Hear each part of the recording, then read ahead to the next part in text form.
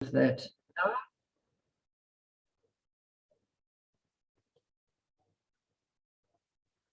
Okay, so this morning we start off with Bryony, who's going to be talking to us about CVs and interviews. Bryony, if you'd like to share your screen, unmute yourself and...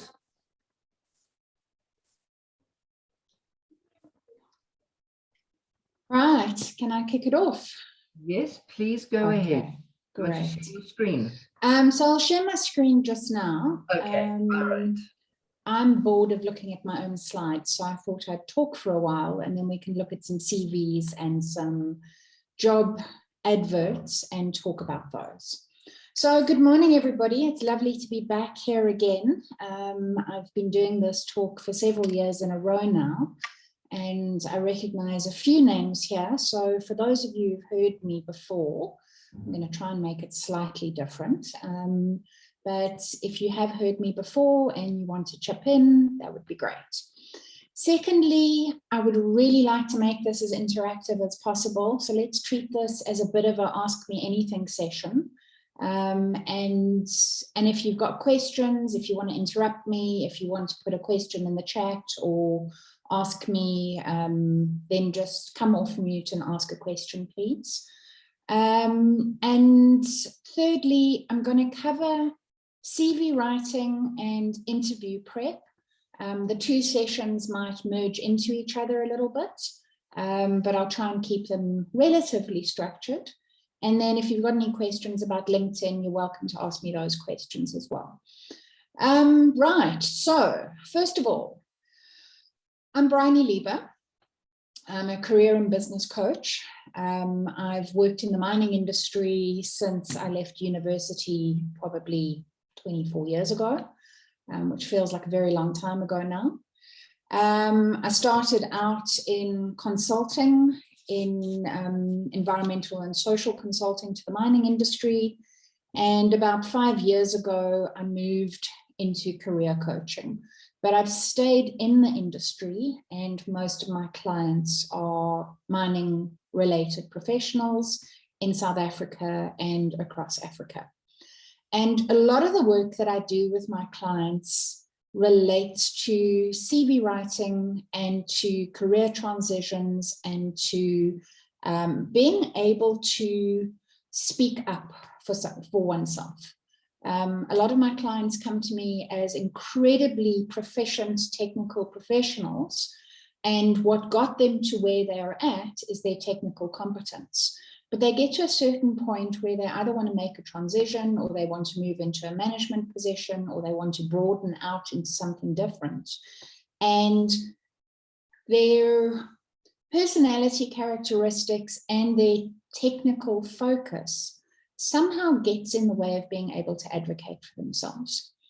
And so a lot of my clients come to me first off asking for support in putting together a CV that's going to help them get their next job or make the transition that they need to make.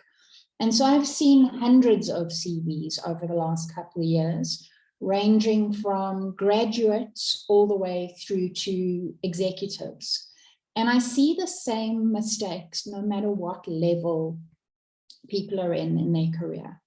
And those seem to be around the fact that a lot of people treat their CV as a listing of all their responsibilities and forget to actually provide evidence of what they've achieved.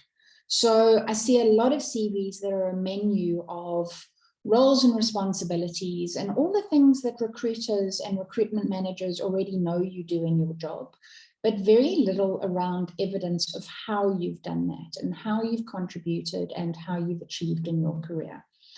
And so the work that I do tends to be about helping my clients extract their achievements so that we can start using their CV as a sales document rather than just a list of generic roles and responsibilities.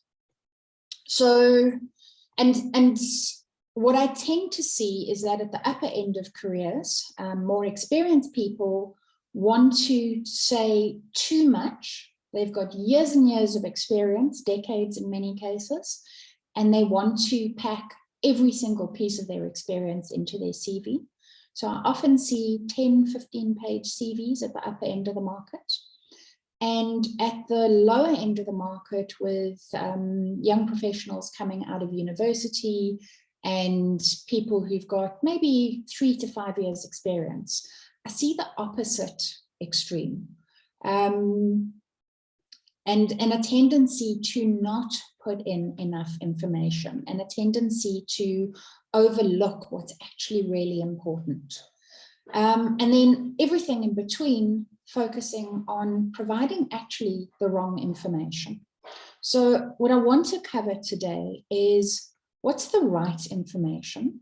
And before we can get to that, we really need to talk about who's your audience for your CV, what they want to see, and how to present that information in the best possible way. I'm going to show you a few examples of templates that I use for a variety of different levels in careers.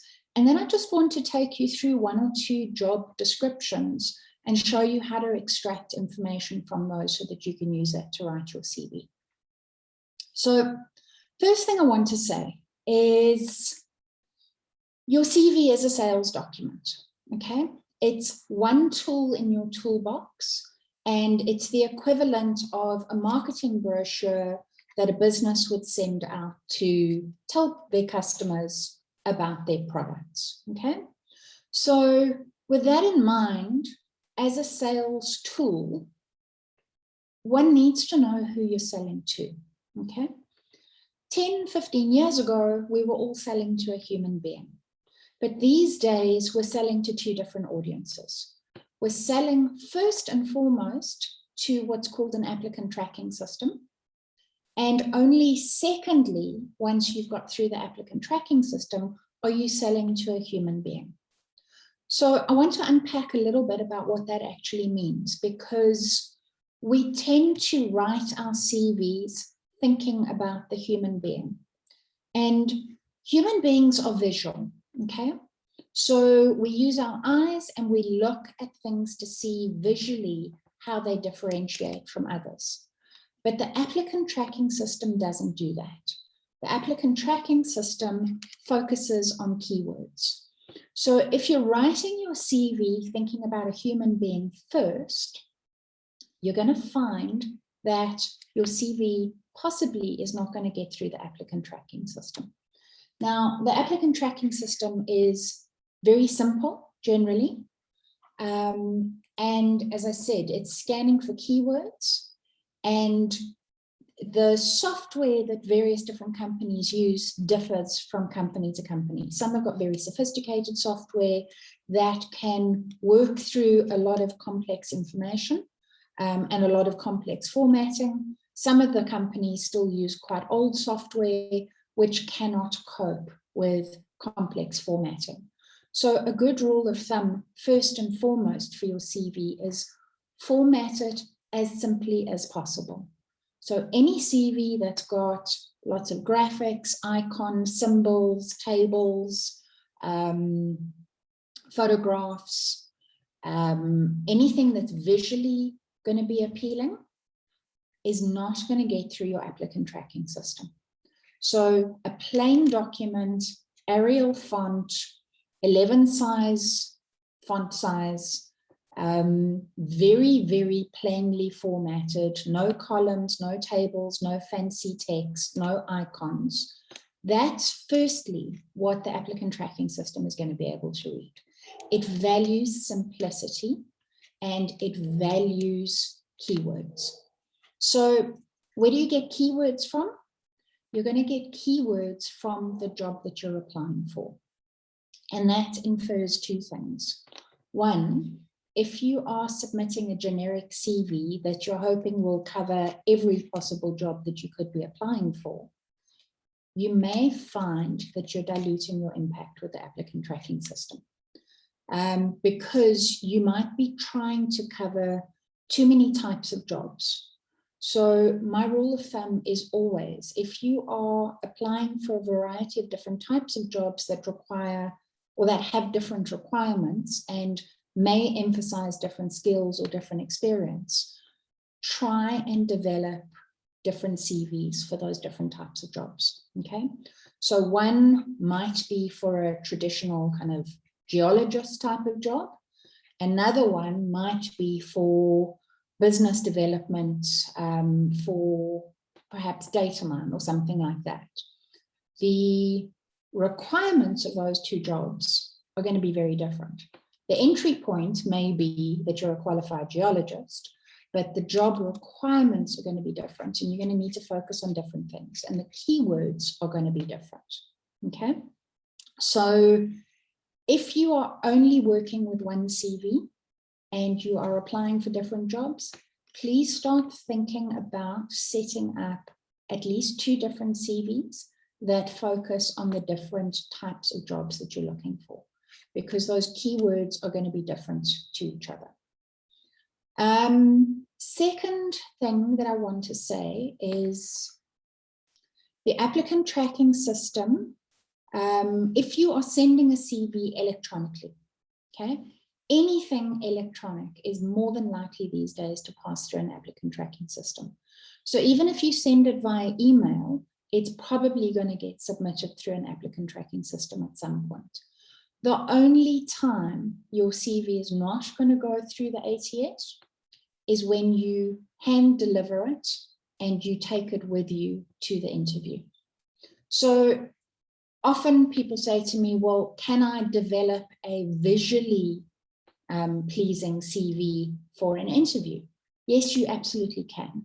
So if you want to do that and you want to make your CV look a little bit more visually interesting, that's fine, but take that CV to the interview. Please do not fall into the trap of emailing or submitting through LinkedIn or any other job portal a visually attractive CV. And I know there are people who've come on this, who've attended this talk before, and I have seen some CVs of people who've attended this talk before, and there's still a propensity to be doing visually attractive CVs. So I just want to say 100% right now, if you cannot get through the applicant tracking system, you're not going to get to an interview. So drop the need for visually pretty CVs and focus on the content. That is the most important thing. So I see there's a question here from Claire. Claire, thanks for the question. How does the applicant tracking system process columns? Not very well, Claire. It really, so again, there are some that are more sophisticated, but typically they don't process columns well, okay? So my approach when I'm writing CVs, and I'm actually just going to take an opportunity now to show you what a typical CV would look like, is to keep them very simple and one column only. So here, okay, so here's a, I mean, this is a CV that I helped somebody prepare a while ago. It's at a graduate level. And it's very, very simple. It's literally name and surname, contact details, nothing else personal. And then one column focusing on key information, short sentences, bullet points, okay? Using subheadings to space out information and keep information visually easy to find, as well as helping the applicant tracking system find specific keywords, okay? And same format for all the way through. So short sentences, bullet points, all the way through. You'll see in this template, I do have a table for references, that I always blank out the actual lines once the document gets submitted. So the information's there, but the actual lines disappear. Okay, I don't know if that helps, Claire. Oh, mighty. Great. I'm glad this is helpful. Okay, good. So if you get past the applicant tracking system, then your CV is going to get sent to a human being. Now, what the applicant tracking system does is it gets rid of all the CVs that aren't meeting the job requirements, okay? So it's looking for things like, if the requirement is plus 3 years work experience, your CV is going to have said something along those lines, plus 3 years work experience or plus 5 years work experience. It's not going to have said things like lots of work experience. So that's something that I want to emphasize as well, is you need to be very specific and very factual in your wording to get past the applicant tracking system. So qualifiers and things like that, very lots of huge adjectives don't tend to be helpful for you, because unless you can factually support them with tangible evidence, and tangible would be numbers, percentages, and factual evidence, the tracking system isn't going to know what to do with lots of a huge amounts, astounding, things like that, okay? So once you've got through the applicant tracking system and you get to a human being, what a human being is looking for is firstly evidence that you've got the qualifications and knowledge, what level your skills are at, and how much experience you've got, okay? And they're going to be wanting to see that in a very factual format, in tangible evidence, okay? So for every skill that you say you've got, you need to be able to provide a sentence or two that gives a tangible example of that skill. So there's absolutely no point in saying something like, I have lots of drilling experience. I've used all the major geology and modeling software, okay? That doesn't help anybody. How you want to be able to phrase that is, I've been involved in, or I've been responsible for supervising 5,000 meters of drilling, okay? And I've analyzed 2,000 meters of core. And that core has been of these different types of rocks, okay? And I'm using my language very loosely. Somebody else will have to tell me the right language. And I've had experience of drilling in the Bushveld Igneous Complex and the Eastern Limb and somewhere else. What you're doing there is starting to differentiate your experience from other people's experience. And you're starting to give keywords that are searchable, not just for the applicant tracking system, but also for a human being who's looking at you and several other people's CVs and going, okay, what makes you different and better to the other people that I'm looking at? If everybody says, I've got lots of drilling experience, and you say, I have drilling experience in these different environments with this extent of experience, and I've not just been to a drill site, but I've actually supervised drillers, I've managed contractors, I've analyzed core, I've developed models, and I've written reports that have gone to various different stakeholders, immediately you're going to be differentiating yourself. Does that make sense? Anybody want to give me a thumbs up or a comment or a noise, just so that I know that everybody's still alive and listening? Ah, Sarah, oh, you're so sweet. I wouldn't employ me to draw on your projects.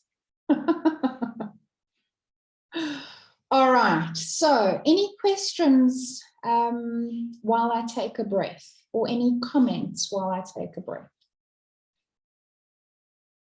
Okay, if you've got a question, please. There's a question from Lauren. Ronnie, Yeah. Lauren. Hi everyone. Yes. So I totally agree with everything that you said, Bryony, and I've sat through lots of, CVs as well when graduates or interns apply. And a lot of the times there's gaps in the CV, and you start asking, but what happened in that gap? And it's not actually just for interns. Sometimes people leave out stuff intentionally because they think it's not good enough, but that might be the thing that gets you that job. For example, I invited someone for an interview who worked at McDonald's with a geology degree. So they put that on their CV, and it basically, he sold it as, I didn't want to do nothing, even though I had a degree, and working in retail has made me so much more resilient. And we ended up hiring the guy. So even if you think it's not important, if you can sell it, put it on. 100% agree, and I'm glad you raised that. It's working at McDonald's is fantastic experience, and I'll tell you why. Because McDonald's has very systematic processes. Yes. Okay, so if you've worked at McDonald's, you've had experience of having to work through a very systematic process. They have, believe it or not, strong quality control. So you will understand a little bit more about quality control than somebody who's had no experience. Plus, you've probably had some experience of serving customers, working with the public, having to work in a team, and having to deliver a product within a very specific time frame. Any work experience, whether it's formal or informal, whether it's paid or volunteer or an internship, is important. And I want to say that if you can look at what are the skills and the things that you learned during any experience that you've had, and think about how to apply them into the environment that you're going into, almost anything you've done is going to be relevant, because every single job gives you an opportunity to work with people, to work in a systematic environment, to deliver on a goal, to learn particular aspects of a job, and actually become more comfortable with the work environment than somebody who has stayed at home and not been employed at all. Okay, and anybody who's going into the work environment for the first time, recruiters and hiring managers are looking for people who are going to become productive as quickly as possible. People who are going to at least understand what it means to work with others and how to use equipment and how to write and how to ask questions. They're looking for people who are curious. They're looking for people who get out of themselves and interact with others. And if you had no experience whatsoever, even if you've got the best qualifications, it's likely that it'll be harder for you to become productive quickly than it is for somebody who's had some organizational experience, which is why I advocate, if you can't get a job, volunteer somewhere. Get as much volunteer experience as you can, because that's still working with people and delivering on goals. Okay, so there are lots of questions and comments here, so I'm just going to... Okay, what kind of information is redundant, like first aid qualifications? Lolani, thanks for that question. So very little is redundant. First aid qualifications in a mining industry are highly relevant. How much detail you go into is the difference, okay? So if your first aid qualifications are from 10 years ago, they might be redundant.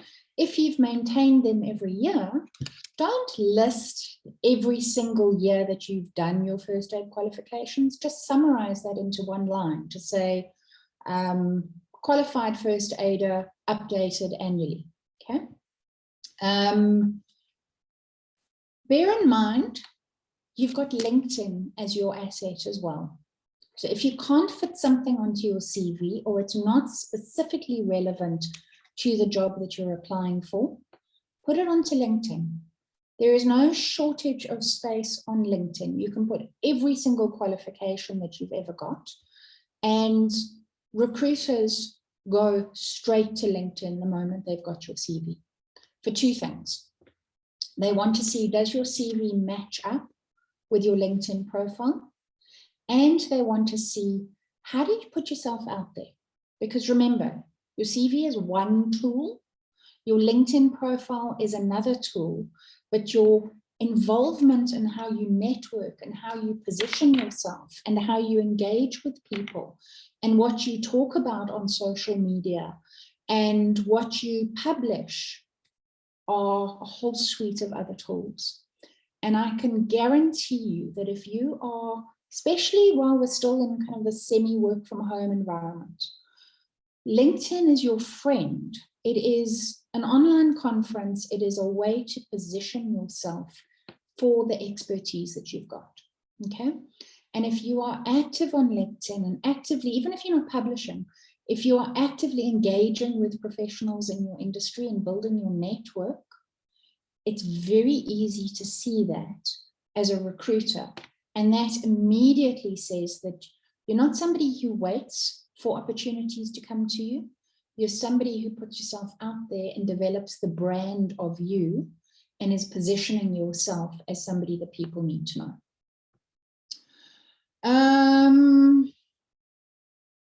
I have many part-time jobs that fill up my CV for 11 pages. Okay, so Lilani again. Part-time jobs, you can summarize, okay? Or you can, again, put those onto your LinkedIn profile.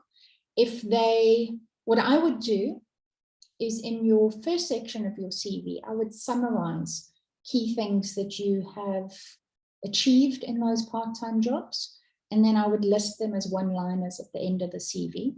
If they make up a huge number of pages, summarize them into types of part-time jobs and put the detail onto your LinkedIn profile. I hope that makes sense. Lilani, if you want to ask a question about that, please do. Sarah, how do you quantify projects if you have experience in the consulting industry where the project scope and types of projects are extremely varied? Okay, so again, on your CV, what I would do is summarize those into themes, name, if you're allowed to, the ones that are most relevant to the job that you're applying for. So depending on the job that you're applying for, those examples may change from CV to CV. If you're applying for something in the iron ore sector and you've got some iron ore experience, focus on those and focus on ones that have got a particular set of skills that you've applied that would be relevant to that job. If you're also applying for something in gold or platinum or whatever, then focus on your gold or platinum experience and whatever skills are relevant to that particular job. So you don't have to provide every single example. And then again, LinkedIn is your friend. On LinkedIn, you can list projects in one of the sections on your profile. I can't remember exactly where.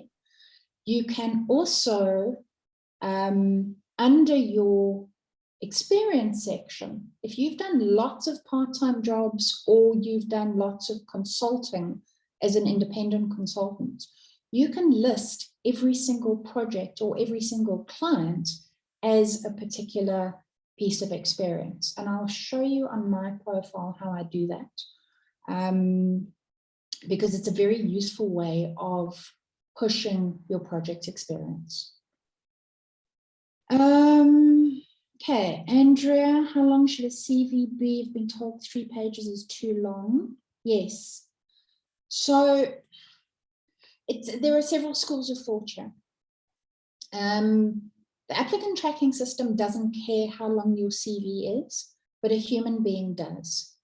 So my advice is try and stick to 2 pages, because that says a number of things to people. Firstly, it says, you know what's important for this particular position. If you try and tell people absolutely everything, all it says is, I'm just vomiting out information at you in the hope that you will figure out what you actually want to find here. And what you're doing is making the reader's job really hard to do, because they've got to wade through lots of information to pick up what's relevant.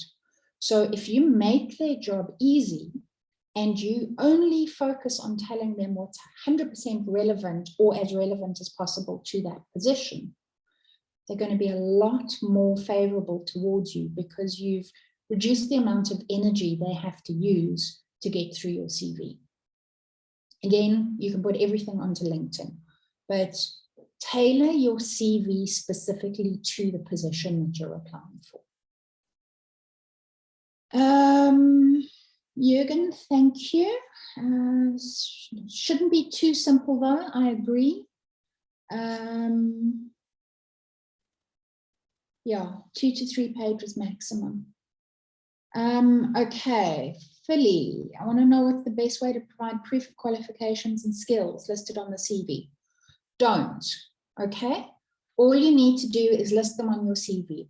Do not send copies of every single qualification that you've got to the hiring manager. They will ask for copies if they want to see them. So first step is just send your CV, okay? The second part of your question here is, how do I provide evidence of skills? Okay, so if you list a skill, say you've got modeling experience, then you want to say in 1 or 2 bullet points, on this project, I modeled using this modeling software in this resource for this particular objective. Okay, so you want to say, what did you do? What was the outcome? And what did you achieve in the process? Okay. And skills are a combination, well, your competence is a combination of several things. The 3 key things that you want to show in your CV in relation to everything that you say you're competent in is, what knowledge do you have? What skill level do you have? And how complex is your experience? Okay. So if you've only done modeling for a university project, and you've only done it once, and you've only done it in 1 piece of software, that's still something, okay? But it's not as extensive as, say, somebody who's been doing modeling for 20 years.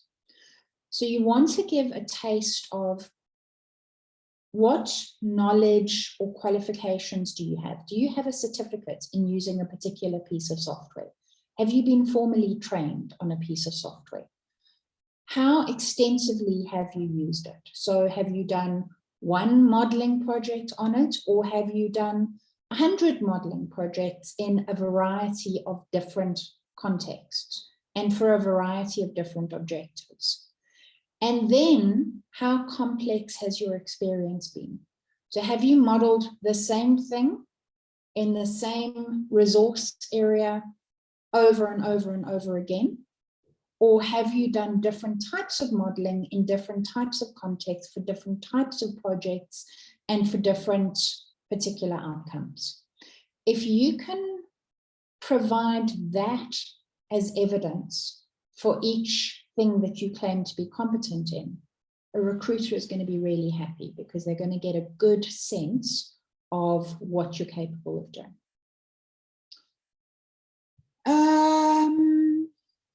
Okay, Pamela had 8 years experience as a geo assistant before qualification. Now I'm sitting in a pickle if I don't include this experience. I'm sitting with an 8-year gap, and often including it needs explanation. Pamela, would you like to come online? Let's talk about this. So you're talking about possibly having a gap, or how to explain it. Okay, Pamela, if you'd come online, it'd be lovely to talk to you about this. I don't know, it's Femela or Pamela? While we're waiting for you to come online, Sarah, in an ideal world, how often should we be updating our CVs? Is annually waiting too long? Well, if you have a lot of new experience in the course of 1 year, then yes, annually could be too long. I would suggest that every time you complete a project, every time you complete a course, every time you change positions, whether it's a promotion within an organization or you change companies or you change direction, and every time you master a new level of competence. So for some people that could be every few months. For other people that could be once in 5 years. But I would definitely say annually you need to review your CV and make sure that it's up to date. And I would say probably every 6 months would be a more appropriate way to do it, because wait a year and you will have done so many things that you will have forgotten. So one of the things I say to a lot of people is use your performance review as an opportunity to review your CV, plan ahead on what you actually want to be achieving the next year, and then start tracking what you're achieving in real time. Keep a diary or a journal of what you're achieving, what experience you got, what projects you worked on, who you worked with, what courses you completed, so that when you come to updating your CV, you've got a track record, makes it a lot easier to do, as well as when you come to your next performance review, you've got a whole track record. Because I can guarantee you by the time you get to a performance review or you're in a hurry to update your CV for a job, you will have forgotten half the things that you've done. You won't remember why they're relevant, or you'll be under so much pressure and stress that it's really hard to recall the details. So keep a track record. Okay. Hi, Brian, I'm here. Yes, hi, there you are, lovely. Okay, tell us your story. Okay. Previously, before I started studying geology and getting the actual degree, I've worked before for over 8 years as a geologist assistant in a mine and in an exploration. So only after 8 years did I resign and went and formally studied and earned my qualification. Now, I always sit in a pickle whether to include these years that I've before actual studying, or should I leave them? Because if I leave them, now I'm sitting with 8 years gap between matric and studying. If I include them, it kind of increases the number of pages for my CV and all that. Okay, so why would you possibly want to leave out 8 years of good hands-on practical experience? For example, I went to one of the interviews and then I had included this. And then during the interview, the guy asked me, but we said we wanted something like 3 years experience in bushveld. And at that time I had been working for about 5 years after the degree. And then he said to me, I see that you have 8 years experience that you've included and you have another 5 years experience. Why do you do that? Why don't you just say you have 5 years experience? Then I told him that, no, the 5 years experience is after qualification. And then the 8 years is when I was working as an assistant in both the exploration and the mine. So, I mean, in a CV, you would typically show the dates of your experience. Yes. So he should be able to see kind of the chronological order of that. What he might have been saying is, are you overqualified for the position, given that at that stage you had 13 years of experience? Go for it. Because this is becoming a problem at times. For example, you counting it as 13 years experience, and then he was counting it actually as 5, okay, which I didn't mind, because all I wanted was an entry-level job. So I think in that case, what you want to be able to do is talk about relevant experience. Okay?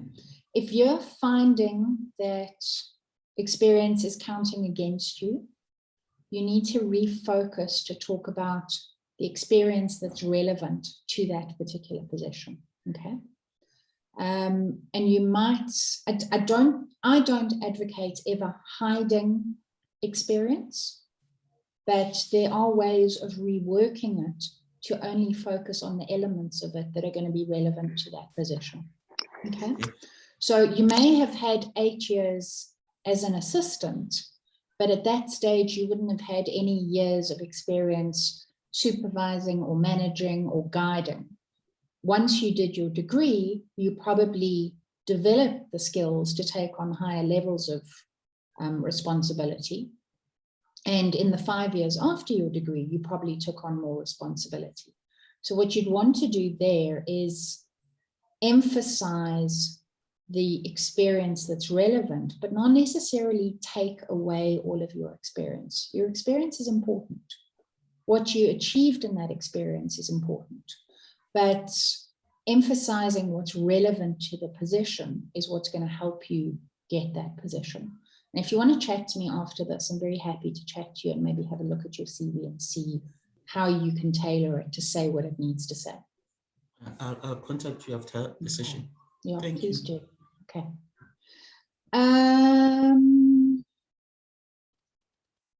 Is combining my CV with my resume important for the tracking system, or should I send separately? Okay, so that's an interesting question. I use CV interchangeably. A resume is an abbreviated version of your CV.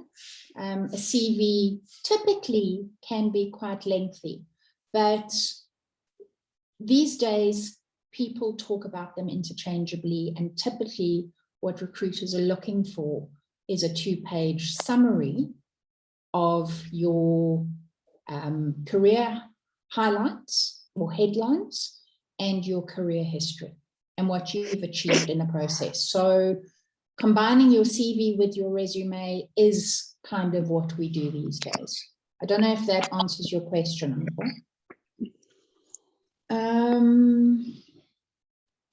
okay, what's the appropriate way to write a cover letter?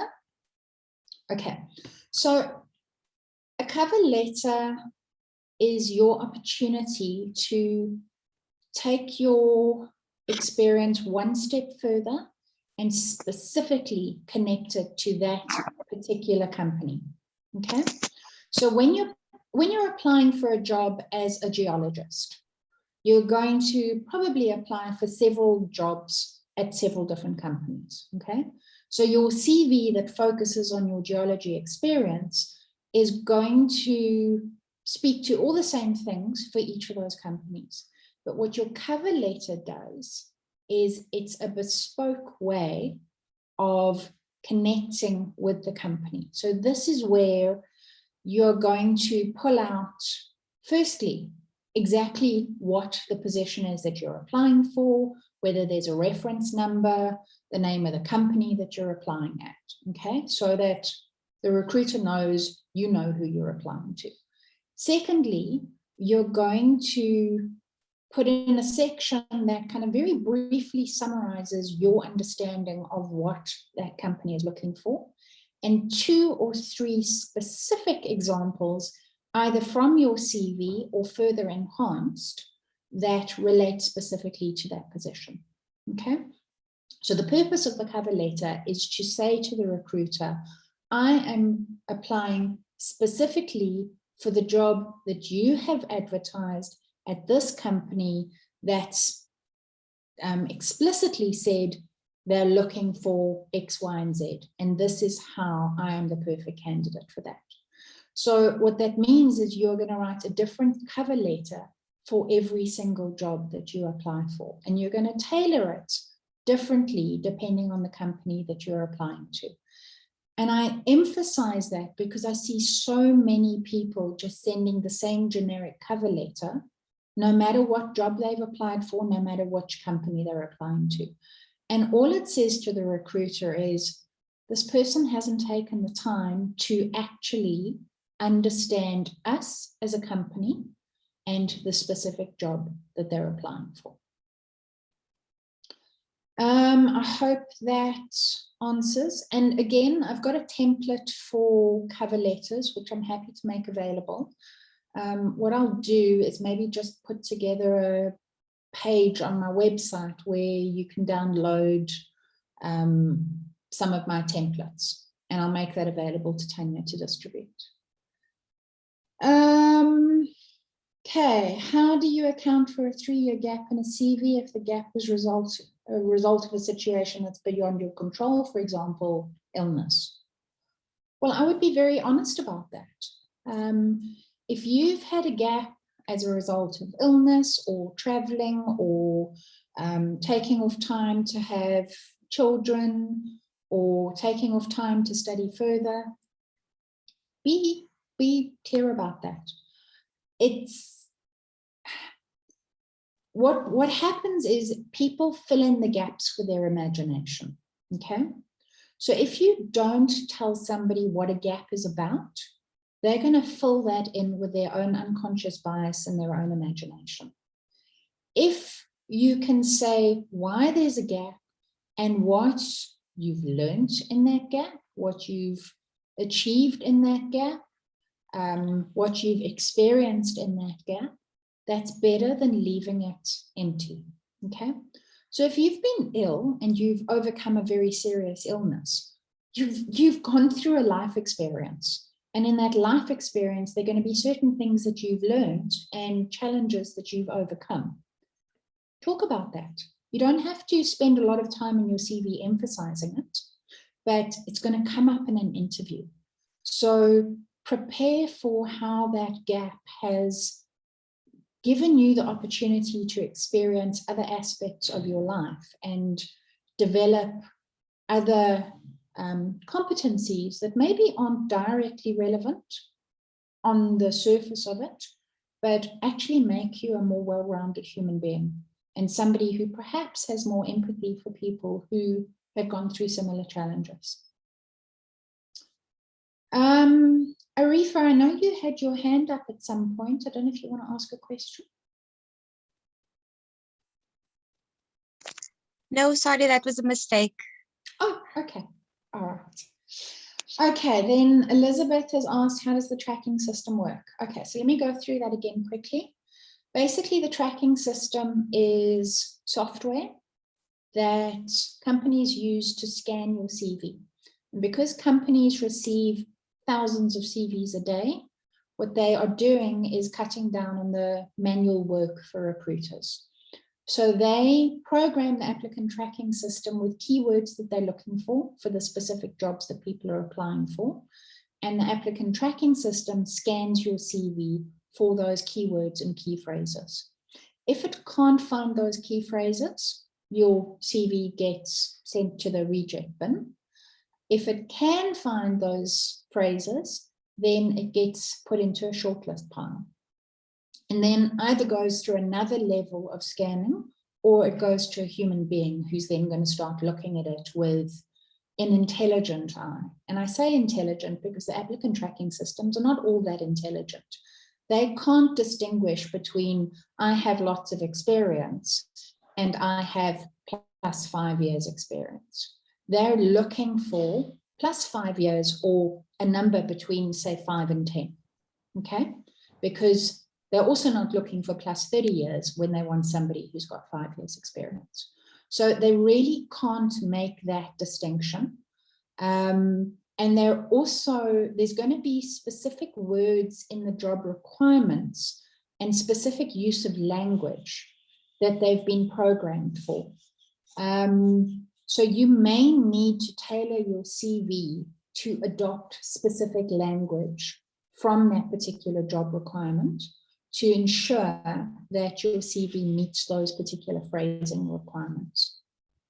Lauren, you've got your hand up. Do you want to say something? Yes, please. So I just want to say with the ATS, or the applicant tracking system, yes, it goes through a machine. And what a lot of people do, they try to get smart with the system. So you copy the job advert and then you paste it inside your CV and then you turn the text to white, right? So now to the human eye, you can't see it, but it passes through the ATS and you qualify 100% for this job, right?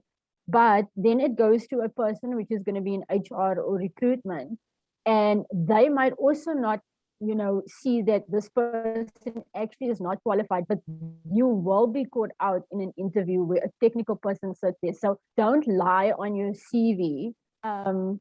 Whatever you put on there, you need to be willing to prove or defend it. It becomes super embarrassing in an interview, and because the mining industry is so small, people talk. So if you do that at one place, rest assured people are going to find out about it. So rather be honest, especially about experience and gaps, than lie, and you might be shooting yourself in the foot for a different job.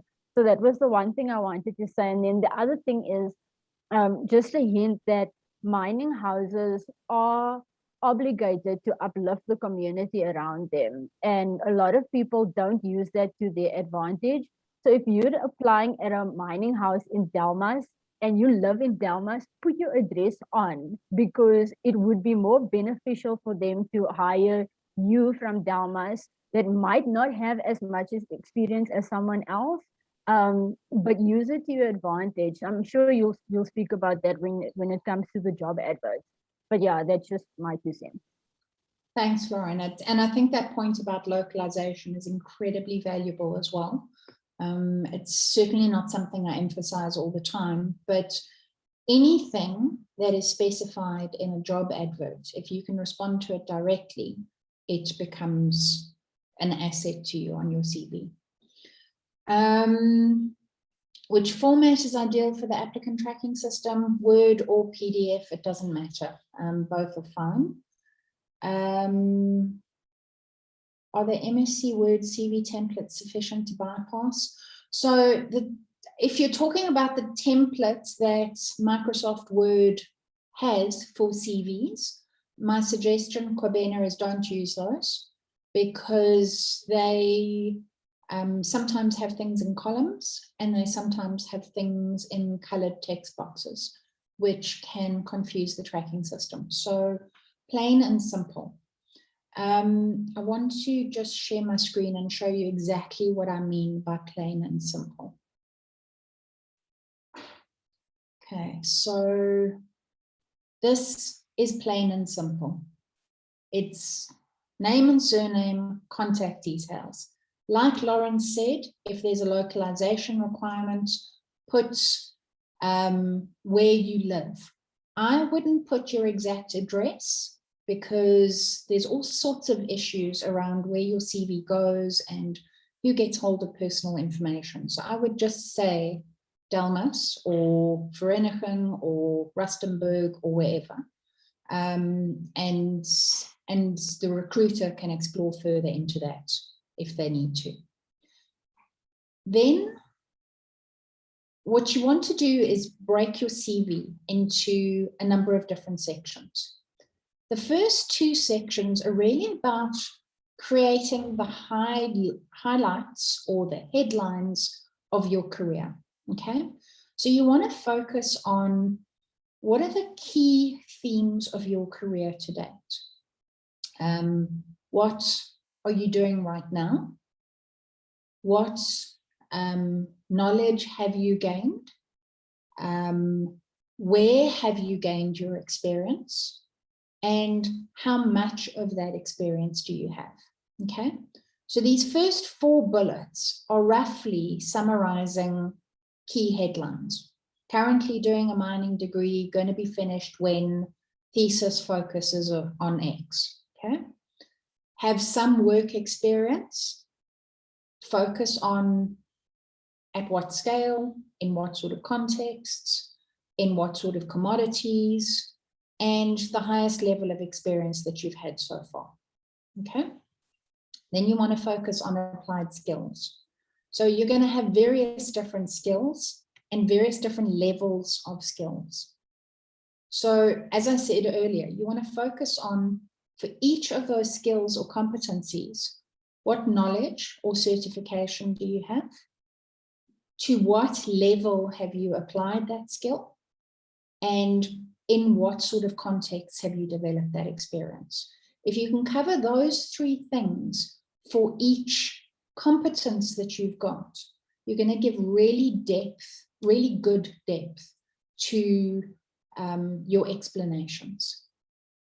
Then you want to focus on either, if you have very little work experience, you want to bring your education in first, or if you have more experience than education or more recent experience than education, then focus on your experience.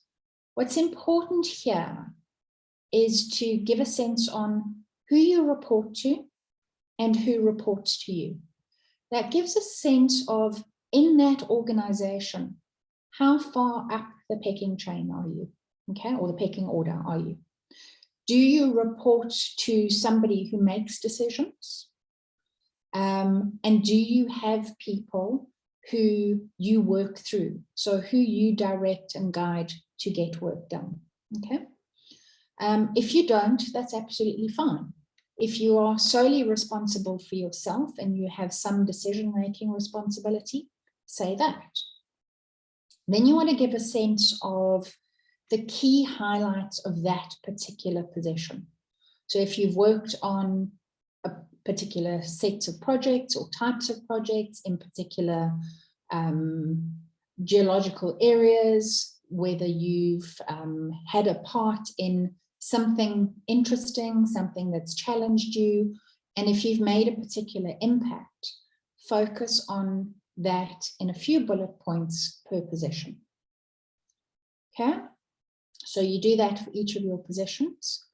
Then a few bullet points on your qualifications, a few bullet points on your continued professional development.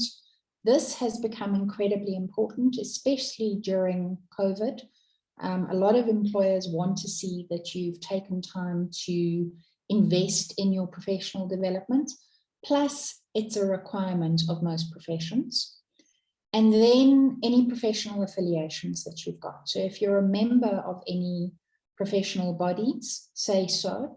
And if you have a role to play in any of your professional bodies, definitely say so, okay? Volunteering in professional bodies gives you a lot of good experience, and it also builds your network. Plus it gives you access to people who you might not normally have access to. So if you're not volunteering and you don't have a lot of work experience, look for ways to get involved in your professional bodies, because it gives you good working experience that really looks good on your CV. All right, so I've talked almost solidly for an hour. I'm just going to respond to Andrea's question at the bottom here. Do you have to adjust your CV for each position you apply for? My advice would be yes. The more specific you can be for each position, the better, because geology is an entry point into a lot of different types of careers. And if you're applying for quite different types of jobs, you want to have a CV that speaks directly to each of those types of jobs and emphasizes the skills and the experience specific to each of those positions. Okay. All right. So Tanya, I would like to suggest we take a 5-minute break, because I'm sure after a whole hour, everybody would like a short break. And then we can come back and talk about interview prep. Okay, no problem. So we shall reconvene at 9:34. 9:34, that's very specific. Okay, good. I'll see you then.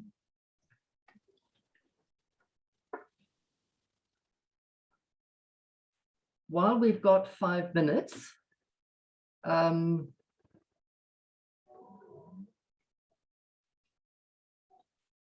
so while we have 5 minutes, I would just like to mention that due to the interest in the mentoring program that we have at the GSSA, we've decided to open up a few additional spaces for our candidate mentoring program. I am going to put on the chat a link to a document which specifically for people who are registered with the GSSA and also with SACNASP as a candidate. The mentoring program is specifically orientated towards these category of individuals. You must be registered with SACNASP as a candidate, and you must be a member of the Geological Society of South Africa. Please fill in this form and send it through to us.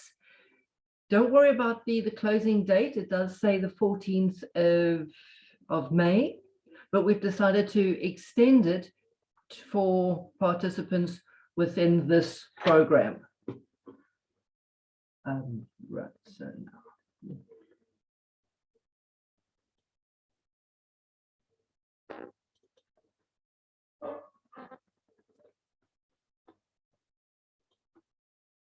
Okay, it is on the chat box now. So please, those of you who meet those requirements, please fill it in, send it to the GSSA, and we'll take it from there.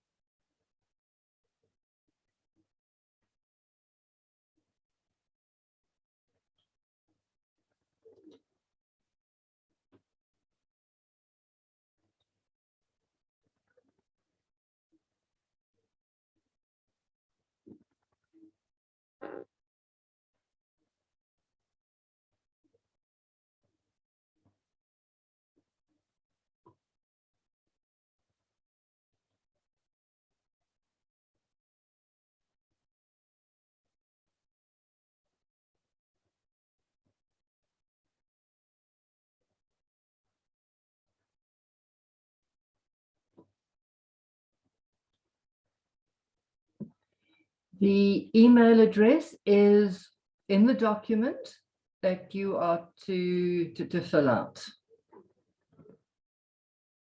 And it is info@gssa.org.za, and you must have mentoring in the program, in the title line. It is there. It's a PDF. It's in the chat box. It's called Call for Mentees and Application Form 2021.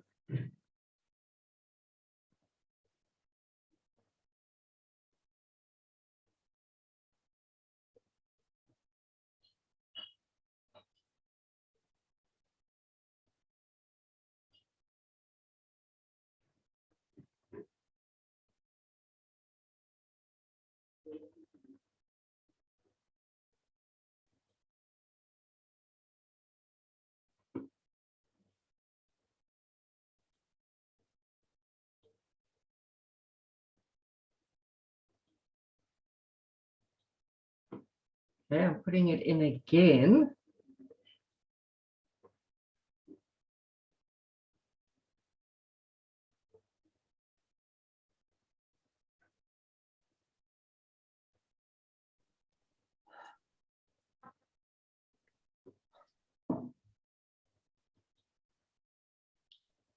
Okay, Right, 9:34. Well done, Bryony.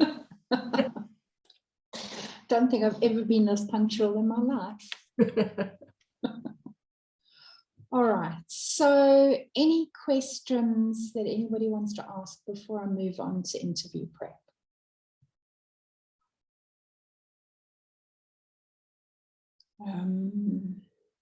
Okay, all right. So one of the things that I just want to show you is,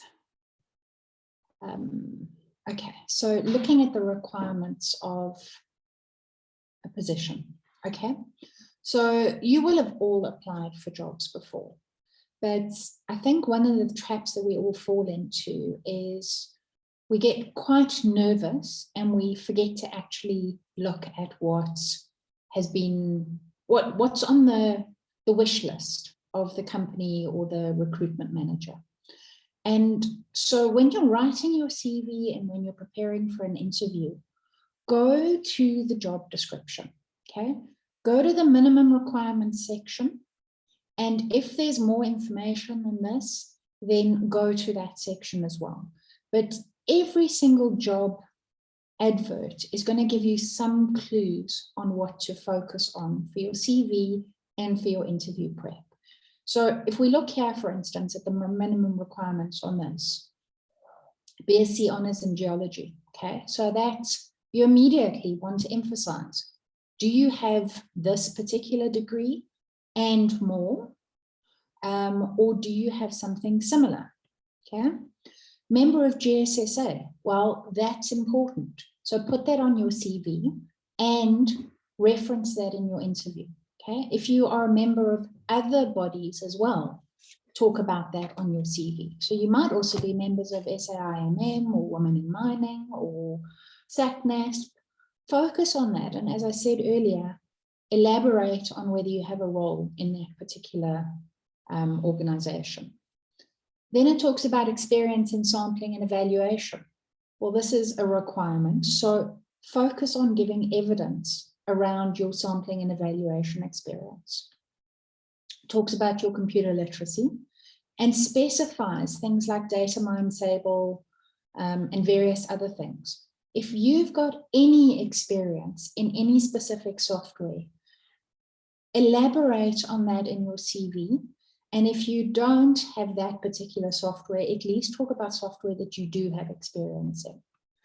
And then it says here 5 years post-qualification experience. Now, this is a point at which most people go, okay, well, I've only got 3 years, so I'm not going to apply. Okay? Apply anyway, especially if you've had experience volunteering or interning, or you do some sort of work outside of your particular discipline, in your community, in any way. Your experience that might not necessarily be formal experience still contributes if you consider it in a very clever way. And if you focus on the skills and the competencies that you've developed elsewhere, that might be portable. So remember we were talking about the guy who worked at McDonald's. If he left out the McDonald's experience, he's missing out on talking about a whole suite of portable skills that he's developed there, okay? If you incorporate that, experience is still experience, if you know how to apply it with relevance to the organization that you're applying to. So the reason why I'm showing this is clues, these are clues, not just for your CV, but for your interview as well, because interviewers are going to come back here to understand more about how you meet these minimum requirements. So the way that I like to write CVs and to help clients with interview prep is to put these requirements into a table. And then in the next column, so put these in the left-hand column, and in the next column, start writing down tangible evidence of each of these requirements, okay? So if we take sampling and evaluation, for instance, if you put the requirements of having some experience of sampling into the left column, and you then start writing down what's a situation where you've had to do some sampling work, okay? What role did you take? What, if any, challenges did you experience? And what outcomes did you achieve? What impact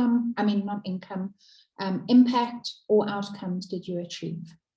For every single one of those requirements, if you've got 2 or 3 examples prepared of the situation, the role that you played, the actions that you took, and the result of those actions, you've immediately got a a whole suite of things to talk about when people ask you about each of those particular competencies. Okay, so that would be the first thing that I would suggest you do, is go through your CV, go through the position, and prepare 3 to 5 examples for every single competency and every single requirement that is advertised in that position. Second thing is, and this is obvious stuff, but it's stuff that we often forget. You have to know who's interviewing you. You have to know something about the company. You have to know something about the people that are interviewing you. You have to be able to demonstrate that you are interested enough in that company to have taken the time to get to know what they're about.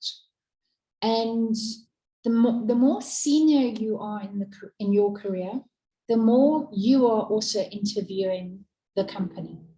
So you need, before your interview, to have gone and done a little bit of homework, at least gone to the company's website, at least got past the first page of the website, understood more about the different departments in that company, what sort of projects they're working on, who their clients are, what sort of, how they're performing at the moment, what other types of skills they recruit for, and whether they're in a growth phase, whether they're in a consolidation phase, whether they're exploring, what they're all about. Because what that's going to do is, firstly, it's going to help you when somebody says to you, so do you want to know more about the company? It's going to help you when their first question is, so what do you know about the company? And I can't tell you how many times I've interviewed people and asked that question, and they've said, I don't actually know anything about this company. There is no faster way to turn off an interviewer than saying you know nothing about the company that's interviewing you. So do the preparation. And the more senior you are in your career, the more you need to do that preparation. A lot of interviews at the moment are taking place online. And I want to ask everybody to just turn your videos on quickly if you can. Because I want to see how you appear online. So just turn your videos on if you don't mind. Okay. All right, I'm waiting for a few more. Okay, so this is great. I'm getting a sense of variety of angles. I'm looking up some people's nostrils. I'm seeing weird backgrounds in some instances. I'm seeing very harsh light in some instances. And for somebody, I'm looking at his chest, not his face. So what's important? A lot of you are going to do online interviews. And if you're not doing online interviews, you're going to be talking online, or you're going to be having meetings online. And you've probably been doing this for over a year now. In an interview, you want to be face on and eyes to the person who's interviewing you. So if your camera is looking up your nose or down on you, or you're facing this screen because you've forgotten your camera's on this screen, it makes it a very uncomfortable experience for everybody. So the first thing, if you haven't done this already, is elevate your computer so that the lens of your camera is at eye level, okay? Because then when you're doing an interview, you're speaking directly to the person. So I'm looking directly into the lens of my camera right now. And that's a very different experience to looking at the bottom of my screen. So if I was talking to Claire, who's at the bottom left corner of my screen at the moment, and I'm looking at her, I feel like I'm having a conversation with her. But for anybody else, it now looks like I'm completely disinterested and I'm not talking to them. But the moment I speak directly into the lens of the camera, it's like I'm having a conversation directly with you. So when you're doing an interview and you're preparing for an interview, if you haven't had a lot of screen time or you're not comfortable being on a screen, start practicing not looking at the screen itself and looking straight into the lens of the camera. And a nice trick for that is if you take the window for, if you're doing this on Zoom, for instance, and you make the window of Zoom as small as possible and you move it right up to the top of your screen, and you then look at the very top of your screen, so maybe not at the lens of the camera, but at the top of the screen where the person is that you're speaking to. So I'm doing that right now. I'm looking at Mighty, and he's at the very top of my screen, and I've made my window very small, so all I'm doing is looking at Mighty, okay? And you're right directly under the lens of my camera, and it's about as close as I can get to speaking to you and looking at you without looking directly at the lens. And it becomes a much more personal experience than having the window of Zoom, the full size of my screen, and picking somebody at the bottom of the screen to talk to. So, and it psychologically makes a huge difference for an interview. I think the other thing with interviews is you need to make sure that you've got good Wi-Fi, okay? I do a lot of sessions with people online who are sitting in an area where they don't have good Wi-Fi, or they've got limited data, or they don't have good sound, or they're sitting outside and I'm hearing more wind than I am hearing their voice. You have to replicate what it would be like sitting in a room face to face with the interviewer. So quiet environment, clean background, wearing what you would wear to a normal interview. Don't pitch up in your pajamas. Somebody else the other day came to one of my sessions in their pajamas. Eyes to the lens of the camera or the very top of the screen. And then make sure that you've got either earphones or the microphone, or that you've got the microphone of your computer as close to your mouth as possible so that your sound is clear. Okay? And sorry, our Zoom's not, oh, okay, never mind. So that's online. And in the same way that you would arrive a little bit early for an interview in person, get online early. Test out your microphone, test out your video. Make sure that everything's working. Make sure that you're in the right place. So the right kind of Zoom room for your interview. Make sure that you are online at least 5 minutes before your interview is due to start. If you don't get let into the waiting room or into the actual room until the interview is due to start, that's fine. Hang out in the waiting room. It's a replica for real life. There is nothing worse than arriving late for your interview, and being late online is just as bad as being late in person. Has anybody here been doing online interviews?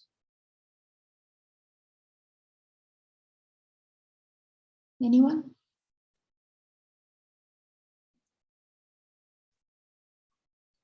Okay, Nadira, yes, you did for your current job in Mashao. Do you want to talk to us about your online interviews? What was it like? And Tato, somebody tell us what an online interview was like for you. What went well, what went wrong, what was scary, what was fun?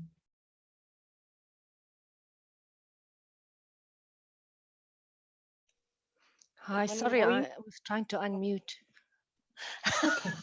All right, Nadira, you go first and then Tato.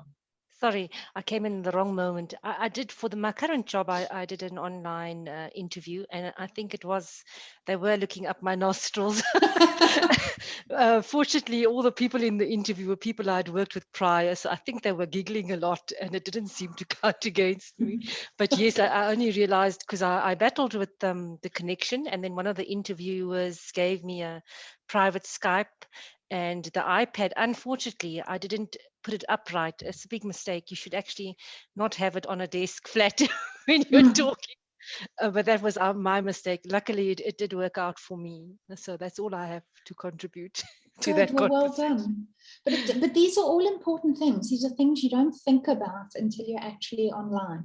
So whether you're doing your interview on your phone, on your computer, on your iPad, make sure that you've got it up as level with your eyes as you possibly can, okay? Because that mimics the experience of speaking to somebody one-on-one. Tato, you've got your hand raised. Morning, how are you?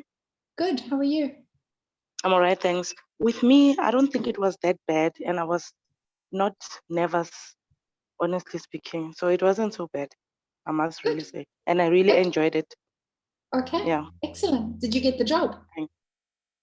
No, I didn't. Oh, I'm sorry. Unfortunately not. Okay. Yeah, Okay. thanks.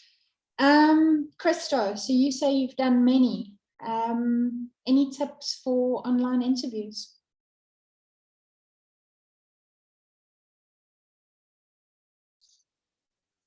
Hello.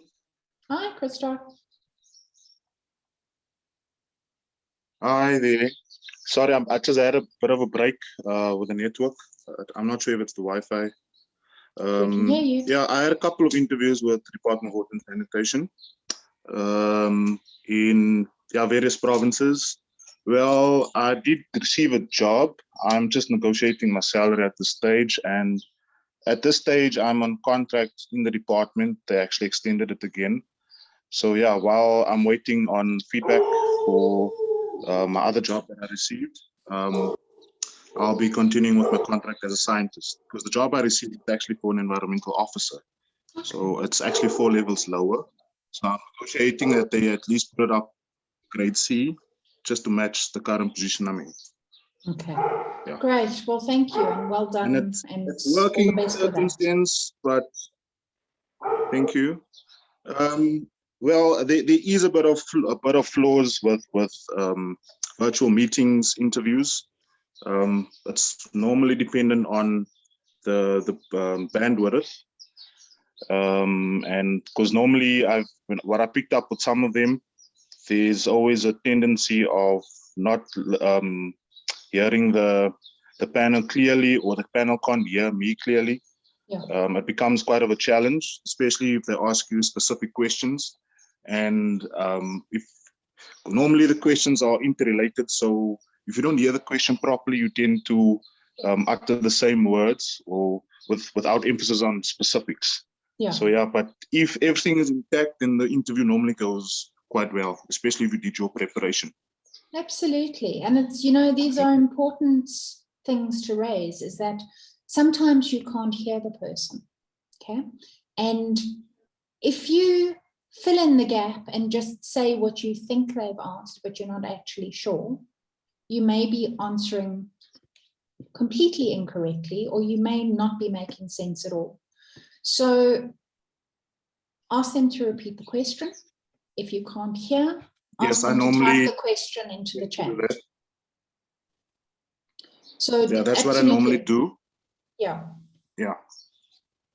So okay, use thank you. the technology. Thanks, Krista. Use the technology to help you rather than hinder you. If you can't hear somebody, ask them to type the question into the chat box. Then you've got a moment to have a look at it and actually answer properly. If you don't understand the question, repeat back what you think you've heard so that you can clarify. We all make the mistake of thinking that we need to know exactly what somebody's asked us and jump straight into the gap. And often what we actually need to do is just take a moment to pause, clarify that we understand the question properly. If we don't, take another moment to pause and understand the question and then respond.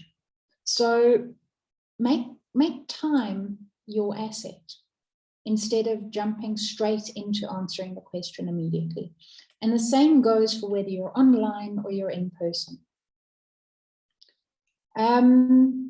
Okay, Shoki, you've said you struggle with positioning the mic at an appropriate distance. Sometimes it's too close and it sounds like I'm shouting. Okay, so I try and have the microphone on my computer within kind of probably about half an arm's length, okay? And I try and talk at the same level as I would as if I was talking to somebody in the room. So I think we often kind of fall into the trap of thinking we need to speak louder than we actually do need to. I'm speaking at normal level at the moment as if you were sitting in the room with me, and I'm assuming you can hear me. Thumbs up if you can hear me. If I was, okay, great. So if I wasn't, now I'm actually kind of speaking a lot louder, and I'm really kind of acting as if, well, I'm actually uncomfortable the moment I start to speak louder. But one of the things with speaking and being comfortable online is actually taking more of a breath and trying to drop your voice into your gut.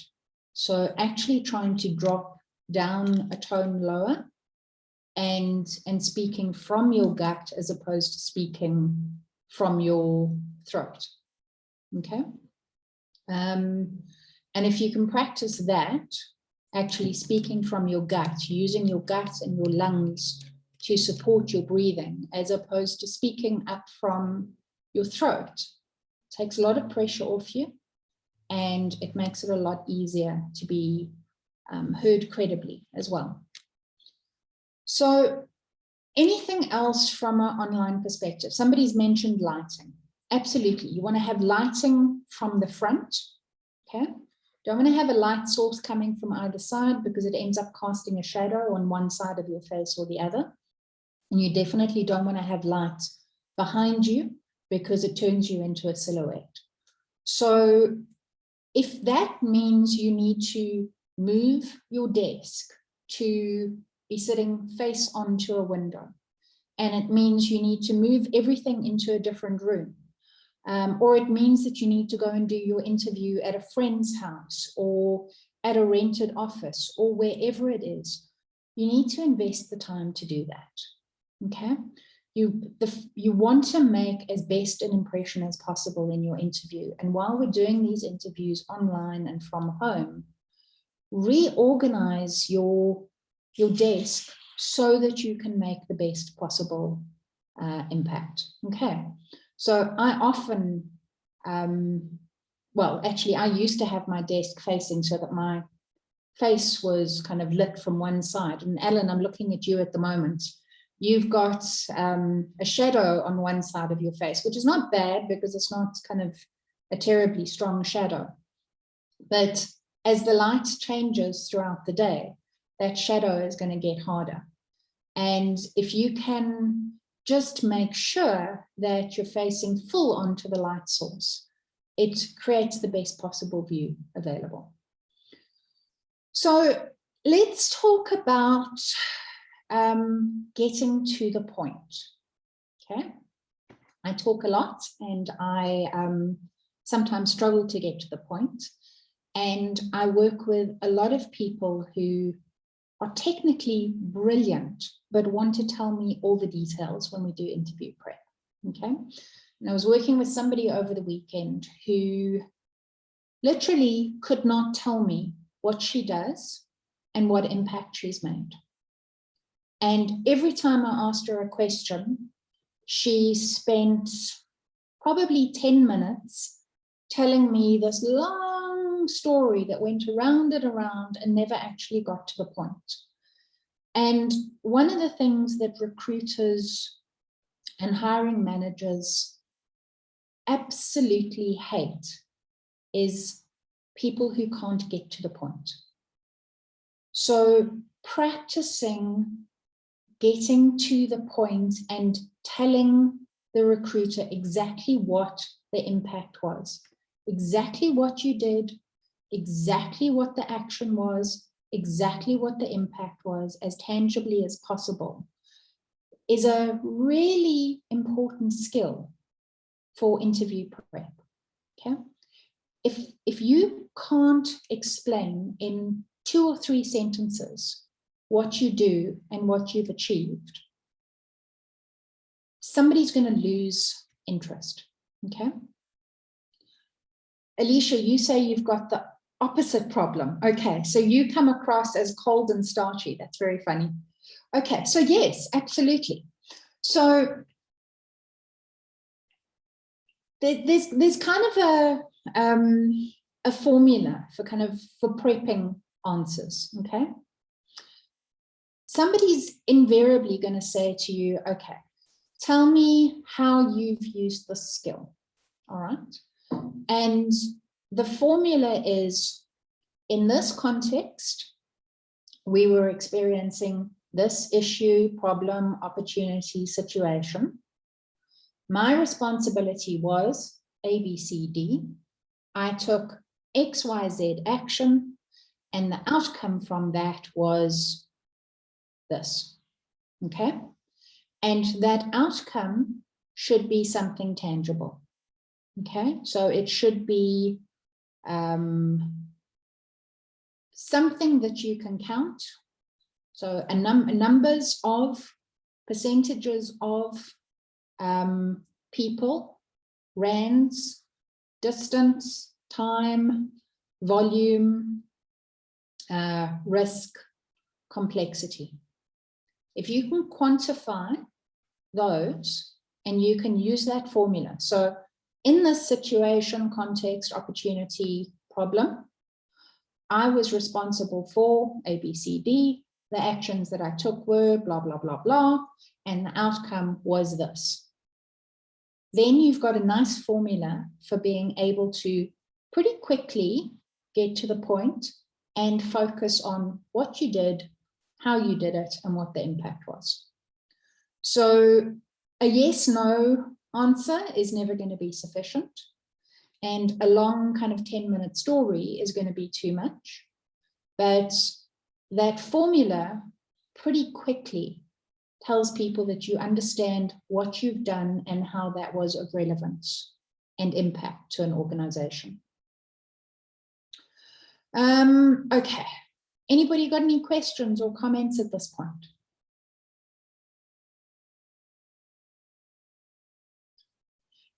Ellen, I know you took yourself off mute at some point. Did you want to say something?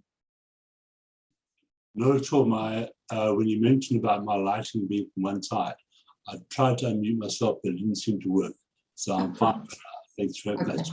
Okay. I say I have difficulty in my study trying to turn my desk around to face the window.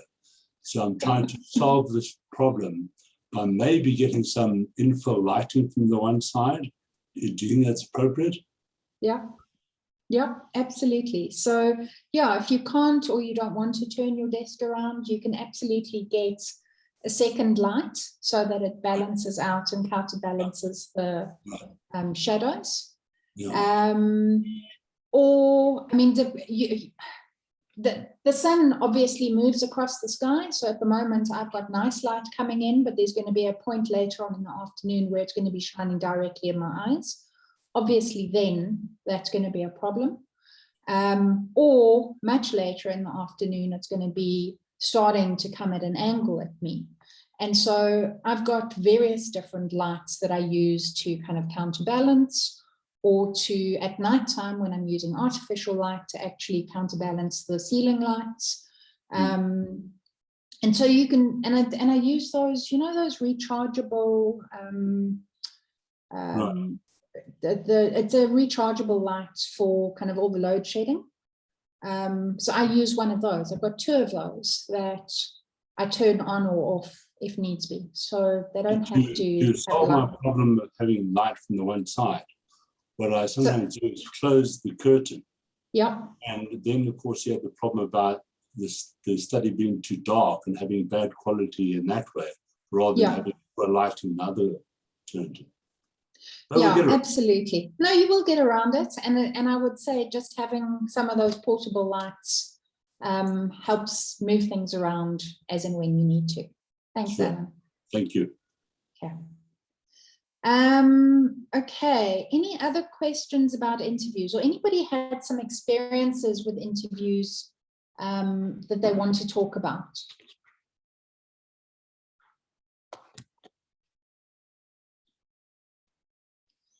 Anybody been the interviewer? Lauren, yes, please jump in. Yes, I was an interviewer last year, and I think what a lot of candidates forget is that the interview is basically a follow-on from the CV that has been given through.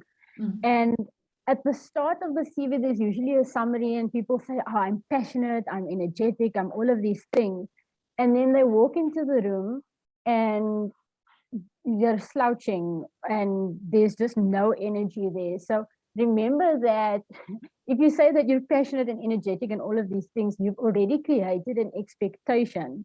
And when you walk into the room and people ask you to tell them about your, what am I saying now? When they ask you to tell them about yourself, the interview has already started. So it's a test from the start. So if you say you're energetic and all of these things, you have to bring that energy and that vibe before you even open your mouth. 100% agree. And I want to take that a little bit further. I would advise not saying on your CV that you are passionate and energetic and hardworking and enthusiastic, because those are all really hard to quantify on a CV. Use your personality and your energy in the interview to demonstrate that you are passionate and enthusiastic and energetic. Use your CV to quantify your knowledge, skills, and experience. Okay. So if you say you're passionate, you're going to have to give me a very tangible example on your CV about what you're passionate about. So every single time you say, I am, I have, you need to be able to give an example of that. But as I say, your CV is about your knowledge, skills, and experience. Your interview is about adding to that, giving the interviewer the opportunity to ask you questions that elaborate not just on your CV and on your work experience, but also elaborate on who you are as a person.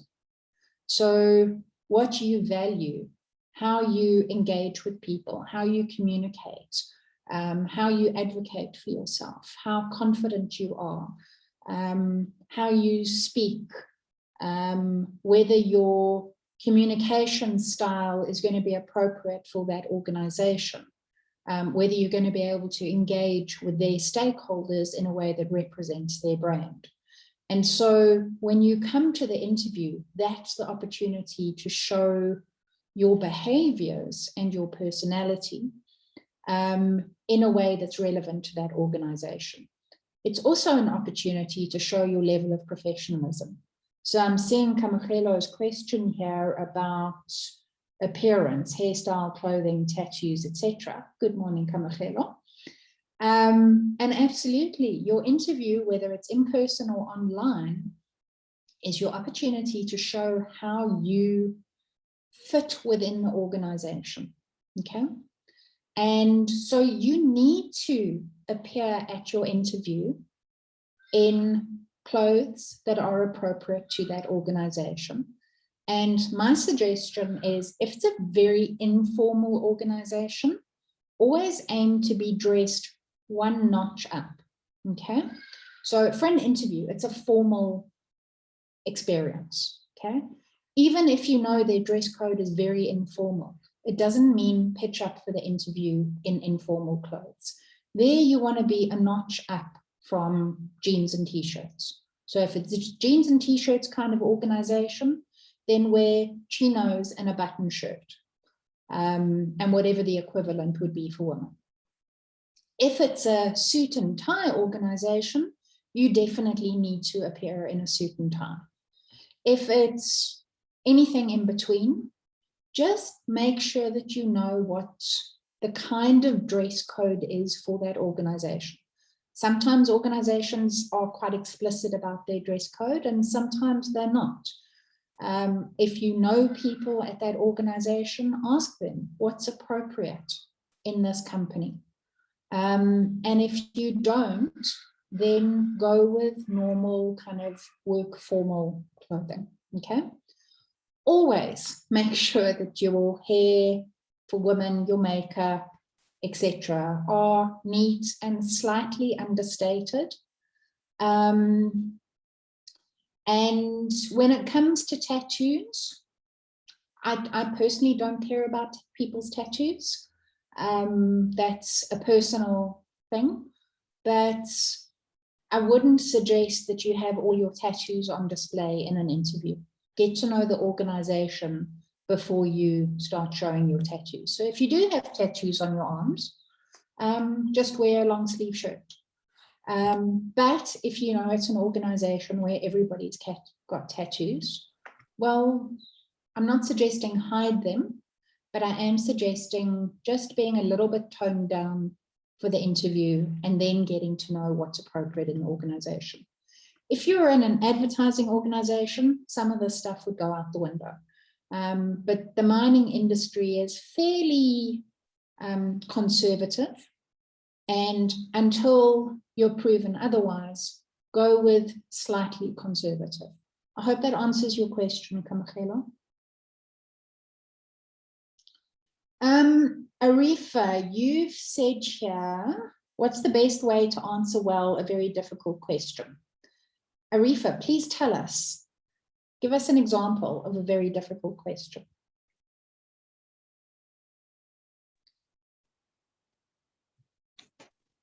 Good evening, it's Akona. Hi. Yes. Okay, so give us your question. Let me say maybe they are in the interview, they are asking a scenario case where they are expecting you to answer how do you handle a situation, but they are specific that what kind of situation they are looking from you that you can answer well. So you probably maybe you are not sure whether is it a technical scenario case they are looking, or it's just maybe, let me say, maybe a leadership skill they are looking. Some sort of not quite clear what kind of an answer you can give. So anytime you're unclear on the question, ask for clarity. That would be my first suggestion. If you're not clear on what they're asking, unpack the question with them and ask them to clarify that you understand it correctly. If you ever answer a question without actually knowing what they're asking, it's going to be very difficult to answer it meaningfully and competently. So first things first, buy yourself a little bit of time by asking for clarity on the question, okay? Once you have paraphrased the question back to them and they've said, yes, that's what we're asking, hopefully by that stage, you've had a little bit of time to process what's being asked for and you've got an answer in mind, okay? But there's absolutely nothing wrong with taking a few minutes or few moments to get clear on what people are asking for first, okay? If there are two ways to answer it, so there's a technical way to answer it and perhaps there's a leadership and management way to answer it, well, there's nothing wrong with contextualizing and saying, I think there are two ways to answer this. One is around how I would address this technically, and the second is how I would address this from a management perspective. And I'm going to start with the technical or the management approach and then move on to the next, okay? So then you're demonstrating that you can see there are multiple ways of answering this, and you are either going to address both, or you're going to say, I'm choosing to respond to this from a technical perspective for X, Y, and Z reasons. Third thing I want to say is, if you really don't have the answer, it's more important to say, I don't know, but I'm going to get back to you after this interview, than to jump into the breach and make up something that isn't true or actually demonstrates that you don't know anything. Rather say, I don't know, but I want to take time to do the research and come back to you, than make up something that is going to be incorrect. Does that answer your question?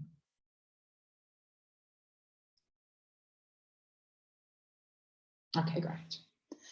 Alicia, is there a formula for answering what are your weaknesses? Strengths are relatively easy to mention. Weaknesses either highlight deficiencies or sound like bragging.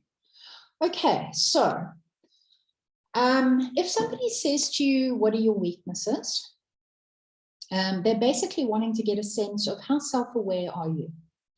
And what are you learning and what are you doing about your weaknesses? We all have weaknesses, so there is nothing wrong with saying that you have weaknesses, but it's really important. And so my formula for this is to say, I have this weakness, and I've seen this come up in these sort of situations, and I'm actively working on it in this particular way. Or I compensate for it by doing this. Okay, so I have a weakness in being able to handle data. Okay, so I'm a very big picture person. I really struggle with too much information and too much data, but I handle that in two ways. I know that when I have to do stuff that's very detailed, that I need to have a quiet space and a good couple hours set aside so that I can focus. So I only work on detailed data-orientated work when I've got a morning clear and the room to myself. If I am interspersing detailed work with coaching sessions and creative work, I really struggle with the detailed work. So I carve out time to work on that specifically. Okay, so that's me telling you, I'm aware that I have a weakness. I'm aware that there are ways for me to get around this weakness, and this is how I deal with it. Alicia, does that help?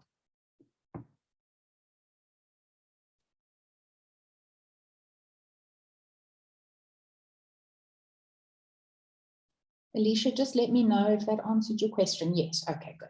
All right, excellent. So, any other questions or any other comments? Anybody else got some wisdom to share from interviews that they've been in, either as the interviewee or as the interviewer?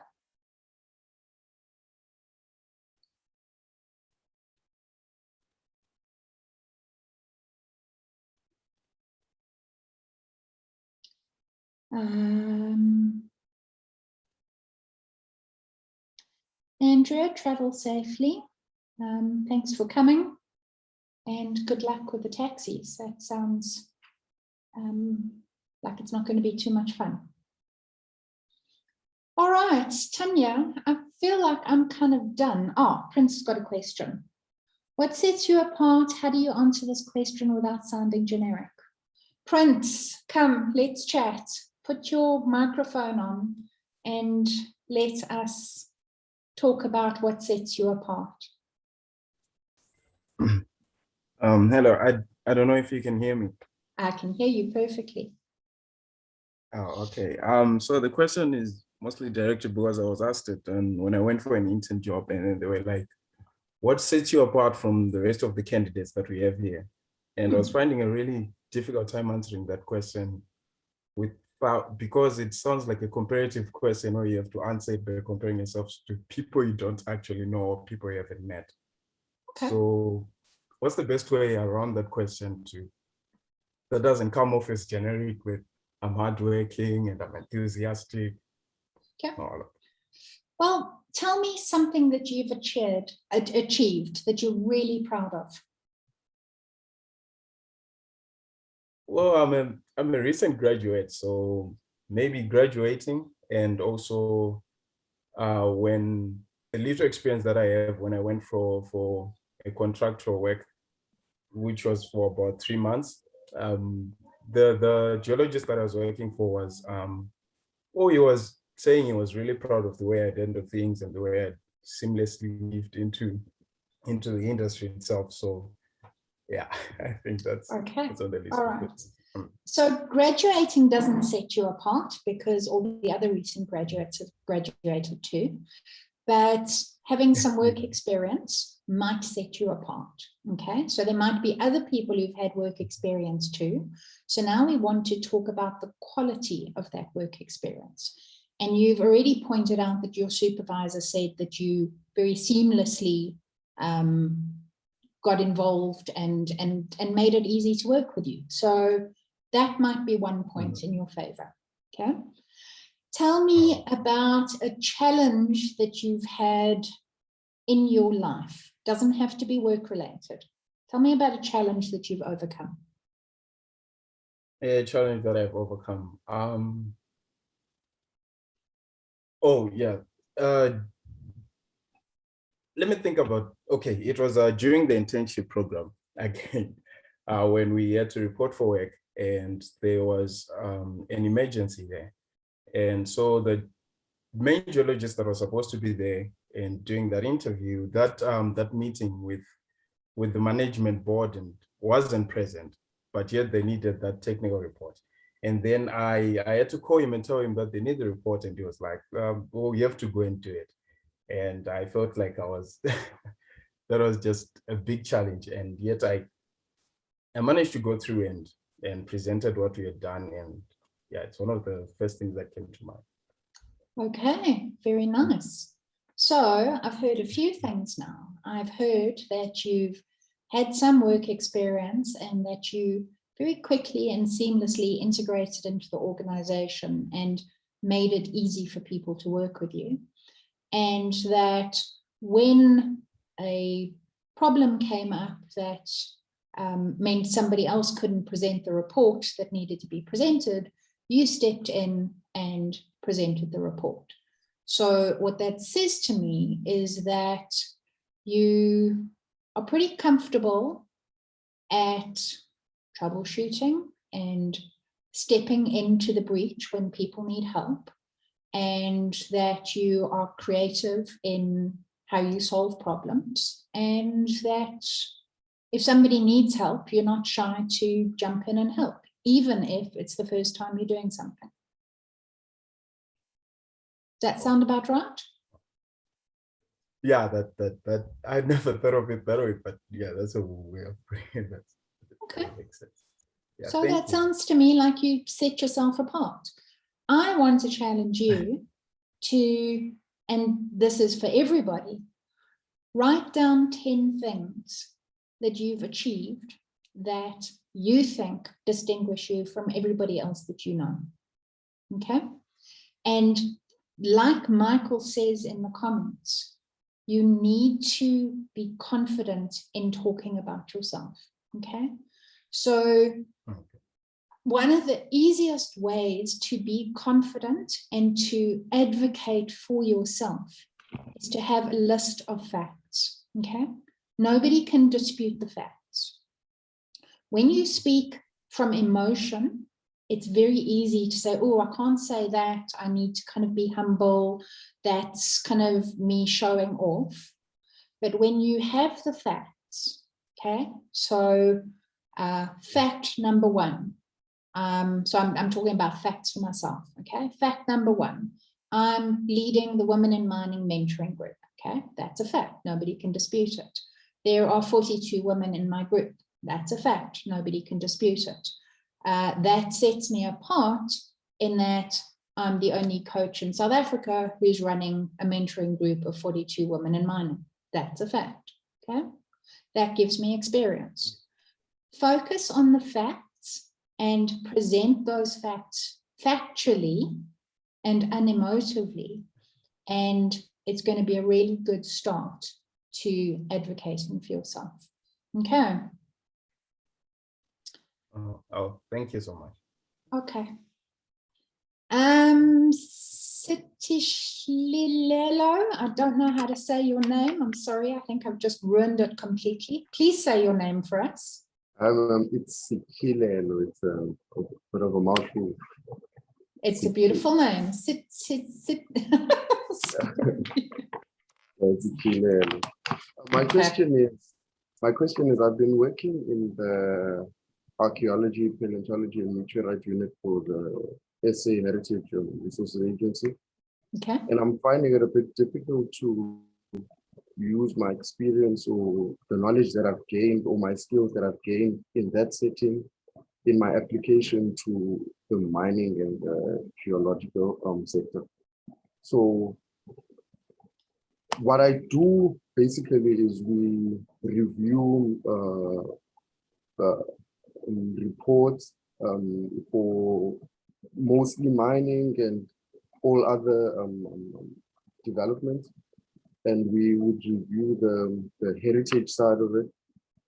This would include your geological reports, paleontological, your archaeological reports, and so I also have a bit of experience in, well, not experience, but knowledge of the NPRDA and some other policies.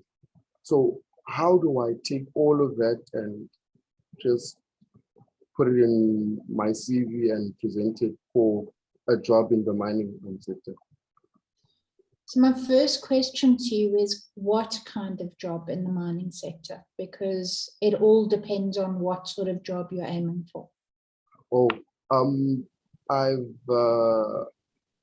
hold a BSc in applied geology and honors in geology.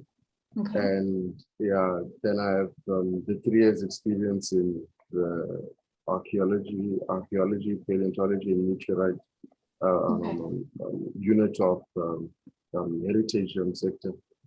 So yeah, so that's what I have. And what I wanted to do from the get-go was to just go into the mining sector as a geologist. But I happen to gain this experience, but I also want to be able to use it in the mining sector. Or how do I present it as something that a company can benefit from, or something that I can use in the company, the type of skills that I've got. Okay, so there's a couple things here. You've got qualifications as a geologist, but you don't have the work experience as a geologist. But you've got work experience in archaeology and paleontology and reviewing reports and making sense of reports and making recommendations. So you've got some portable skills that are going to be relevant no matter what industry you work in and no matter what work you do. So the first thing I would focus on is those portable skills, okay? And those relate to reviewing reports, writing reports, communicating recommendations, analyzing information, and so on, okay? And that you can communicate in your CV, irrespective of the industry and the background, okay? Focus there, because those are going to be skills that you will need as a geologist in the mining industry or in any position that you work in if you move into the mining industry. Then focus on your certifications, okay? And then I would focus on any other experience that you've got that's related to mining. So for instance, when you review these archaeology reports, they're going to be from different contexts. So maybe talk about the different contexts in which you've reviewed reports. Are these for new mines? Are they for existing mines? Are they for exploration projects? Have they been as part of a resettlement project? What sort of context? So that's going to start giving a sense of the different types of experiences that you've had in relation to mining. But my key point here is focus on anything that's portable from one job to another first, and then qualifications that you've got, and then the language of the industry that you're familiar with. I hope that helps. Yes, ma'am. Thanks a lot. Thank you. Okay, thank you. Thank you, everybody. One last, can I answer this one last question here? It's about salary expectations. So if somebody asks you your salary expectations and they ask to see your payslip, you don't have to give anybody your payslip, and your payslip ties you to the salary that you're working for right now, which may be underpaid, it may be overpaid, it may be completely market related. Okay. If you've got salary expectations, you need to make sure that those expectations are relevant to the job that you're applying for. If you know people who have similar jobs, do just a little bit of a survey with your friends and people in your network to get a sense of what you can expect for particular jobs, so that you're pitching your expectations at the right level. Be very careful about pitching your expectations linked to your payslip at the moment.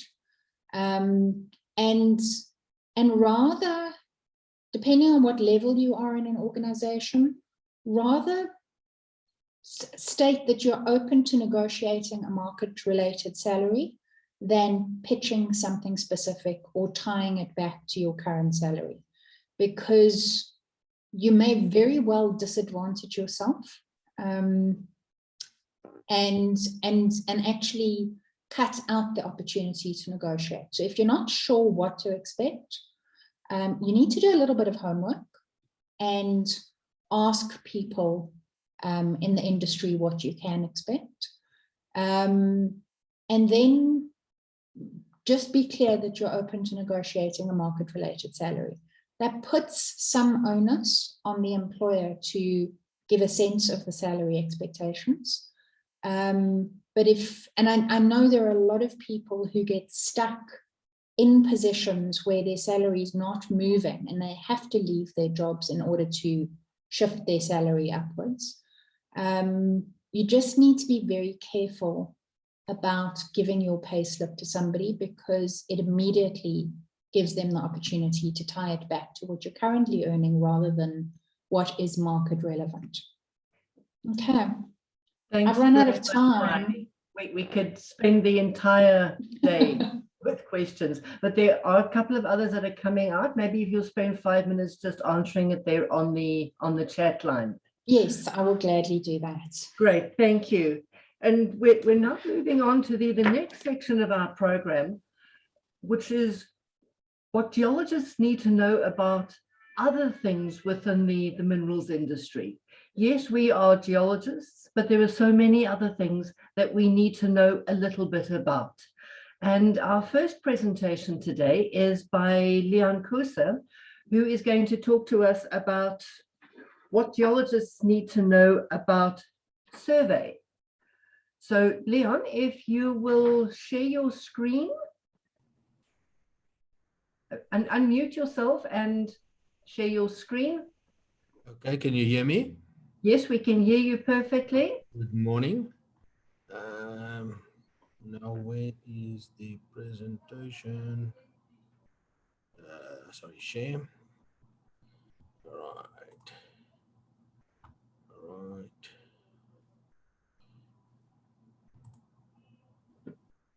Can everybody see that? That's perfect. Yes, we can hear you and see you. Go ahead, please, Leon. Okay, good morning. Good morning, Tanya. Good morning, everybody. Yeah, no, this is, I've come to quite enjoy presenting at this, at the Geoskills Workshop, just to share, some knowledge with regards to what is sort of to be known out in the survey industry. So not to waste any time, the presentation was put together by myself from represent Institute of Mine Surveyors, and then Alex Bals, who is then also connected to the South African Geomatics Council. So let's kick off immediately. Okay, so definition of mine surveying. Okay, so mine surveying is a branch of mining science and technology. It includes all measurements, calculations, and mapping, which serve the purpose of ascertaining the document information at all stages from prospecting to exploitation, and then utilizing the mineral deposits on surface and underground. And then a sort of a definition as penned by the International Society for Mine Surveyors is the interpretation of the geology of mineral deposits in relation to the economic exploitation thereof. That has, as you can see on the footnote, that has moved into the realm of the geologists and is not really a part of the survey function anymore. Okay, the investigation, negotiation of mineral mining rights and management of that, recording and calculations of surveying measurements for spatial and planning reconciliation purposes, establishment of physical mining geospatial network, including beacons and mining cartography, monitoring of the structural effects of mine workings on the surface and underground, mine design, planning, work scheduling, reconciliation of as mined with plan, and then mine planning in the contents of local environment and subsequent rehabilitation.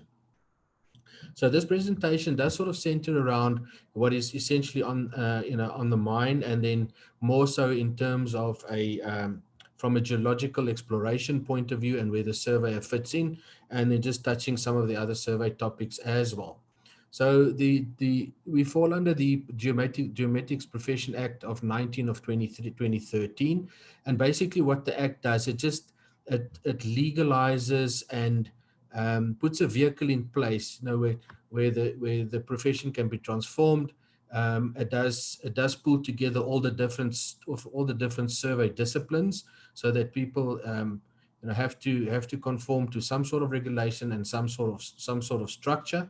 I'm not going to spend much time on this one, but it is the vehicle, and it is promulgated, in law by government. Then, just to give an idea, the 6 branches of surveying that are currently there, we have some photogrammetric surveys, hydrographic surveyors, GIS practitioners, mine surveyors, engineering and topographic surveyors, and land surveyors. So those are the main branches that constitute the survey profession. And obviously, depending in what field you're working in, you would either come into contact with some or maybe even all of these surveyors in the course of your career. Just to give you an idea of the mine surveying involvement during a mining life cycle. So it basically starts right out from the beginning.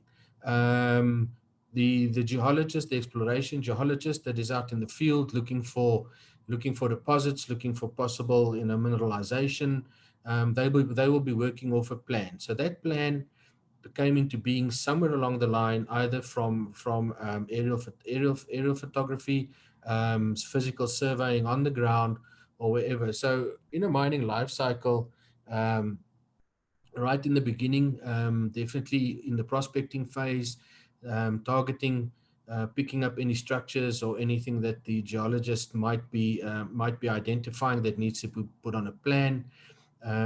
As you go forward, you move into your feasibility studies, which also involves quite a bit of survey work in preparing plans, designs, and so forth. And then obviously moving into from the designing into the building and the operating phase, where survey plays a huge role in determining life of mine models, involved in the ore reserve estimations, the reconciliation of production, for production figures, financial calculations, financial reporting, and then right through the end to even into the closing part of the mine, where rehabilitation plays a very big role in terms of your closure plans that need to be submitted in conjunction with your environmental people. So it really spans the whole mining life cycle, and with various aspects, either more or less important.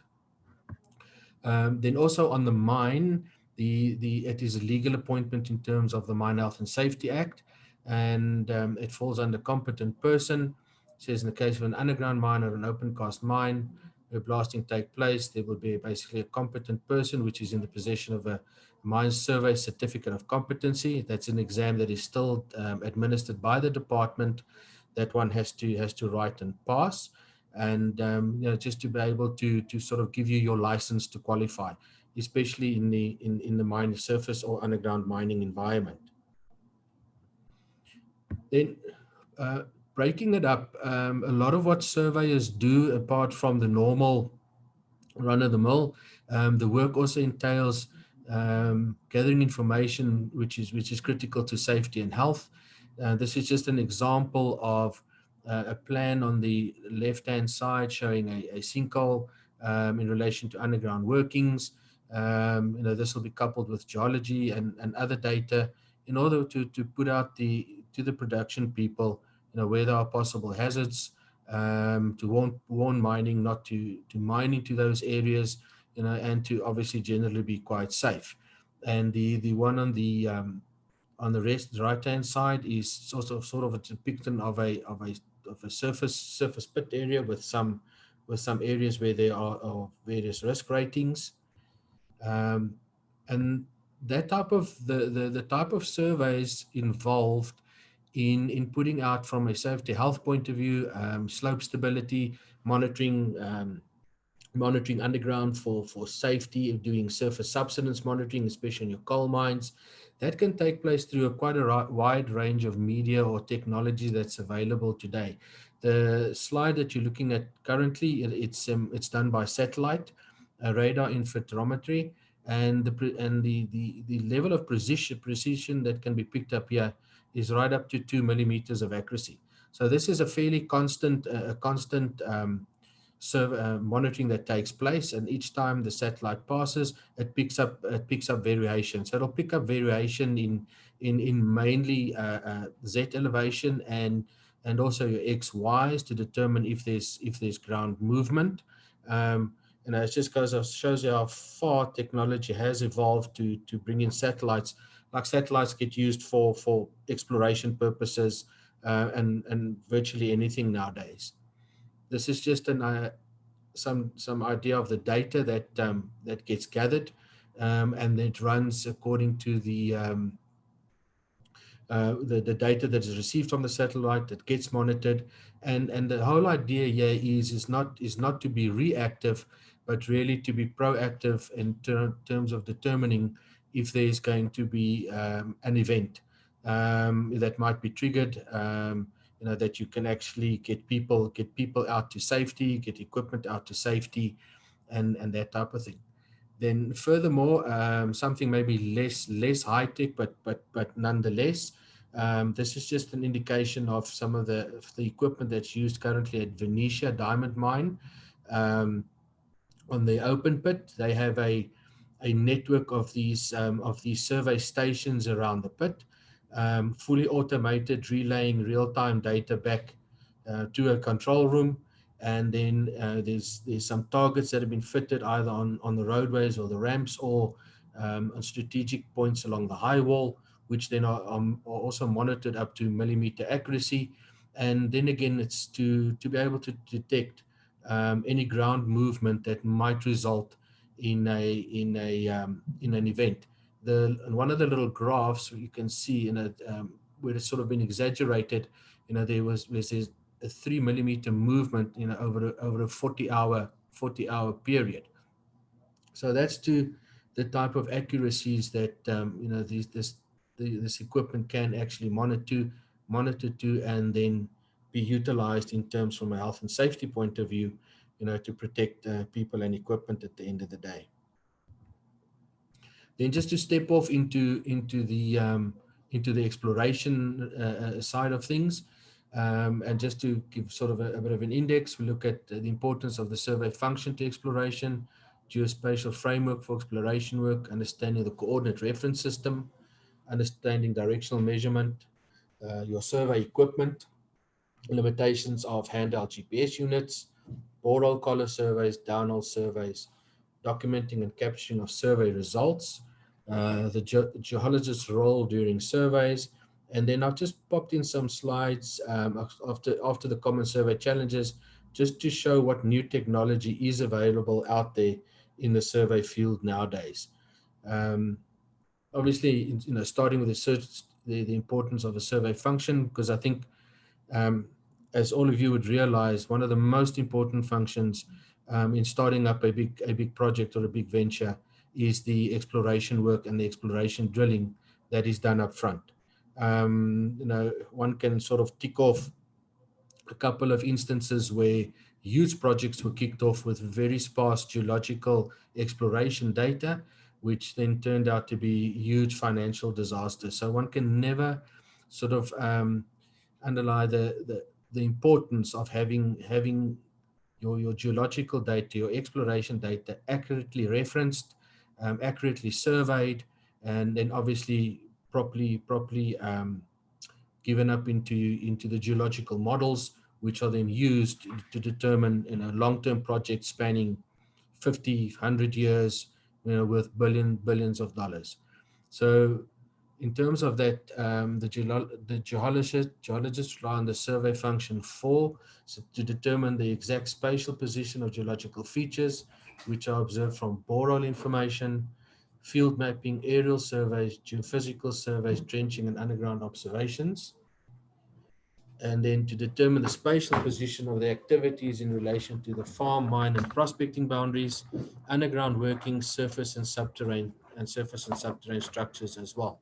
So all in this forms a package at the end of the day, which gives the geologist and the ensuing project team the data and the information they need to be able to prepare accurate geological models.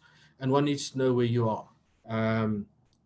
Big issues have ensued where people might have ventured onto properties which do not belong to them, or which do not form part of the exploration site, and that can create quite a lot of issues on its own.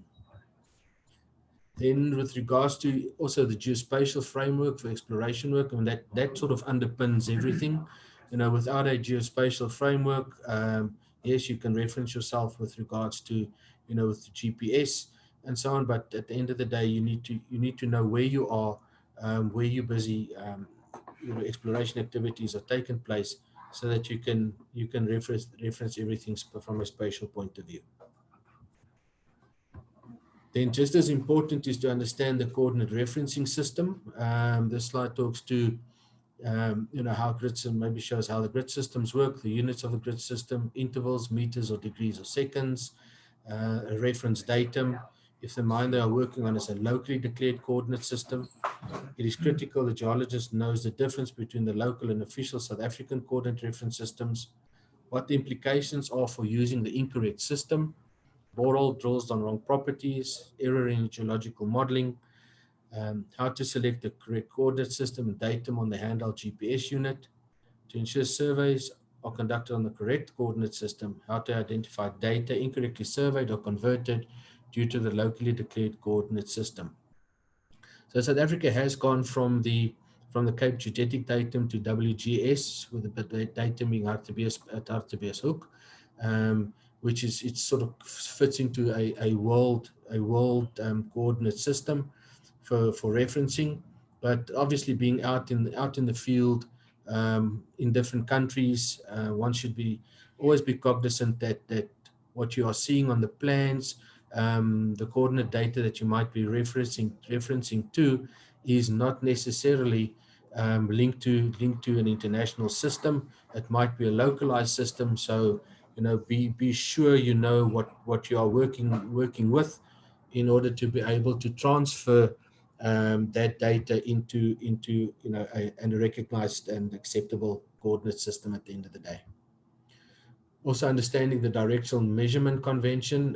For example, in the southern hemisphere, 0, on our plans and stuff, 0 is south, 180 degrees north. Obviously, the opposite for the northern hemisphere.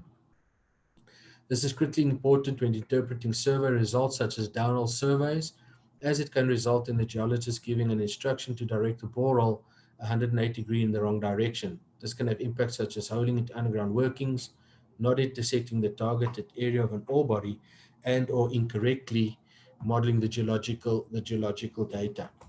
Some packages of the software based on northern hemisphere and will require correcting of the data to ensure the correct interpretation and plotting of this information. So that comes down to also knowing your equipment. Some of the equipment that'll be used out in the field. Geologists will often accompany the survey team during surveys requested by the geologist and will be exposed to the survey equipment. It's beneficial for the geologist to understand the general workings of the equipment, especially if she needs to assist with a survey. Example, moving a repeater station or assisting with a setup. The survey should give the geologist an overview of the typical equipment and its workings. You have obviously a GPS base station, a rover unit, a repeater station, marking stakes, peaks, and tape measures to measure certain distances to give you accurate Z elevations. What we also have out there, obviously, is there's a huge range of handheld GPS units. Nowadays, we've got them in our cell phones, and they're basically just wherever, and they're quite pretty handy tools to have, and a lot of them can measure coordinates up to quite a accurate accurate determination. And it's just good to know that the unit, if you're using a unit like that to do sort of initial exploration work out there, to pick up some mapping features and stuff like that, is that just understand the limitations of the equipment that you're working with. So that is not finite. So basically, at the end of the day, once your borehole is pegged properly, you can use it for siting it in a sort of a general siting. But once you need accurate pegging and then the accurate picking up of the collar position of your borehole, that the surveyor is brought in and the right equipment is used at that stage. Okay, on completion of the borehole, the collar position will be surveyed by the survey department or a surveyor, so that the collar certificate can be issued. Critical that the survey be conducted as the borehole's positions have been moved after being staked out, or the position coordinates could have been recorded with a handheld GPS unit. An inaccurate Z coordinate has its obvious implications, which will impact the structural modeling of the ore body. Implications of inaccurate X and Y may not be fully appreciated. For example, in a steeply dipping ore body, a minor discrepancy on X and Y can have a result in a significant elevation error when modeling the ore body. Failure to ensure that the borehole positions are officially surveyed by a professional surveyor will result in a significant audit finding during the audit of the mine's mineral resource statement. And that is something that we are picking up lately in terms of audits, especially the audits of our year-end mineral resource reserve statements and those processes.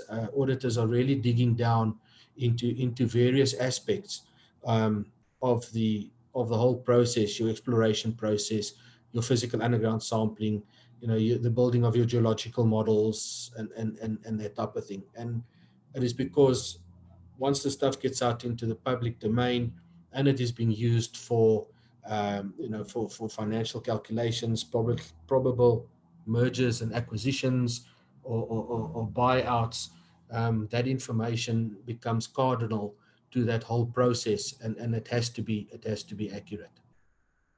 What we also then have in terms of apart from determining your collar elevation and the coordinates, downhole surveys are being done. One, just to determine, obviously direction, amount of deflection, and so on. But this equipment also, there's a whole range of equipment which can do various downhole work in terms of picking up different structures, structure methodologies in terms of that. So boreholes are never drill perfectly straight. There's always some deviation encountered during drilling. Downhole surveys must be conducted to determine the trace of the borehole so that the exact coordinates of geologic features can be modeled. The geologist needs to be able to correctly interpret these surveys and understand the convention of the survey, especially the directional measurement convention. If the geologist incorrectly interprets the survey results, it can result in the borehole information being incorrectly modeled by 180 degrees. This can have significant implications. The geologist must consult the survey department when issuing survey instructions and interpreting the survey results. So never underestimate the accuracy of your downhole survey. For example, what we've done, we've drilled pilot holes, long pilot holes for raise bores, to do some underground raise boring for ventilation shafts. We've had deflection where we've used downhole survey equipment to determine that deflection, because that could be, depending on the amount of deflection, could be very costly to develop to that position to go and pick up the end of the hole. And we've also had instances where some of that data was incorrectly interpreted, and the end of the pilot hole was looked for in the wrong direction.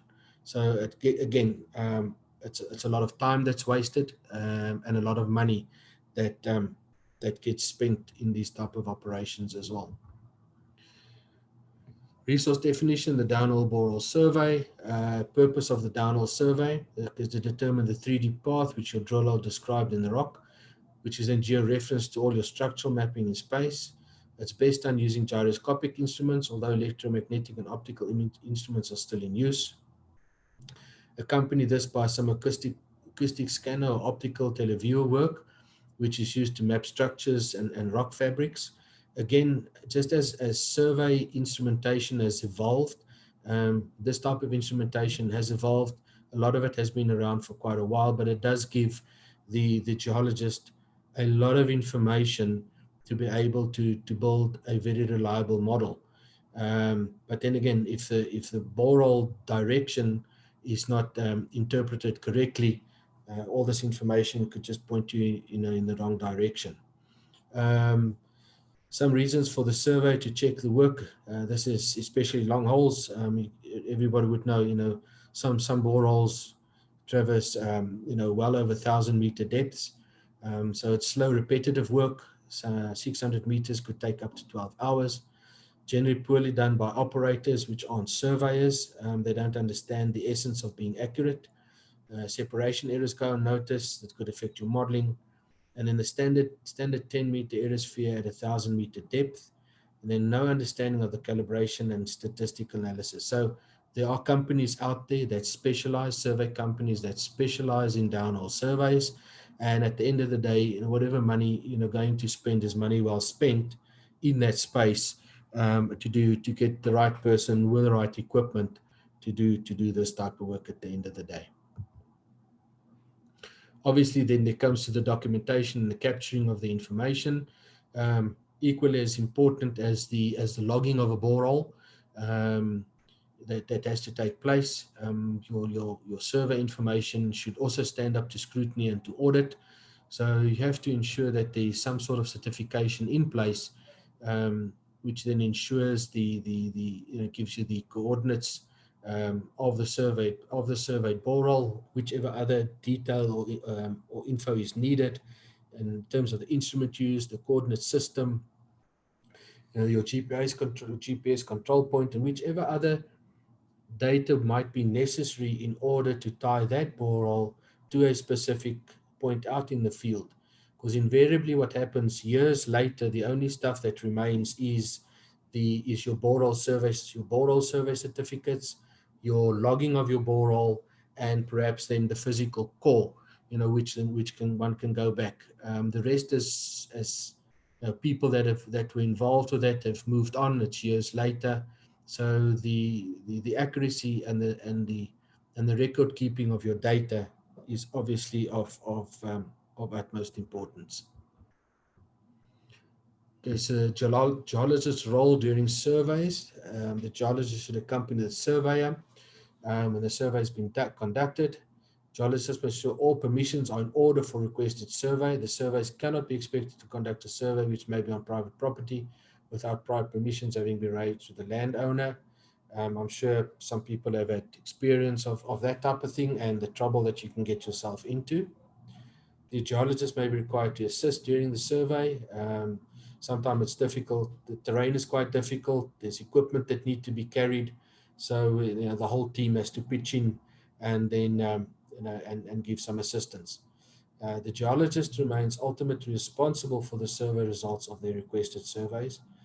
The geologist is responsible for conducting over-inspections, ensuring controls are in place to identify possible errors in the survey results, such as any typing errors or incorrect coordinate reference systems that are being used.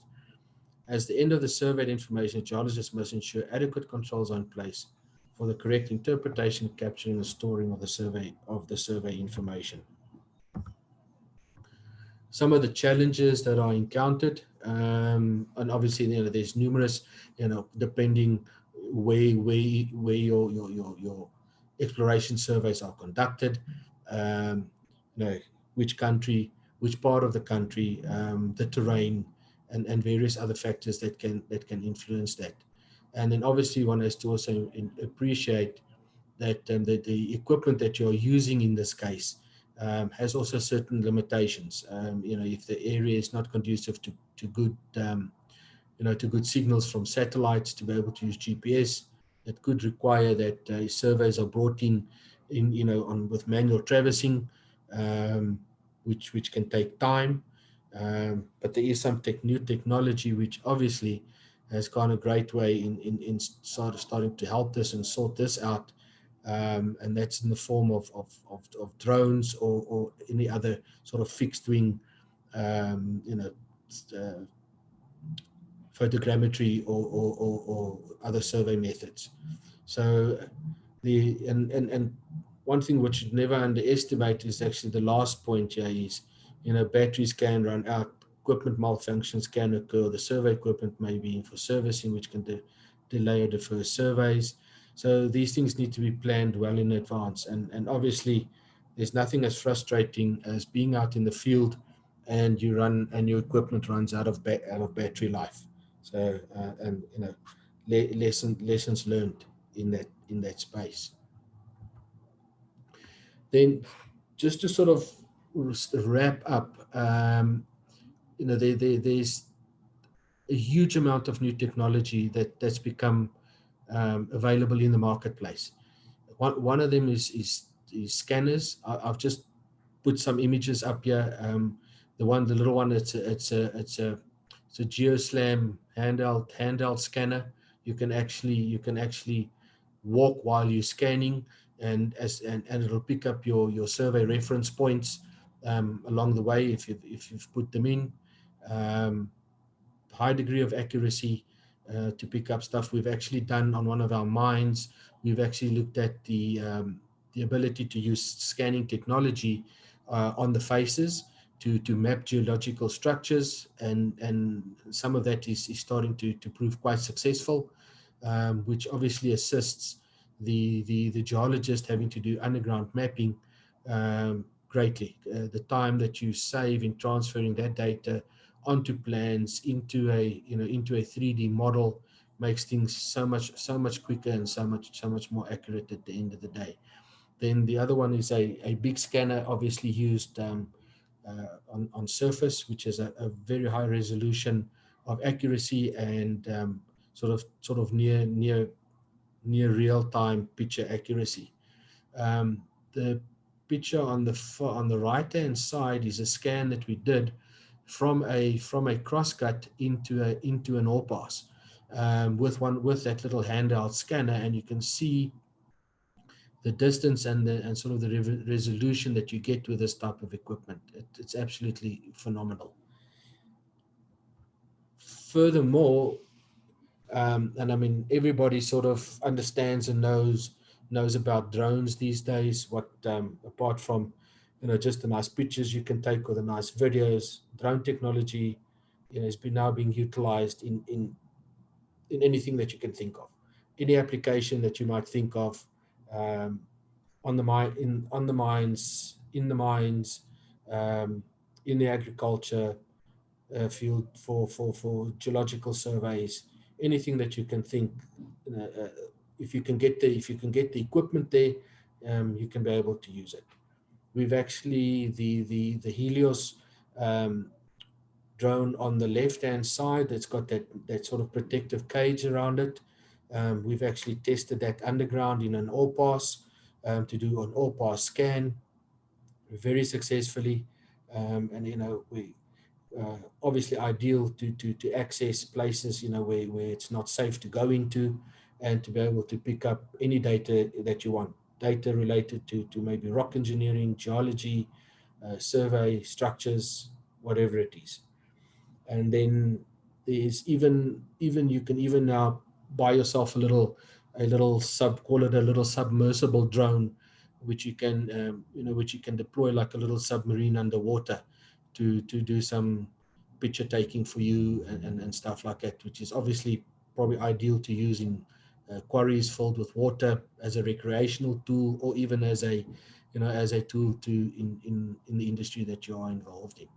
So yeah, so that's just an overview of some of the technology that's out there, which revolutionizes all our disciplines, be it geology, be it survey, be it rock engineering, be it ventilation, underground, surface, wherever you are. The big issue is the person that takes ownership of technology like this and makes it work for them in their discipline, obviously will have the advantage at the end of the day.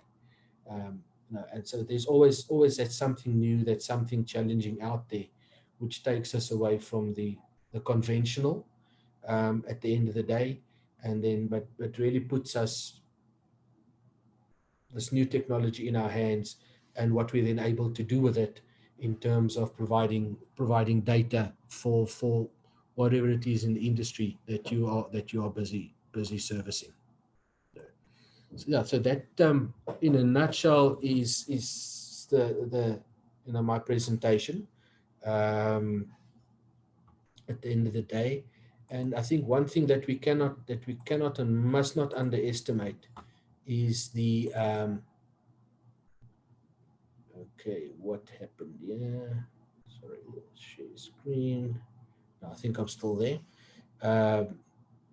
Is the work that is being done, and especially from an exploration view, is to never underestimate the importance of that work and the accuracy that one should attain. And therefore, I think it's also important that if you are not the expert in the process or the service that you require, get the person that is the expert to deliver that service for you. Okay. All right. And I think that is me. Leon, thank you very much. You surveyors get the coolest toys to play with. Done. The thing is, now you see that's where the issue comes in, Tanya. It's available for everybody. For whoever wants to make use of that technology, they can only broaden their horizons. It's not defined, to either being a survey tool or a rock engineering tool or a geology tool. It's out there for everybody to use. And I think what's exciting is the opportunities that it brings to all our disciplines. What we can do with it at the end of the day. Yeah, so true. We've got a couple of minutes for questions. If you want to raise your hand or just unmute yourself and ask, otherwise pop it in the chat.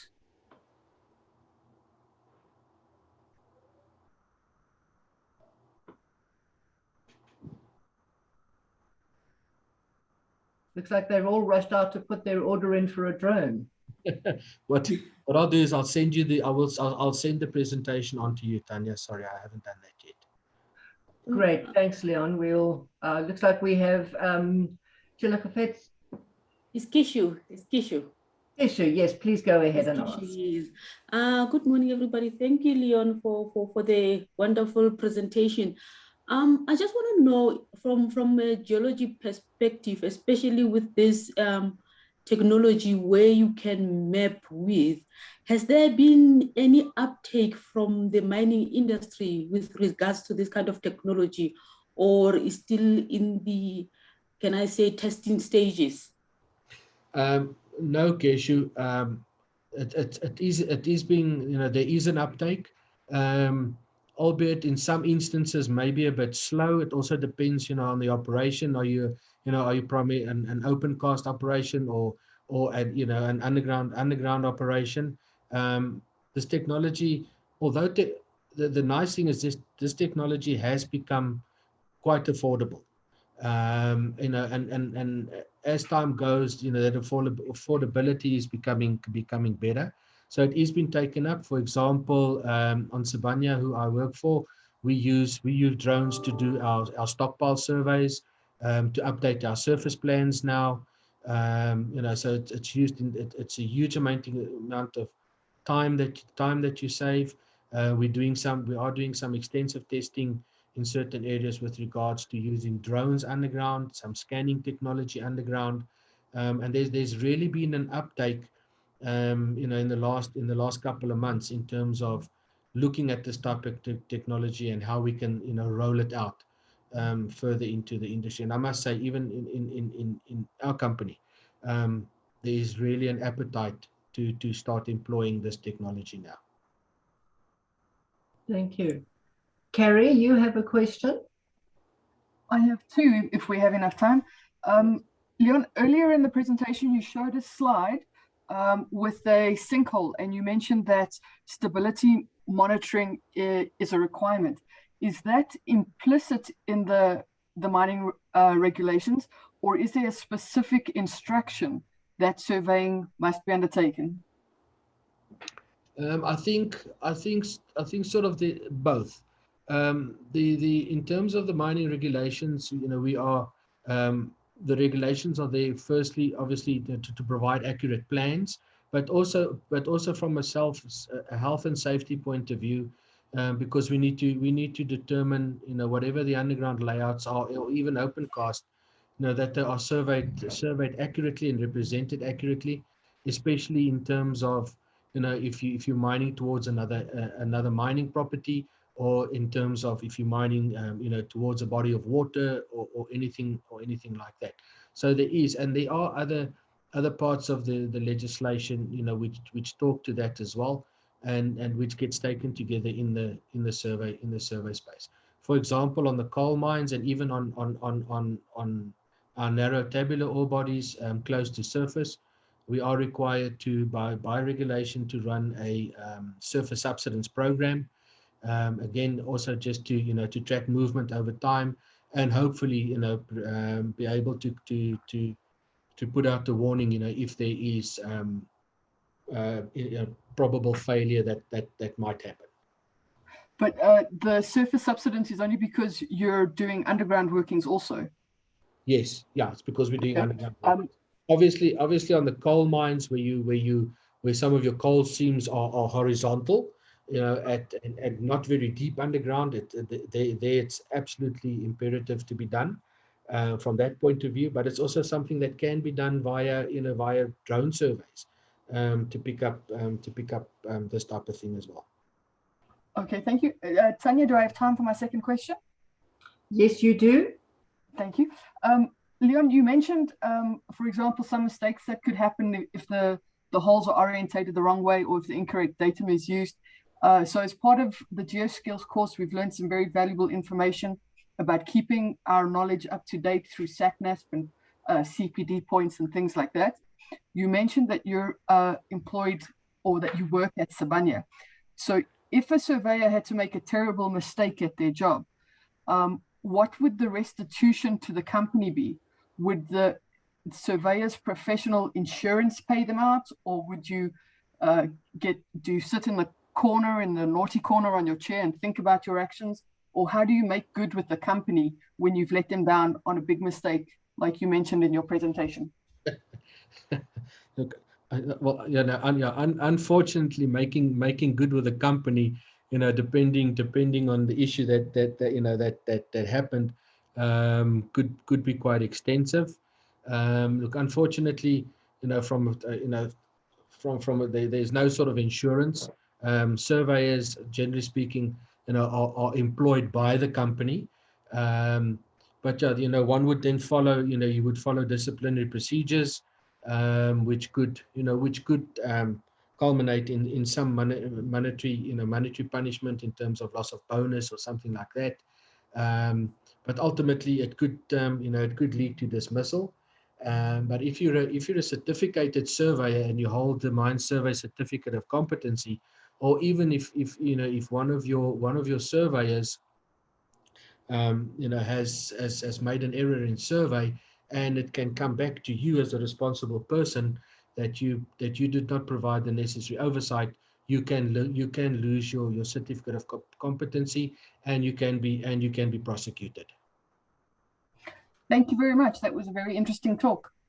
You'll also find, Carrie, that the slide that Leon showed with the sinkhole, there's another reason why they survey the sinkhole. You'll find failed surveyors in there. Thanks once again, Leon. Thanks, yes, Tanya. the toys and that are all really exciting, but as Carrie has alluded to, the accuracy is particularly important on mines, and so it's useful for geologists to know what it is that surveyors do and why they do it, so that we can assist and not be part of the problem. Leon, Okay. thank you very much again. Thanks, And Tanya. guys, we can now just take a quick 5-minute break while you go and fetch your coffee and muffins out the oven, and we'll set up Nonku for our next presentation.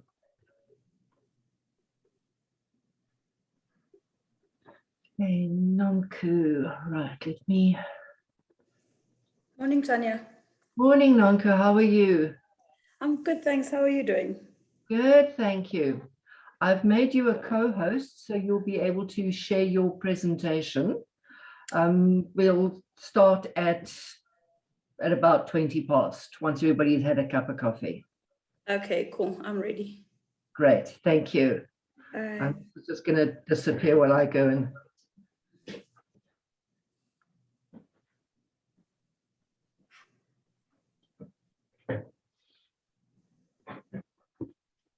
No, we can't.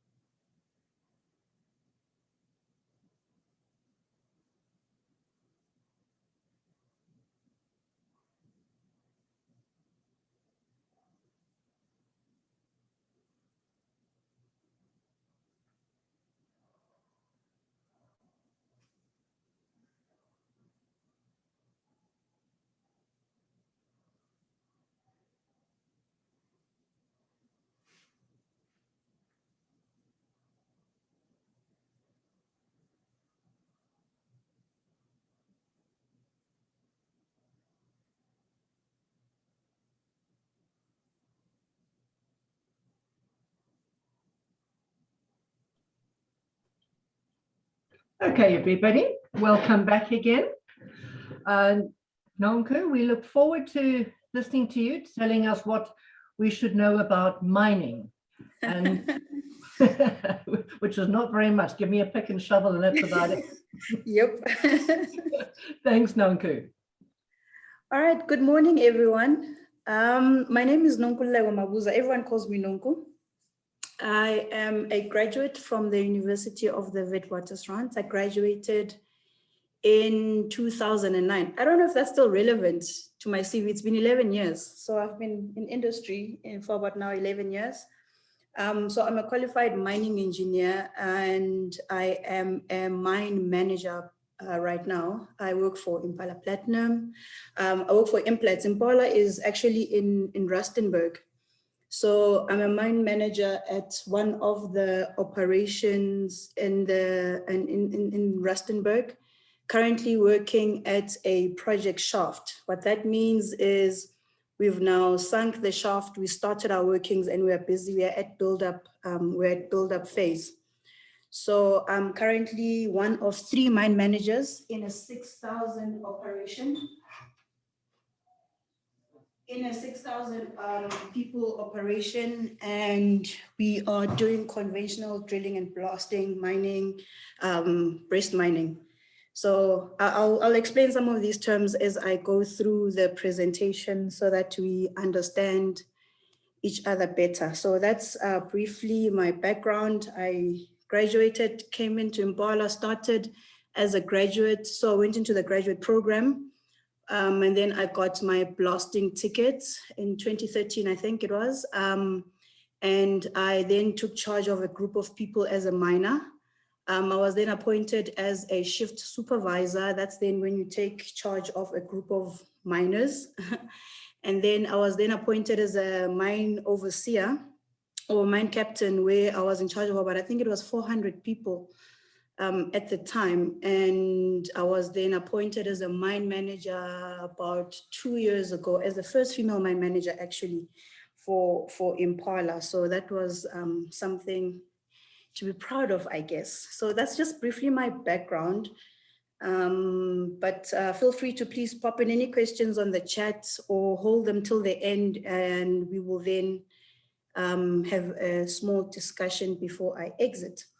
So what is mining? So historically, mining has always been, the definition has always been around extraction of minerals from the earth, which is, you know, all fair and good. But lately, or in my experience, I'd say that what mining actually is the people extracting ore safely from the earth, because you can have the big shafts, you can have all your infrastructure, you have your ore body where you have your ore body, but without actually enabling people to go down, if it's an underground mine, to go underground to extract that, that ore body and come out safely, you will not be able to operate in the current landscape in South Africa or anywhere in the world for that matter. So what mining is, or what I manage day to day, I actually manage people more than I manage the resource. Obviously there's controls to manage the resource, but I'll discuss that in a little bit more detail much later. My emphasis here is that what is very important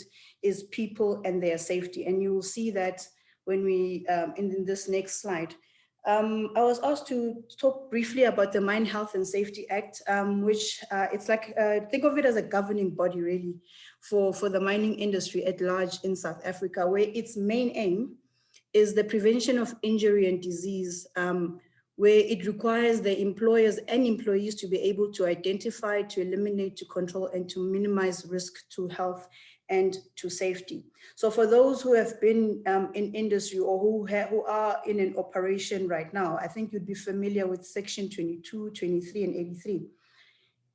54 and 55. And the reason why I put these here is I think it's probably the most talked about sections when it comes to the Act, because historically the governing body, as I like to call it, was not very stringent on the employer and in his or her responsibility towards employees, and employees were not really given much power, I'd say, or power or discretion to be able to exercise their rights.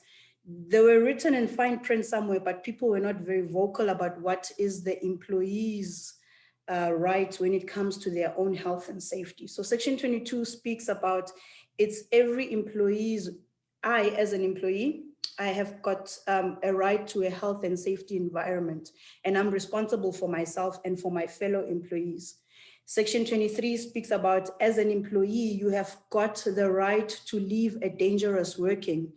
Section 83 speaks about as an employee, I have got the right not to be discriminated against should I exercise my rights according to the Mine Health and Safety Act. And Section 54 and 55 speaks primarily about the inspector's powers. So we've got the DMR where inspectors sit. They then come onto the operation to do the routine audits, or maybe let's say your safety stats or lost time injury frequency rate is a bit high and they're aware of it. They then come and do their inspections, and based on those inspections, they can either stop an operation because of breaches to the regulation, or they can fine the operation based on deviations from the regulations.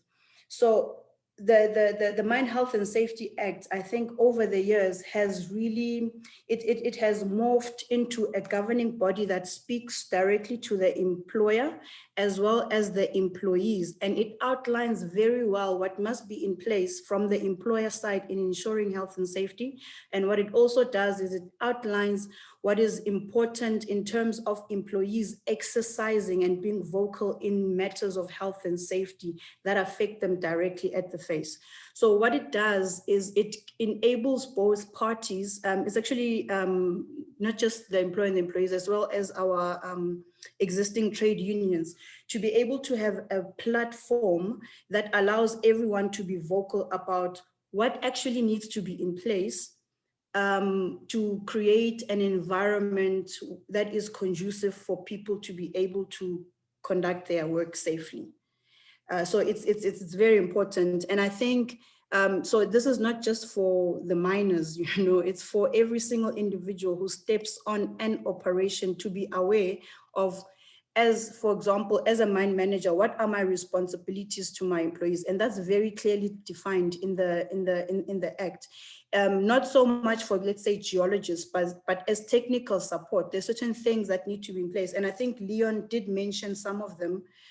From a survey perspective, the plans that need to be in place and kept for a certain number of time. It's very vocal about the records that we keep, our reports, how long, in what condition must they be kept, so that even if, for example, let's say in my current section, I leave like tomorrow and I don't go back, the information to be able to conduct work safely in that space would still be readily available, whether it's for the purposes of the operation or it's a requirement, let's say from the inspectorate. What I also need to mention here is, I think it's section 63 or 65, if I'm not mistaken, where it speaks about initiating an inquiry. Historically, people would pass away on the mines, and there would be very sketchy information around the accidents which might have occurred, which led to the loss of lives. Right now, the regulations are very clear about initiating a fatal inquiry. I'll share with everyone, for example, about 2 years ago, I think it was a couple of months after I got appointed, I had a fatal on the operation that I was responsible for, where 2 locals collided and an employee passed away. I actually sat for that fatal inquiry, obviously because of COVID and so on. I sat for that fatal inquiry. It was concluded in I think it was the 2nd or 3rd week of February this year, where I had to sit as a representative of the employer and answer questions about my health and safety management system. And the engineer was there. Because of the nature of the accident, obviously the rock engineer, the geologist, the vent guys, they were not necessarily there.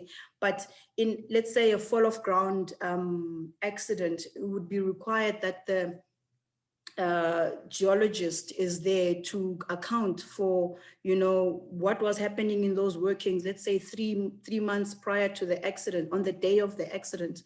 the last reports, the last observations in that working place, the rock engineer would also have to come and sit in front of the inspector and answer.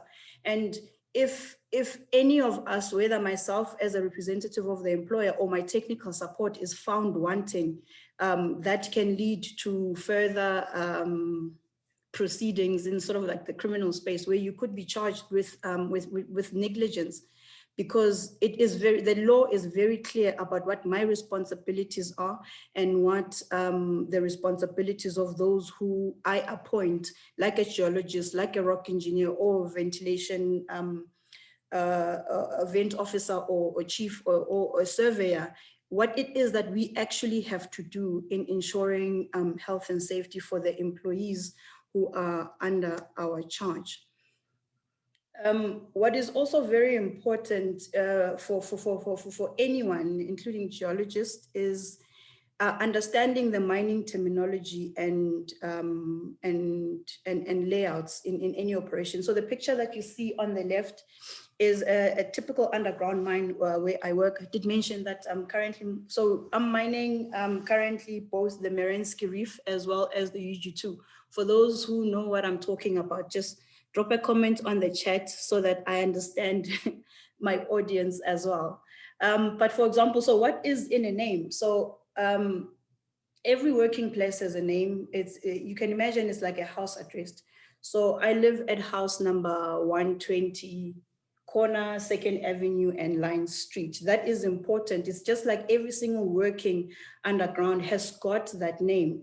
And it's important that you know, so that whatever observations that you make underground, you are able to reference it properly when you get to your plans. And when you are talking to the next person, I would know exactly which working place you are talking about, and we can then make an informed decision. So whether you are in exploration, whether you are in the mines directly, it's very important that you learn the terminology, so that when you are communicating, we all know what it is that you are communicating, or what area you're actually referring to, and then decisions can be made like that. If you look on the left-hand side, I don't know how clear it is, but you can see a layout of some breast panels. So each panel would have a name, the raised line would be named, the level would be named, and the half level would be named, for example. So when you talk to me, I would know exactly that you are referring to such and such a working place at 25 level, North Merensky or whatever. And the conversation would carry on from there. So it's very important that you are conversant with whatever terminology in the space that you're going to operate in, so that you can communicate effectively. So, I mean, you're probably wondering, so what do you actually need to know? This presentation was put together with the help of the technical services, my manager at the shaft where I work. Her name is Jacqueline. So her background is, she's actually a geologist, and I think she's been a geologist for over a decade, and she was recently appointed as a technical services manager, her and Lufu, who is the geology manager. So they've put in some geology jokes, which I hope geologists will find funny. But what I think is important, what you all need to know, is that safety starts with you. And the joke was that geologists always walk into things because they look at the rock. And that has been my experience, that I would walk in with a person and I realize that they're not necessarily aware of their surroundings, because they are so interested in what is happening either on the hanging wall or on the side wall. So safety starts with yourself. If you're in any operation or in any space, you need to be very aware of your surroundings, so that you don't walk into things, whether it would be protruding roof bolts, or it would be broken ore on the footwall, which would result in uneven surfaces.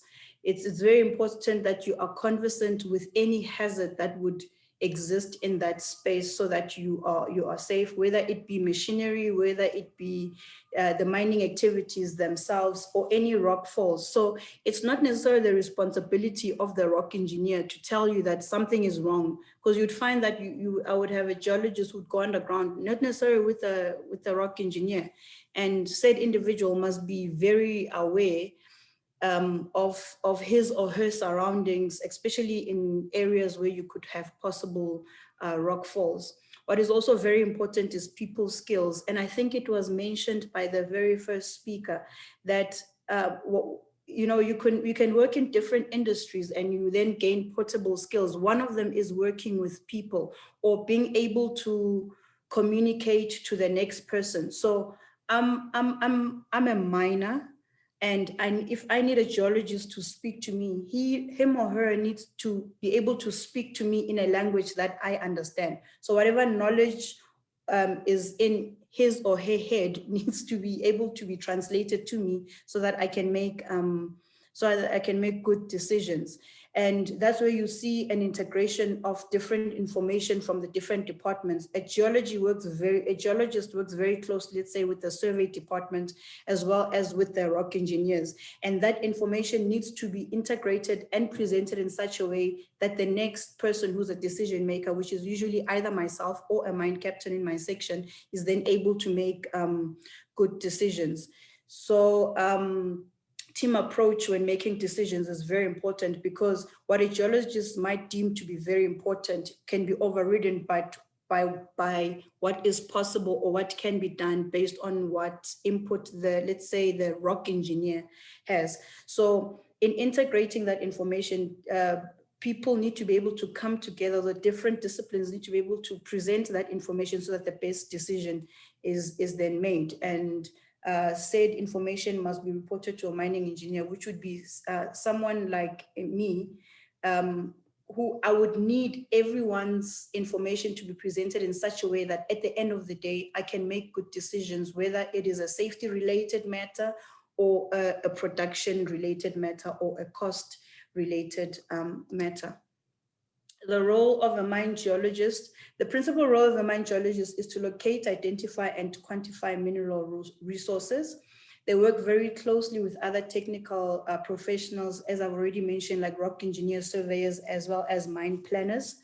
They identify geological hazards through underground mapping and drilling, and help with strategies to mitigate risks and contribute to the safe extraction of ore. All these things that I'm mentioning, so when I came into industry 11 years ago, I didn't know anything. And I think I also speak on behalf of those who've been in industry for a long time. All of these skills are taught as you go through the different, as you come into industry and start at a certain level and work your way up.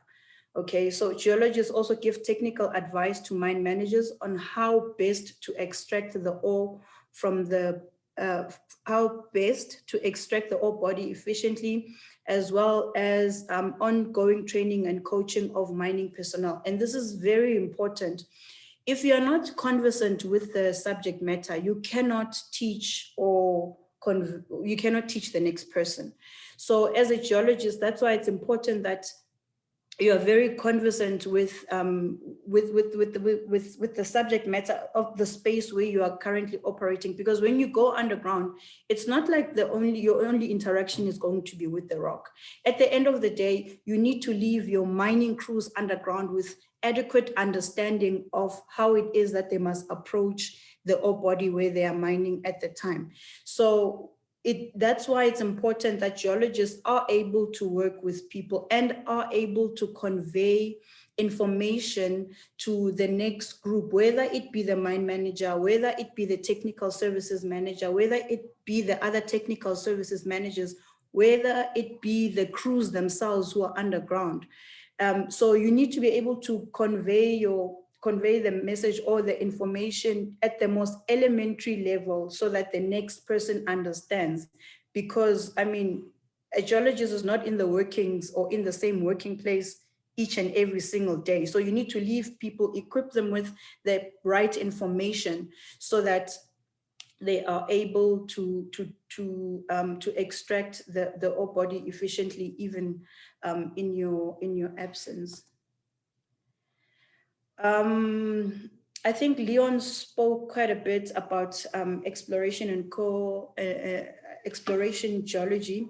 So you'll see that the next couple of slides actually go through the different stages of a mine, whether it's at exploration stage, on our underground workings when the mine is operating at sort of steady state. But just quickly, in terms of exploration, core recovery drilling, what a geologist does is that he or she is directly responsible for planning and management of our diamond drilling programs, which are very important because look, what I do is I can blast a rock. I can make sure it comes loose from the face, but where I'm going or which direction I must go, I need to be told by both the geologist as well as the surveyor. And the rock engineer then comes in and tells me, oh, you can blast here, but make sure you do this and this and that to make sure that you hold up the hanging wall and you don't kill anyone. So it's very important that each one knows what part to play and they deliver at the required accuracy more than anything. What a geologist actually also does is core logging and core sampling, analysis of relevant QA/QC, and that refers to our quality assurance controls, because whatever data is gathered, we need to make sure of that integrity of that data, because we need good data to be able to make good decisions. Our assay results are then built into grade block model using geostatical methods and ground consolidation methodologies then, and from there. So in a nutshell, what I want you guys to understand, I think from here, is that if you come in, and I understand I'm speaking to students, and some I think are already in industry, but start at a certain point and do not despise the space where you are right now. Learn.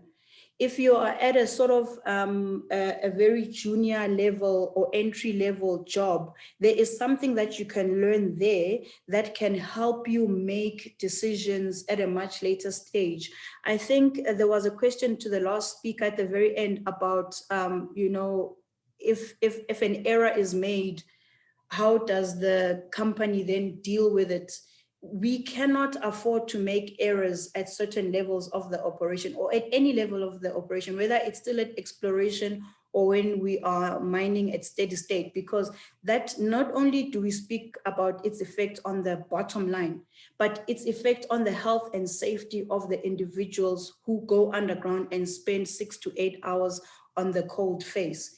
And it's important that the decisions that I make, the decisions that a geologist make, or a rock engineer or ventilation officer makes, or a surveyor makes, it's very important that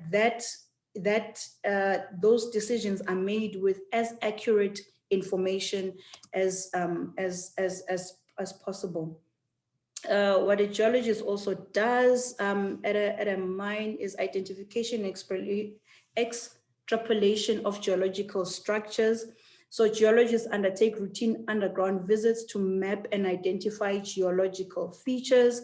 These features are then projected ahead of the current mining phases. What that then does is it enables me to make decisions for the next month, for the next 3 months, for the next 6 months in the operation, so that whatever mining methods I employ at the time to be able to extract the reef, I make sure that people are safe and I ensure maximum extraction. Geological structures are geohazards with the potential of fall of ground, accidents, and serves as conduits to flammable gases. So it's important that I cannot emphasize this enough. It's important that if you are appointed as an operations geologist, you are conversant with the space in which you are. You are conversant with the structures, because whatever information that comes from the geology department into my office, that information is what equips me to be able to make good decisions to ensure health and safety. If you look at the appointment of a mine manager, I think it's 3.1a, it speaks about ensuring health and safety. So I'm not necessarily appointed to make sure that I get out 9,000 tons a day. I'm appointed to make sure that I ensure health and safety for the people under my charge. And because I cannot be everywhere and I don't know everything, believe it or not, Miners think they know everything, but we don't. Hence, we need geologists, we need rock engineers, we need surveyors, and we need vent officers. So I cannot emphasize that enough. It's very important that you are conversant, and wherever you are in your journey right now, whether you're still at school or you are coming out of varsity and starting in industry, do not despise your humble beginnings and learn from everyone that you come across, because they most definitely know more than you. And just lastly, identifying geological structures is important in mitigating risks and associated with geohazards. And I think I've spoke about that at length. What a geologist also does is underground mapping is conducted by geologists and geology observers at a mine. It is done on a routine basis to gather geological information on the lithology and morphology associated with the ore body. Tools that are typically used is your measuring tape or your distometers, your Kleiner rulers, your mapping books and pens. You would actually appreciate the importance of a pen until you're underground and you don't have one and no one has one around you. So it's very important that when going underground, you're always prepared. The geological data collected is then plotted on the mining plans as a method of communication to mining personnel and other technical services department. And I think I've spoken about that. What I'd like to mention there is throughout the month, we've obviously got different controls to make sure that, you know, we are still mining in the direction that we should be mining. So we have what we call G-sheet meetings, which is, so I love planning, by the way, and so I enjoy my planning sessions with my technical services and mining teams. And one of the things we do, because as I mentioned earlier, I'm still at a project shaft. So that means we are still drilling and blasting, you know, our grid development. I'm talking about our flat ends, our main drives. We are still blasting raises and winzes and crosscuts and so on. I work at a conventional mine, as mentioned. So one of the things which is very important is the information that I would get from the geologist's most recent mapping. You know, the last time he or she was there, what did the ground conditions look like? Because that then enables me to make decisions to what the mining teams must, or how the mining teams must mine in the next following months, to make sure that we do reach our targets, but more importantly, that we do it safely. And I think this is a video. I hope it will play. There is no sound. The gentleman on the video is Talent. He is one of the section geologists at the operation where I work. And you will see, I think he's mapping a haulage, if I am not mistaken. There he goes with his Kleiner ruler.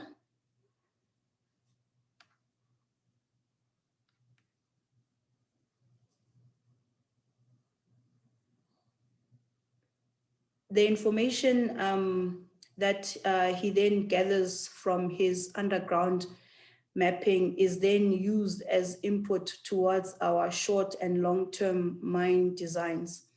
And this is important because whatever decisions we make, we need to, number one, make sure that we maintain the integrity of any excavation for the time required. So there are certain excavations which need to stand for life of mine, which would be, let's say, our main shafts, our station crosscuts, our main haulages. So it's very important that the information that comes from the underground mapping is accurate, so that when we integrate it into our short and long-term designs, it then delivers the required integrity. So that's just Talent doing what he does.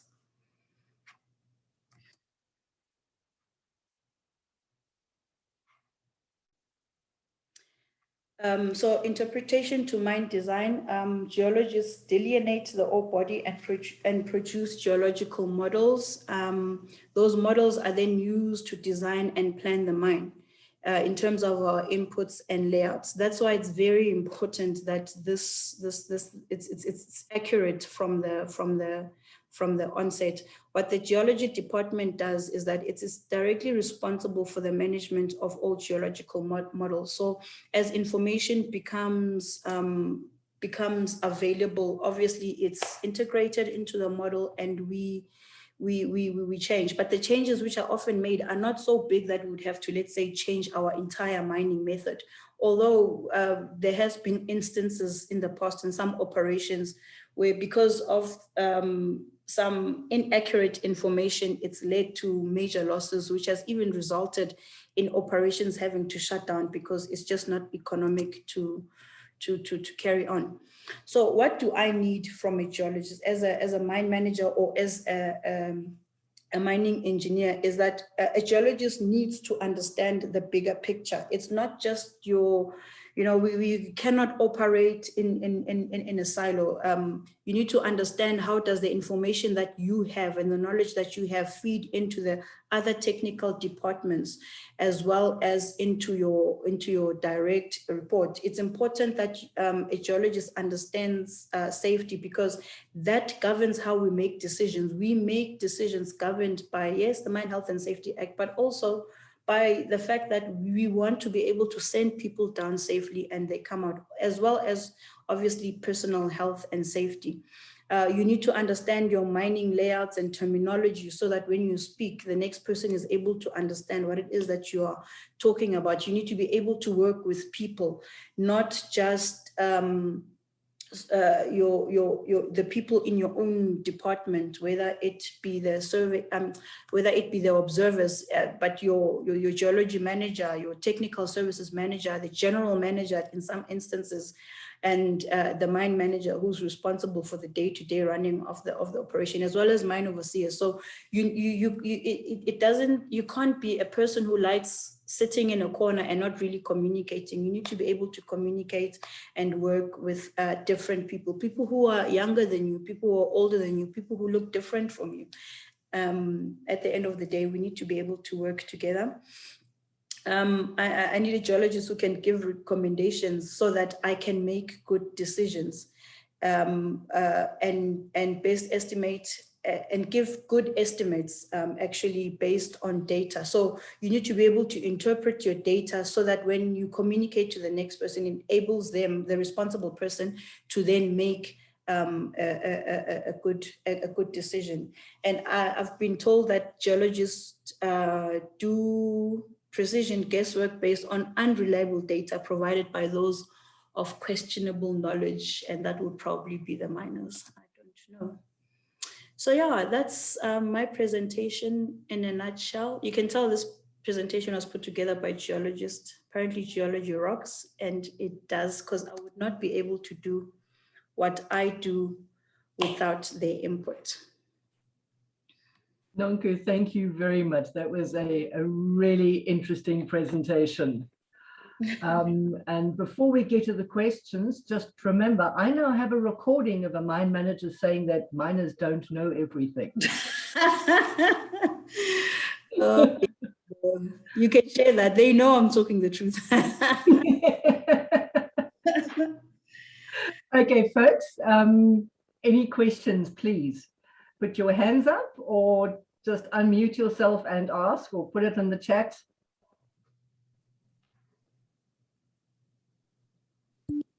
Hi, Nonku. It's Shimi here. Hello, Shimi.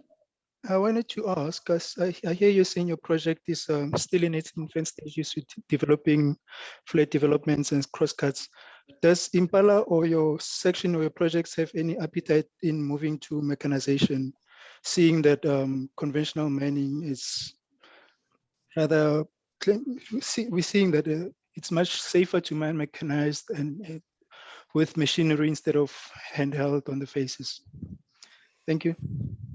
Thank you, Shima. It's actually it's a good question. When I started out in the industry, before I answer a question, I always used to say, most problems in this industry are due to lack of foresight. And I thought I was very clever when I thought this up about 11 years ago. But the operation where I work, so when they sunk the shaft, remember, we put the infrastructure in place based on the ore body. So we are mining a very narrow reef tabular, ore body.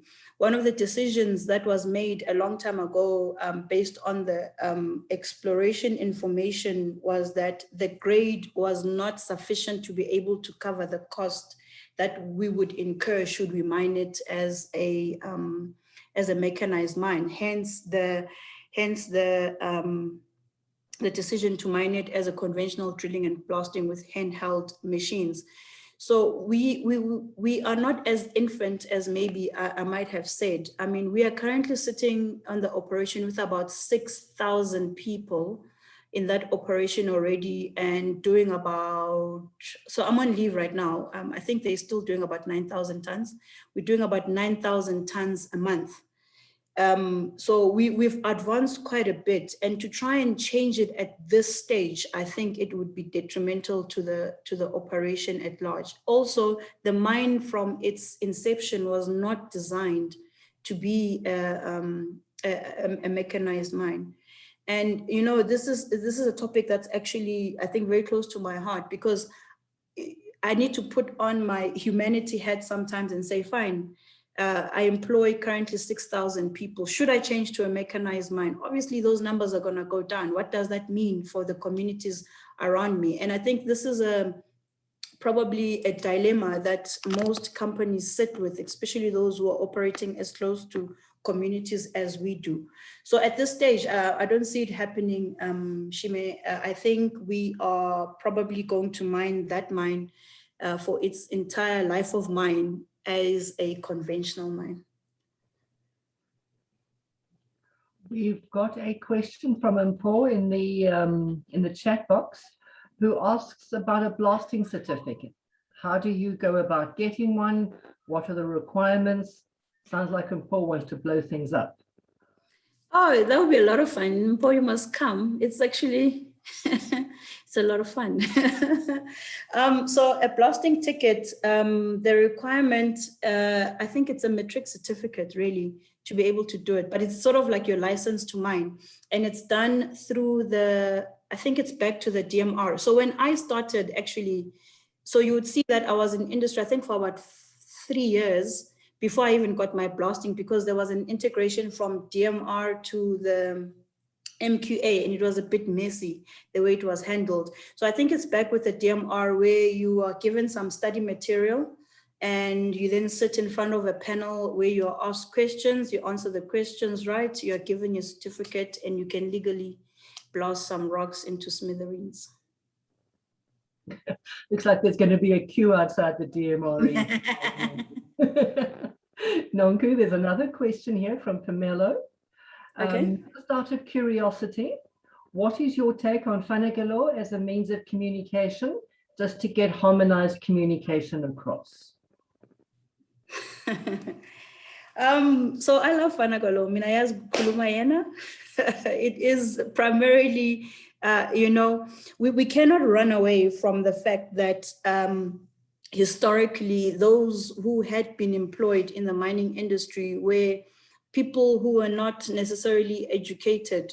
So it is, especially in the hard rock space, I understand it's not so much in the coal mines, but in the hard rock space, we still have our workforce is still primarily uneducated, although we are seeing that there is a migration in those numbers. It is changing. We've got more matriculants joining industry, more people who are educated joining the industry.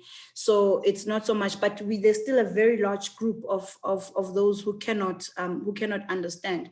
So it's for me personally, I enjoy Fanagalo because it enables me to communicate with the workforce in a language that they understand as well, and we are then able to communicate. And there's genuinely certain words that you can only say in Fanagalo, and the next person understands exactly what you're talking about. For example, do you guys know what's a geologist in Fanagalo?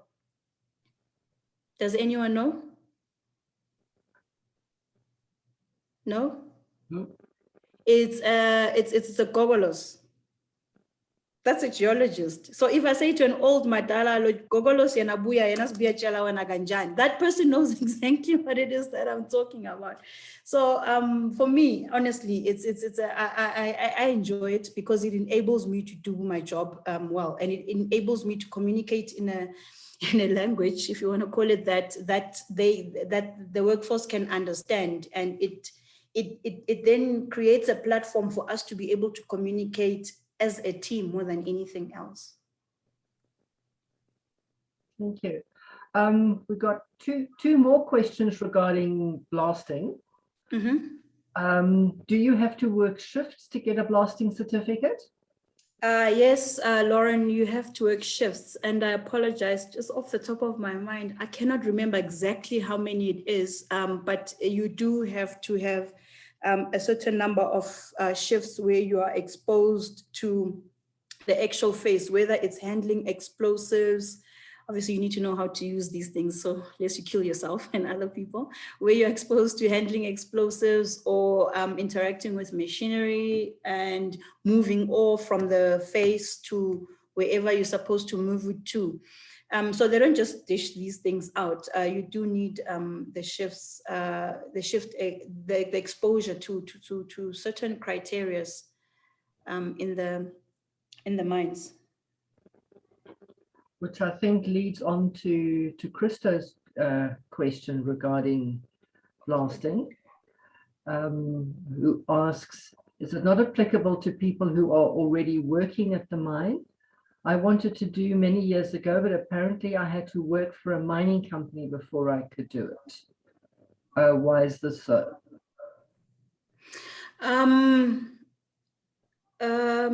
The blast is not applicable to people who are already working at the mine.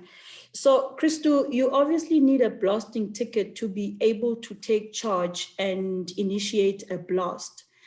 It would be very difficult to give a blasting ticket to, let's say, someone who's not in there, because then you would not be conversant with the requirements of breaking that rock in that space. I'm sorry, I'm just reading the last bit of your question. That just made it difficult for me, knowing I wanted to join a mine and thought this would boost my resume. So you definitely need so in the space, for example, sorry, let me just think properly. You're a geologist and you're talking about getting a blasting ticket to boost your resume. Am I understanding you correctly? Yes.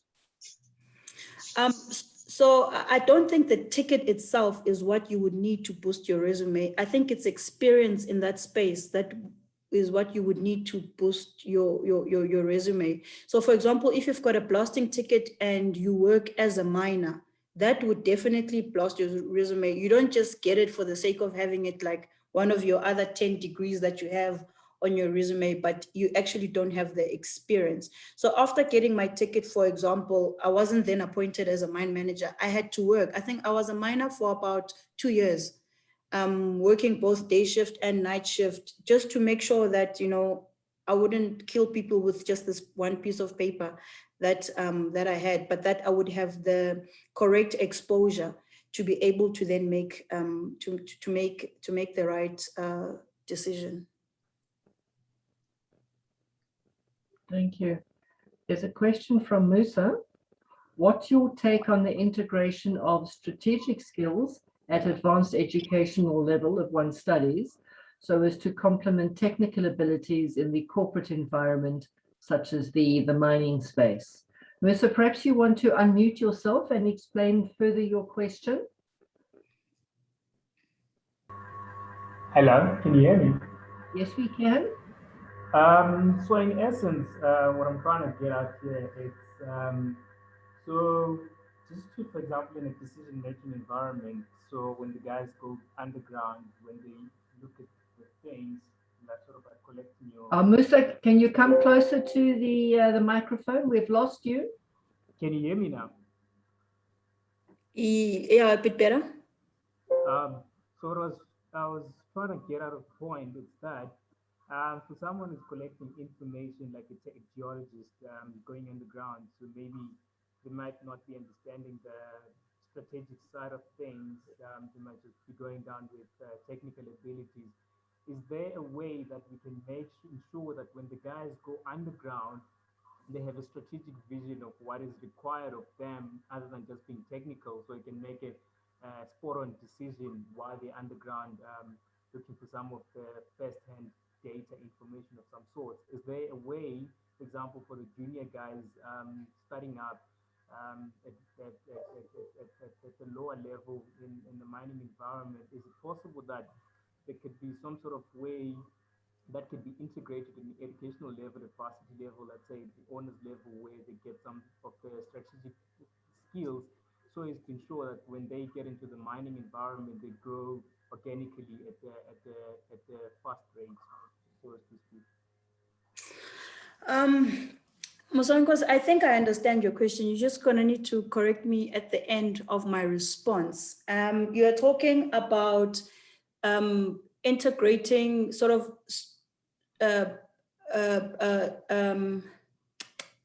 sort of strategic thinking and skills at sort of varsity level to enable one to when one enters industry, he or she is then able to sort of think at that level. Am I understanding you correctly? Yes.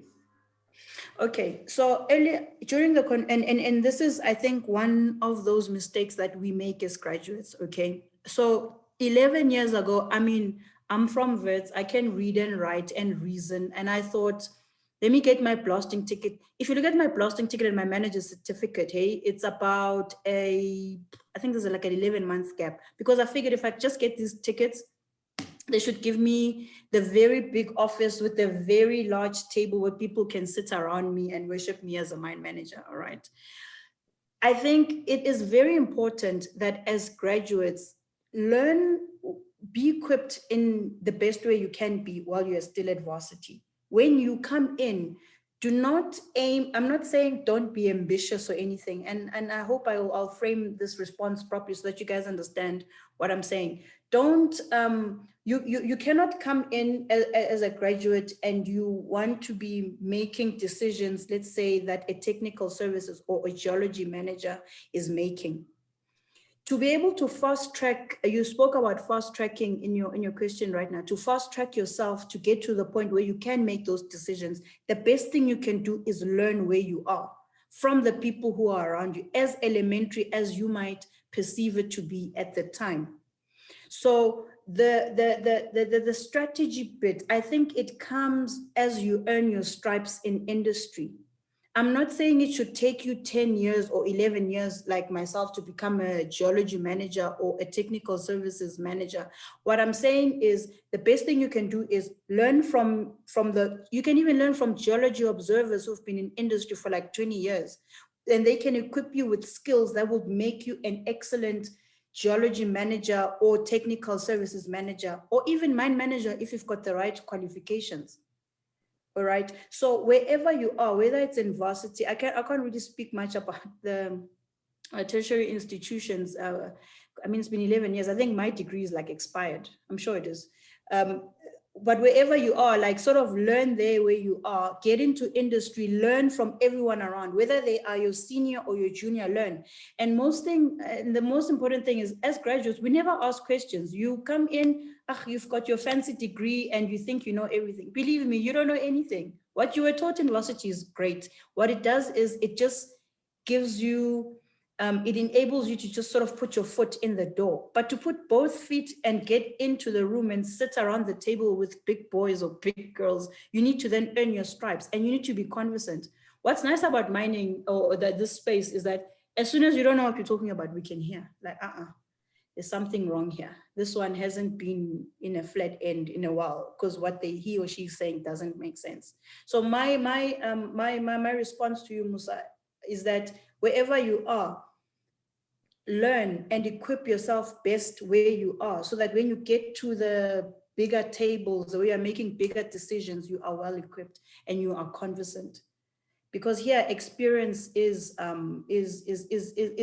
It is what will actually set you apart. And you don't need 15 years of experience. You just need to be conversant with the subject matter. Then you stand out from the rest. That is so true. Just on a commercial punt on that, Musa, later in the year, the GSSA has a webinar on project management. So if it's something that you're interested in, keep an eye out for that. There's a question from Leonita further down. We've experienced quite a few gaps in terms of geology guidance and production teams. The geologist will emphasize grade qualities and production teams prioritize tons. What is the best way to bridge that gap between different stakeholders and teams? Oh, Leonita, I hope I'm saying your name right. That is an excellent question. And I think that responsibility rests with the leader from the production side. So for example, I'll make an example with myself. If in my conversations with technical services, because I never really just sit with technical services, I always sit with my technical services and the mining teams. If in my conversations, my emphasis is always on quantity, then the quality will slack. So I think the best way to bridge that gap is the kind of conversations that are held around the table by all relevant stakeholders. We cannot speak quantity without speaking quality, because at the end of the day, I can blast 9,000 tons a day and it's all bad quality. It doesn't give me a return on my investment. At the end of the day, I need to sell the goods, and it must be good goods, good quality goods, to be able to get the money back. So I think it's a responsibility of the main people running the operation. How do they frame their conversations when everyone is sitting around the table, so that everyone understands what is important? Yes, it's important to drill and blast, but it's also very important that I drill and blast at the right place, blasting the right channels, so that when I sell my ore, or the broken ore, I get good money for it, and it doesn't cost too much down the line. Because remember, there's after I drill and blast, I send it to the plant where they process. If it's not good quality product, it means they need to spend more money in processing, and that's not how you run a business. I always say to my teams, imagine this was your spaza shop. If this was your spaza shop, would you do what you do? Because at the end of the day, if you invest money, you need to be able to make it back and make profits. Then the business is sustainable for much longer period. So it's the conversations for me. Well, what do the main guys on the operations speak about? Because that will then put an emphasis to the teams at the bottom. At the end of the day, what interests me as a manager is what fascinates the guys on the face. Nonku, thank you so much for your time and your expertise. We've really enjoyed this presentation, and we could go on listening and asking more questions. We now move on from mining to the next step in our whole production issue, and looking at what geologists need to know about minerals processing and metallurgy, because it's all very well you mine it and bring it to surface, but you've got to be able to sell something at the end. And our presenter today is Jeremy Clark, who's a process engineer, and he's going to talk to us on this next section. So Jeremy, if you want to share your screen, please. Sure, I'll give that a go if I can find out where we are. Big green button at the bottom. Just let me know if it's coming up. Not yet. There, it's starting to come up. There we go. Now you just need to put it in presentation mode. Yep, there we go. There we go. We can see and hear you perfectly. Thank you, Jeremy. Great. Good. Well, good afternoon, everybody. It is afternoon. Yes. It's nice to be presenting again. I did this talk last year as well, and I hope it is still of interest to geologists. So my talk today is about mineral processing. We just heard a bit about from Nonku about the mining side with some very interesting questions and very intelligent and very clever answers, I thought, as well. So I'm now going to talk to you a little bit about what you need to know about mineral processing and metallurgy as geologists. The development of resource is one of the fundamental desires of mining geologists. But we've also got to think how we move that resource into reserve. One of the problems I've found over the many years is that this movement of resource to reserve is often not understood early enough in the process. And this is something I'm going to emphasize throughout this presentation quite a bit. We need to look at all the disciplines from the geology itself through mining, mineral processing, metallurgy, also to a limited extent, all of the engineering requirements from civil, structural, mechanical, etc., the infrastructure requirements, the bulk services, power and water, the financial assessment. As Nonku said, you've got to be able to sell your end product. Obviously, also the EIA and social aspects, environmental and social and governance, and the marketing of your product. So moving from resource to reserve is teamwork. And again, that's something that cropped up in the previous presentation. You don't do this by yourself, you do it with a complete mix of people and a team. An understanding of, sorry, I just got to clear something there. The understanding of all these disciplines is important. And as I said, you've got to be part of that overall team. There are many factors that we need to look at for this resource to reserve scenario. They include mineralogy. What's the value product? How is it disseminated in the ore body? What size is it in the ore body?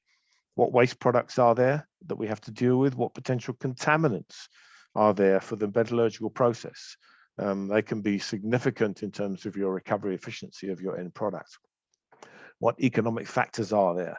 Things like, high calcium carbonate levels in an ore body, which uses acid, can consume an awful lot of money. What environmental pollutants do we maybe have to be careful of? What physical properties are there? And I'll cover those in a bit more detail.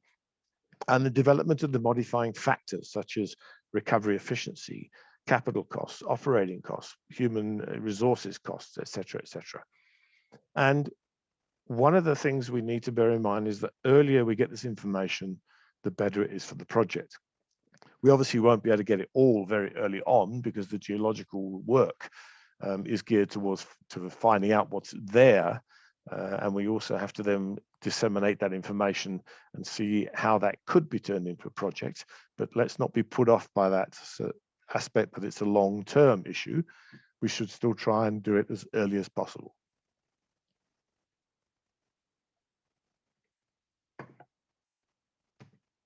Sorry, something's happened here with my computer. Yep, there we go. There are four main areas of mineral processing and metallurgy: liberation, concentration, recovery, and refining. I'm not going to consider refining in this presentation because it's very specialized at the end of the product line. So I'm going to concentrate mainly on the first three areas. As I said, most minerals occur in a disseminated condition within the ore, usually in a very fine state. So to gain access, we need to liberate it from host material. We've heard a lot about blasting just now and smashing things to pieces. And in metallurgy, we do the same thing. The mining guys give us fairly large pieces. We then smash it into very small pieces. And there are two main methods for this. One is crushing and the other is milling. And I'll take both of these in a bit more detail in turn. There are six main types of crushers.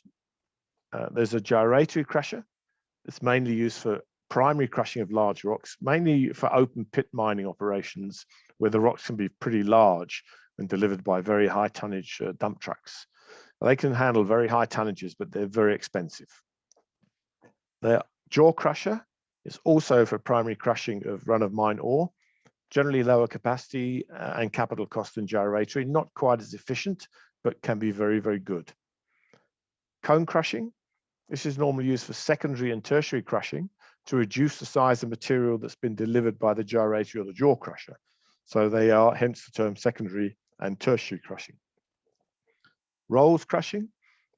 These are predominant in coal and but generally softer ores. They have very high wear rates if used with hard rocks. High pressure grinding rolls are a very specialized form of crushing, and it's often used as preconditioning before milling and or pebble crushing after milling. And they were especially effective in the 1980s and 90s in diamond liberation, specifically of recovering large diamonds effectively unbroken, because diamond breakage in cone crushers and roll crushers is very high. These, as I say, are fairly specialized rolls. Then impact crushing, it's good for softer ores. Hard materials cause high wear and OPEX. And these can also generate too many fines. So you tend not to use impact crusher for things like coal, because otherwise your downstream processes lose efficiency. So there are a number of different types, and selection of them just depend on the physical properties and the mineralogy of your ore body. So that's how we need to know that information, and why we need to know that information for selecting the relevant mineral processing unit processes, as we call them. There are two types of crushing. One is called open circuit and the other is closed circuit. The primary crushing and the secondary crushing shown on the left here are open circuit. In other words, what goes in comes out, and it just passes directly onto the next unit process. In this case, the third unit process is tertiary crushing. This is now in closed circuit.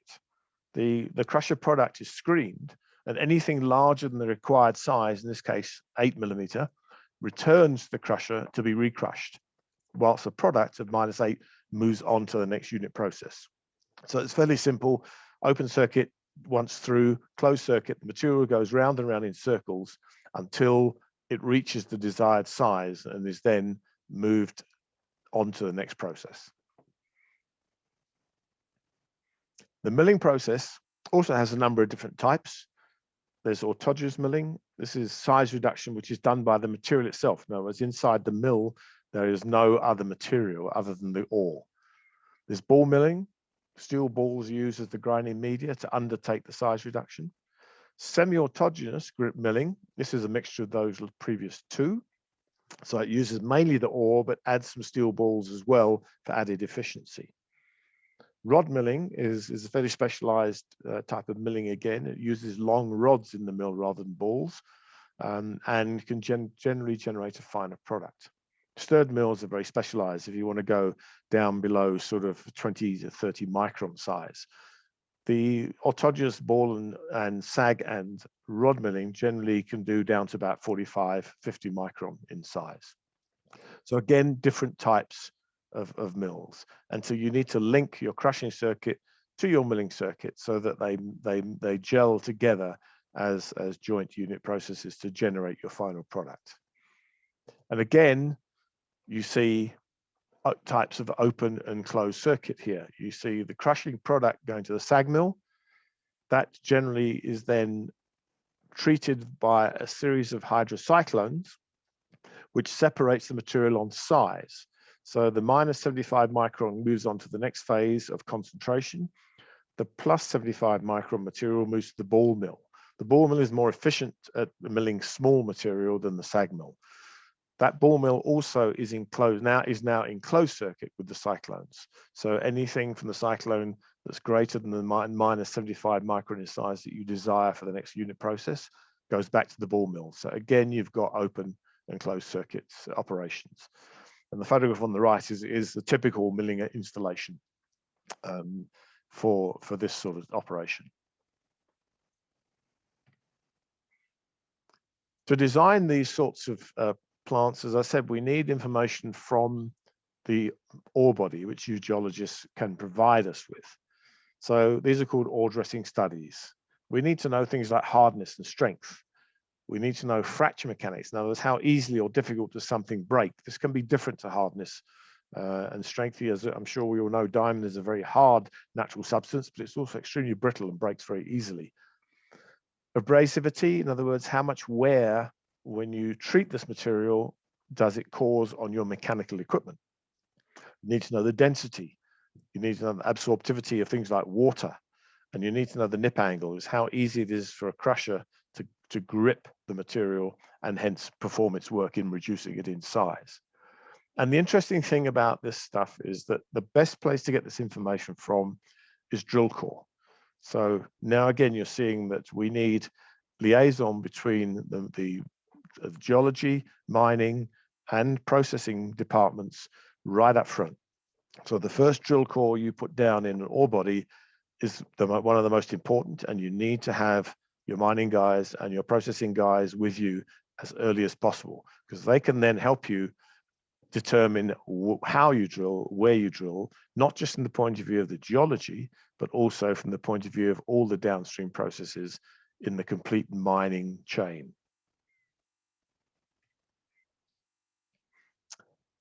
Once the mineral's been liberated, we now need to concentrate it. So we're now into the concentration phase. Concentration of the mineral in milled ore is in parts per million, sometimes parts per billion. So it's very low concentration. So it's very difficult to recover anything from that without increasing that level of concentration.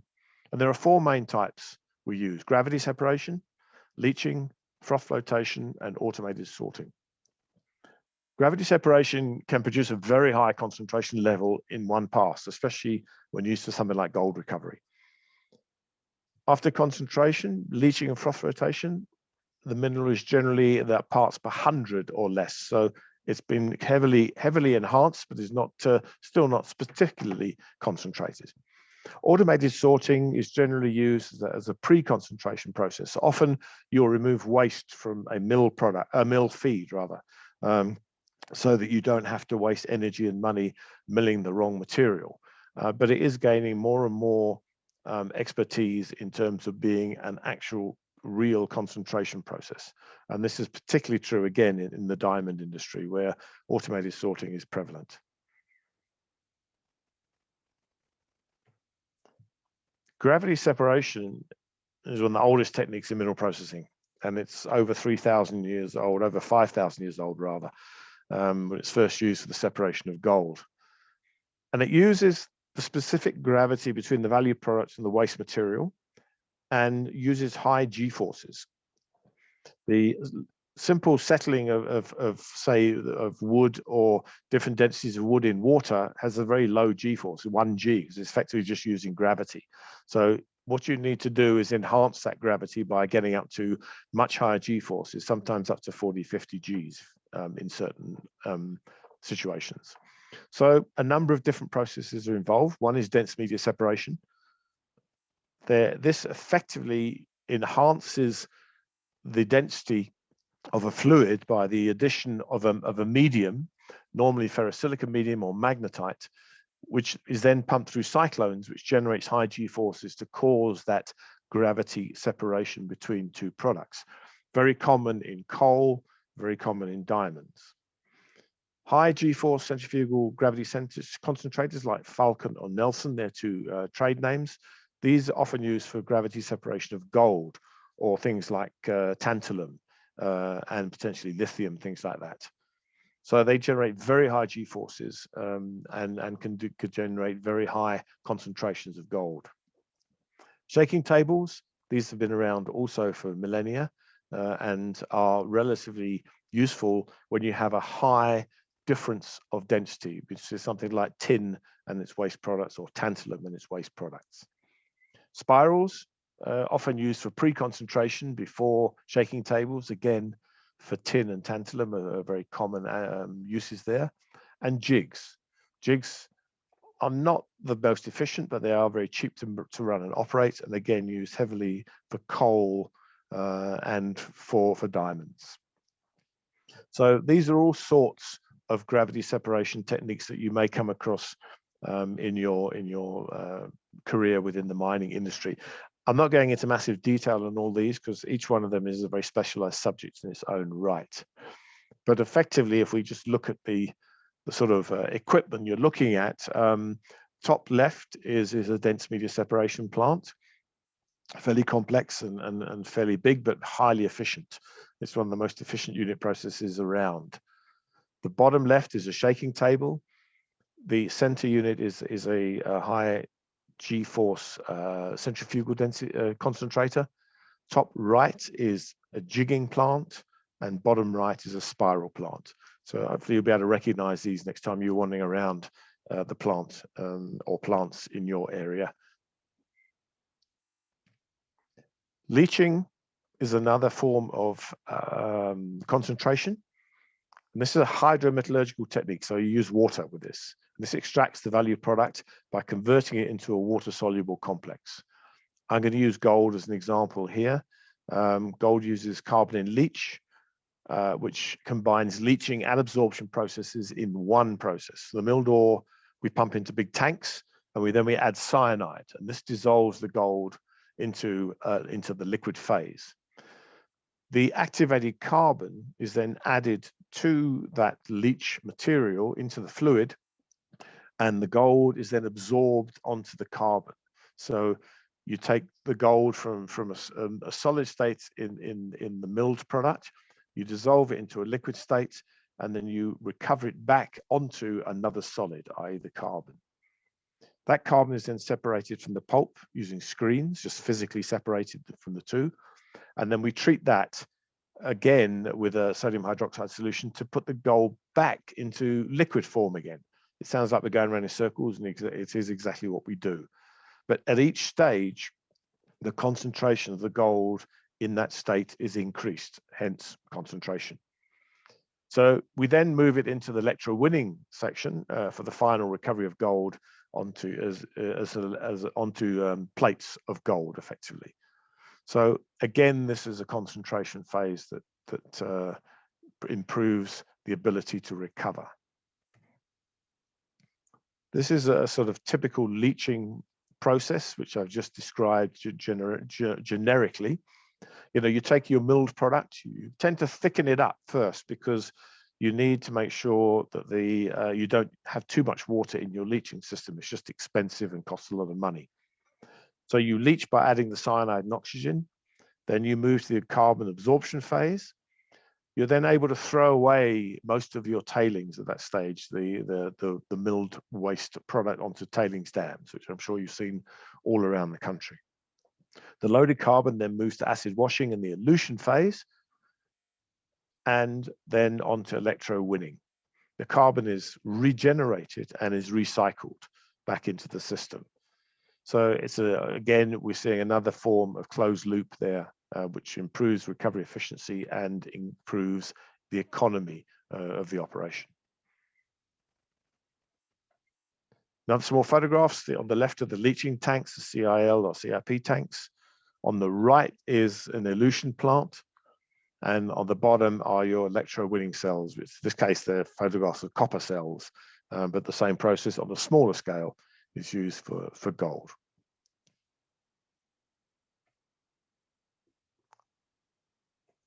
Flotation is another form of concentration. In this case, we use surface chemistry. So there are many different ways which you can concentrate material. It does depend on the properties of the value product, as you geologists are defining. So in this case, we basically mix the milled ore with air, which forms bubbles. We modify the material by adding a whole load of reagents: collector, frother, depressants, activators, and pH controllers. And what that does is it means that the hydrophobic material attaches itself to the bubbles, and that is normally in this case the value product. The hydrophilic material stays in the majority of the waste product and is rejected as tailings. So this works on hydrophobicity. Again, it's just looking at a different type of condition of the ore body, property of the ore body. What does this look like? Again, we look at the milled product, which moves into the conditioning phase, where we add all these reagents, the frother, the collector, the pH adjusters, etc. We then move into a series of flotation cells. We call it a rougher float because it roughers up and it covers a rough concentrate.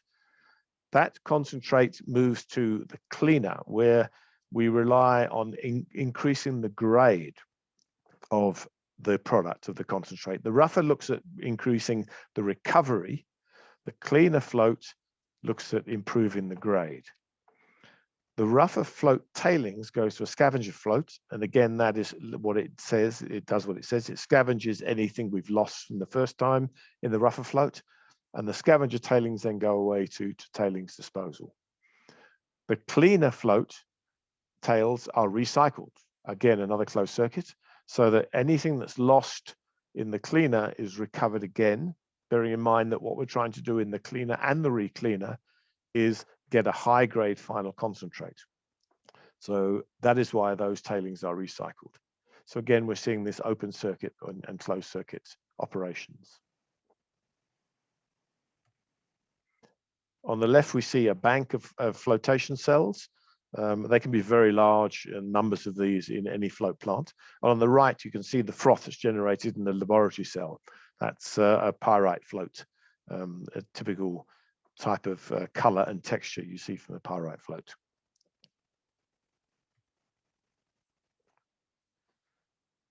Now we're going to look at some automated sorting issues. Historically, the sorting of minerals has been done by hand. When I first joined the industry, hand sorting of waste from reef in the gold mining industry was a common entity. Very rare to see it now. But in recent years, computing power, as we all know, increases exponentially, according to Moore's law, and we can now look at high capacity sorting, which has become economically viable. The sorting method relies on the presentation of a single particle thick layer of material on the sensors. So this tends to be done on a conveyor belt, moving extremely fast, which separates out all the particles so that the sensors can look at each rock piece on a single basis. And it then determines from its sensor systems what is waste product and what is value product. There are a number of different types of sensors. There's near infrared, ultraviolet, optical, which is in the visible spectrum, X-ray, and thermal. And these unit processes have been used in the sorting of many, many products. They originally started in the waste treatment of things like treating bottles for color, waste material from domestic waste, etc. But has moved into the mining industry, specifically starting in diamonds, but now moving into gold, copper, coal, all sorts of products now. Within each of those groups of sensors, there are still a number of subsets within them as well, depending upon the product you're trying to separate. These tend to be fairly expensive capital items, but are generally cheap to run. And can be very, very efficient. In the sorting of diamonds, we get guarantees of up to 98% recovery of diamonds from the X-ray sorters, which are now common throughout the industry. What do these things look like? There's three of them there. On the top left is a whole series of diamond sorters from a company called Tomra. On the right is a sorter from Steinart, which is being used on coal and gold. And the bottom is another sorter from Devtech, also another diamond producer. So these sort of things are becoming more and more prevalent, and you're going to see them more and more in the industry, I think, during the lifetime of your career.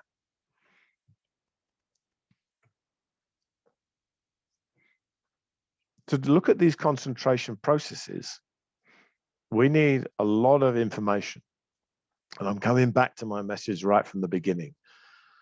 And that is basically that we look at detailed mineralogy. We need to know what the dissemination, the size, and the chemistry of the value product is in the ore. We need to know the waste products. We need to know potential contaminants.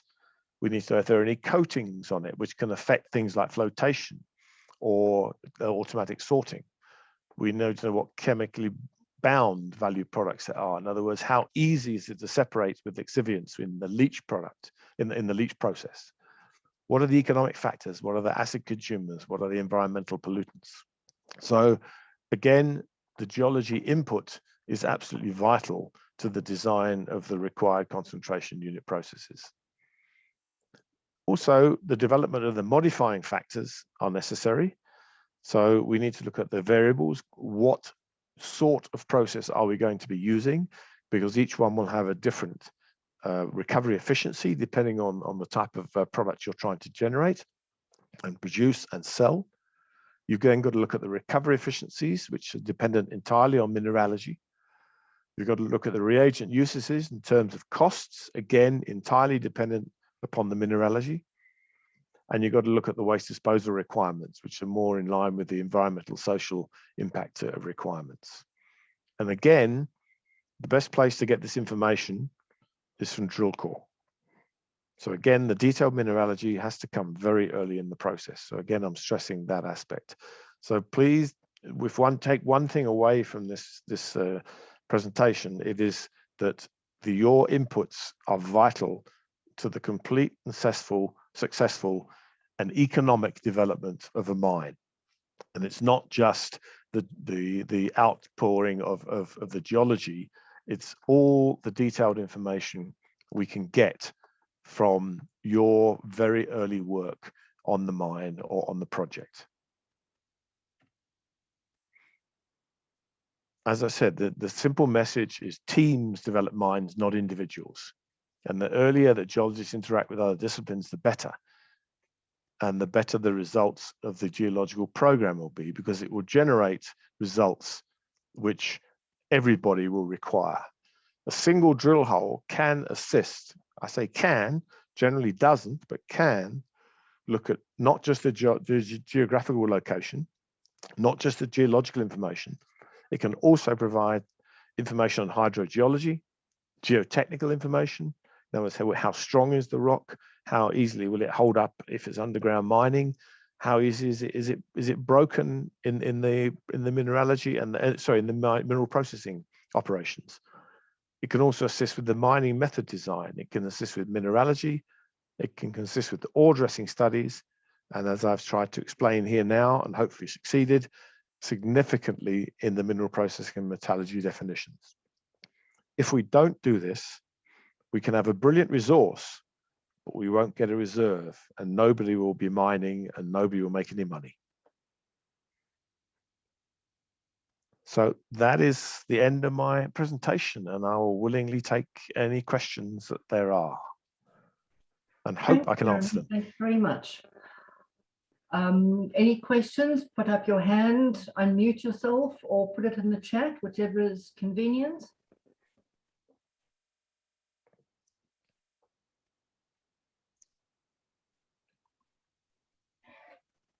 I have a question, but I can't find my hand. Oh, there it is. Found it.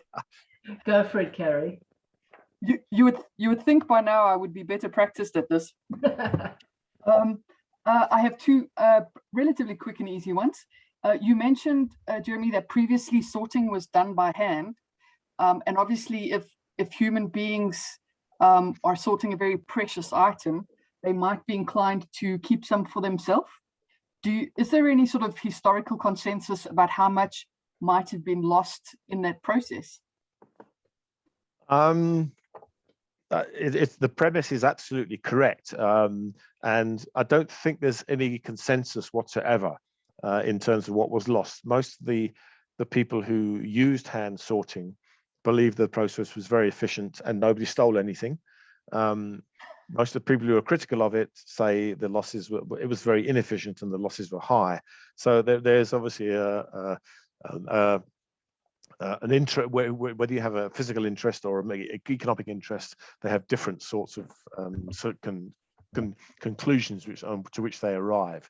But in essence, if you were sorting waste from gold, if there was visible gold and you had a product where you could see visible gold on the mine, it would get stolen. There's absolutely no doubt about it. And diamonds is a case in point where theft is a major issue. And there's talk of up to 15–20% revenue could be lost on diamond industry due to theft. That is my own personal opinion, but it is significant. That's very interesting. Thank you. Then my second quick question is, could you give us an idea what sort of software programs or how many software programs you use in doing your reconciliation during the mineral processing exercise?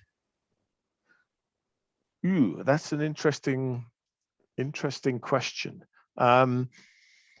When you start off, obviously you're given most of the geological information. You would often work with the normal, database programs that will be generated by the geologists. So we would use, the data mine work basically. We would use all that sort of information from geological sources.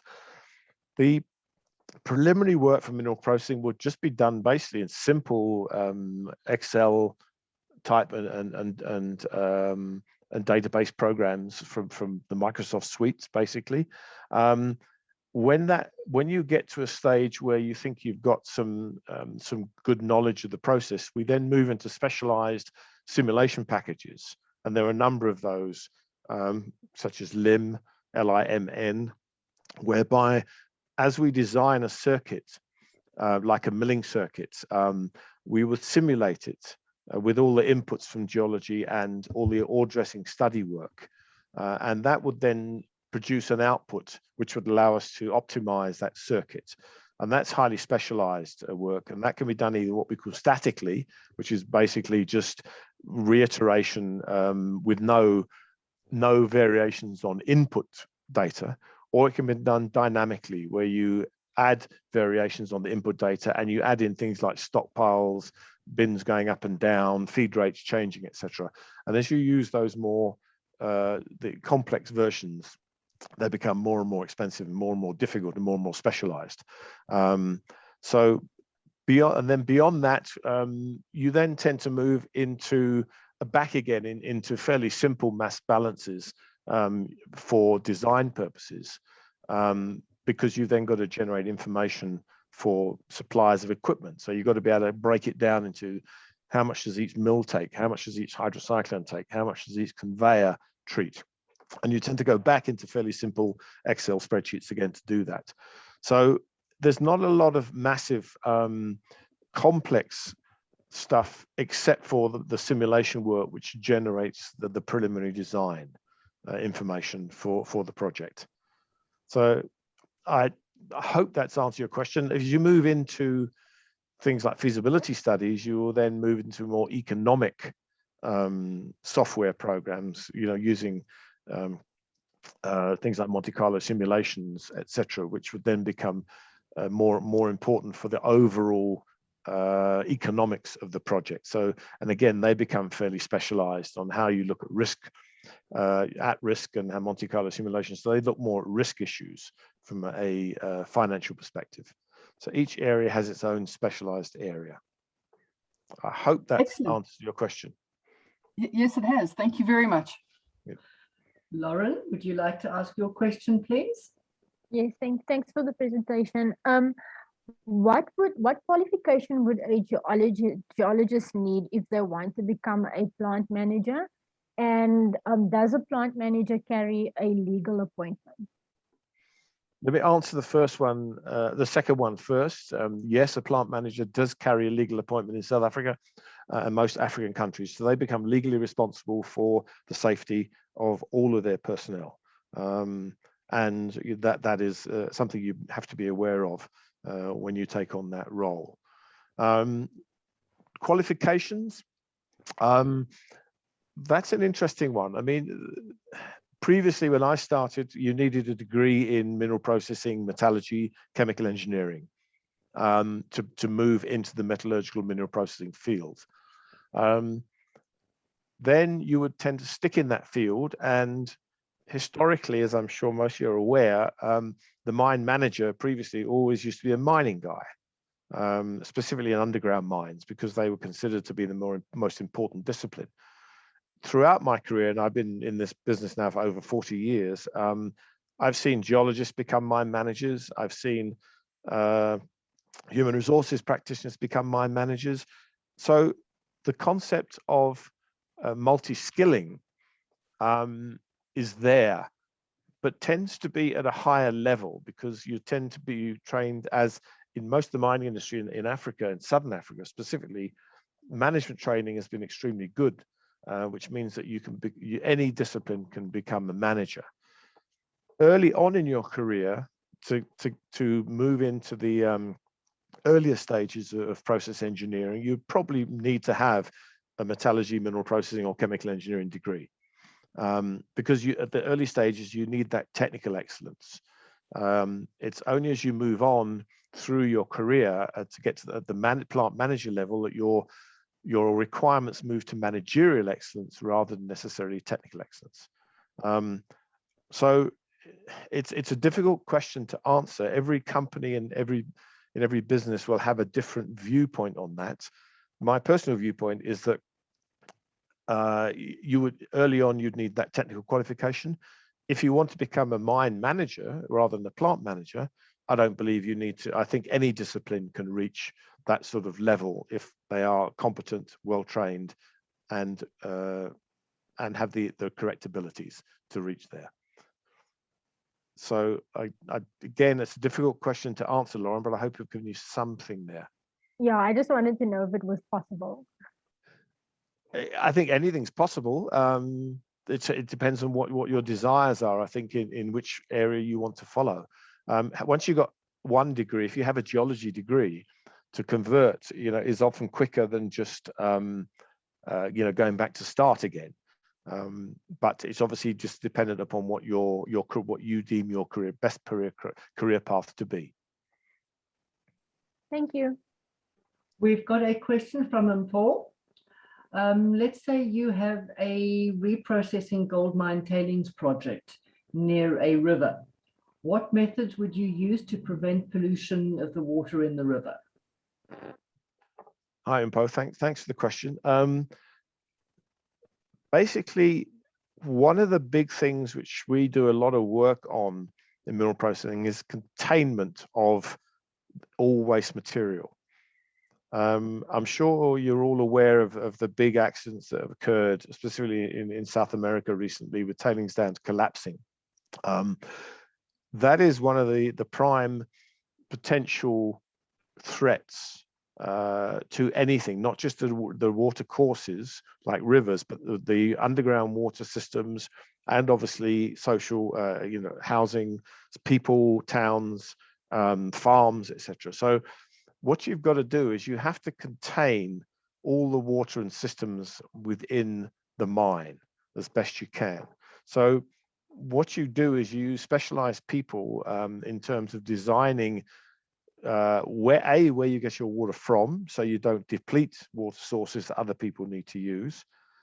You then need to make sure that the wastewater and products you dispose of are into areas that are properly designed by expert tailings storage facility personnel, including looking at the geotechnical aspects beneath it, so make sure they don't collapse. Make sure you look at the geohydrology beneath it so that you don't have drainage into water courses that can be affected. You've then got to look at the civil engineering side of it, so that how the walls are built so they don't collapse. You've got to look at the operational side, which says, how do I put the waste into it and how do I recover the water from it so that it can be reused back in the plant? Most mines, like a gold mine, are net users of water, so that they always need to import water. So you can make sure that everything you use that may be polluted is returned into the system again. So as part of your feasibility study for any new project, all that will be taken into account. And then within the operations of the mine, you will have all the requisite policies and procedures in place from your environmental, social impact assessment, and as well as all your policies and procedures for operating and maintaining all of your waste disposal facilities and your plant, so that material does not get out of the system. Inclusive of that is things like stormwater, which people often forget about. When it rains, if it rains on the land, it just either gets absorbed by the land, it gets taken up by plants, or it has run off into the river. If it lands on a contaminated site, such as a gold plant or a gold mine, you've got to contain that as well. So you have stormwater cut-off drains, which stop water getting into the river, stop water getting into other areas like farmland, etc. And that is also recycled. So it's a multifaceted approach, Umpo, to ensuring that all the environmental safety requirements and legislation is met.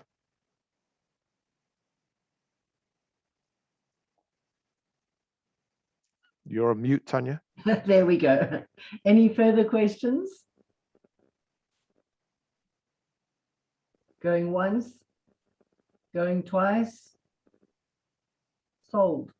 Jeremy, once again, thank you very, very much for your presentation this afternoon. Can you unshare your screen, please? I will do so. Sorry, there we go. Thank you And very thank you. much. Have a good rest of the conference. Thanks.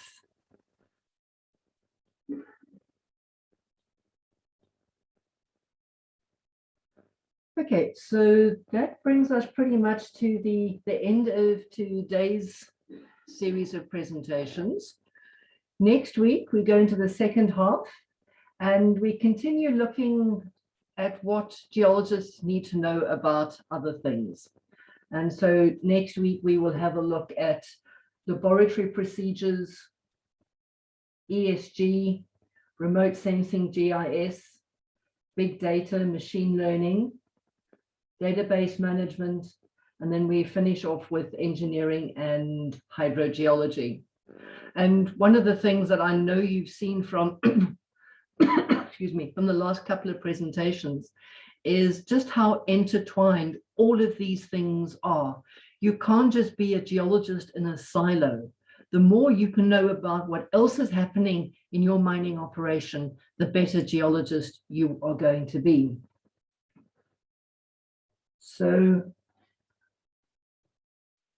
that's all, all I'm going to say for today, except have a good week. And we see you all same time, same place next week. Thank you. Goodbye.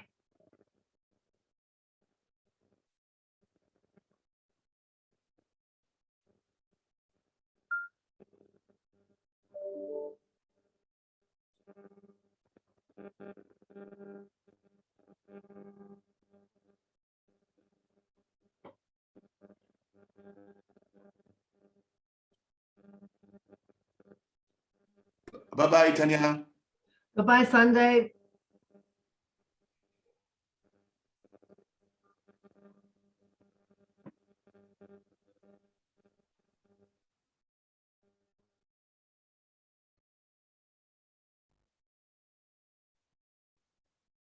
What link are you talking about, Mighty?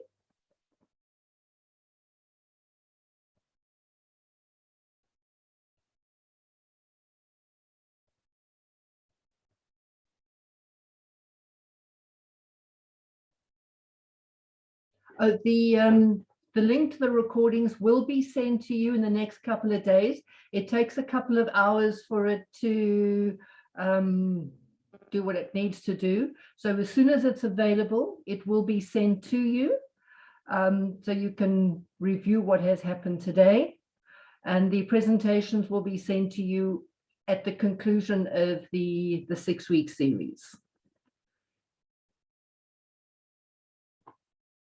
Also, the CV templates link that will be sent just as soon as Bryony sends it to me, which will probably be tomorrow.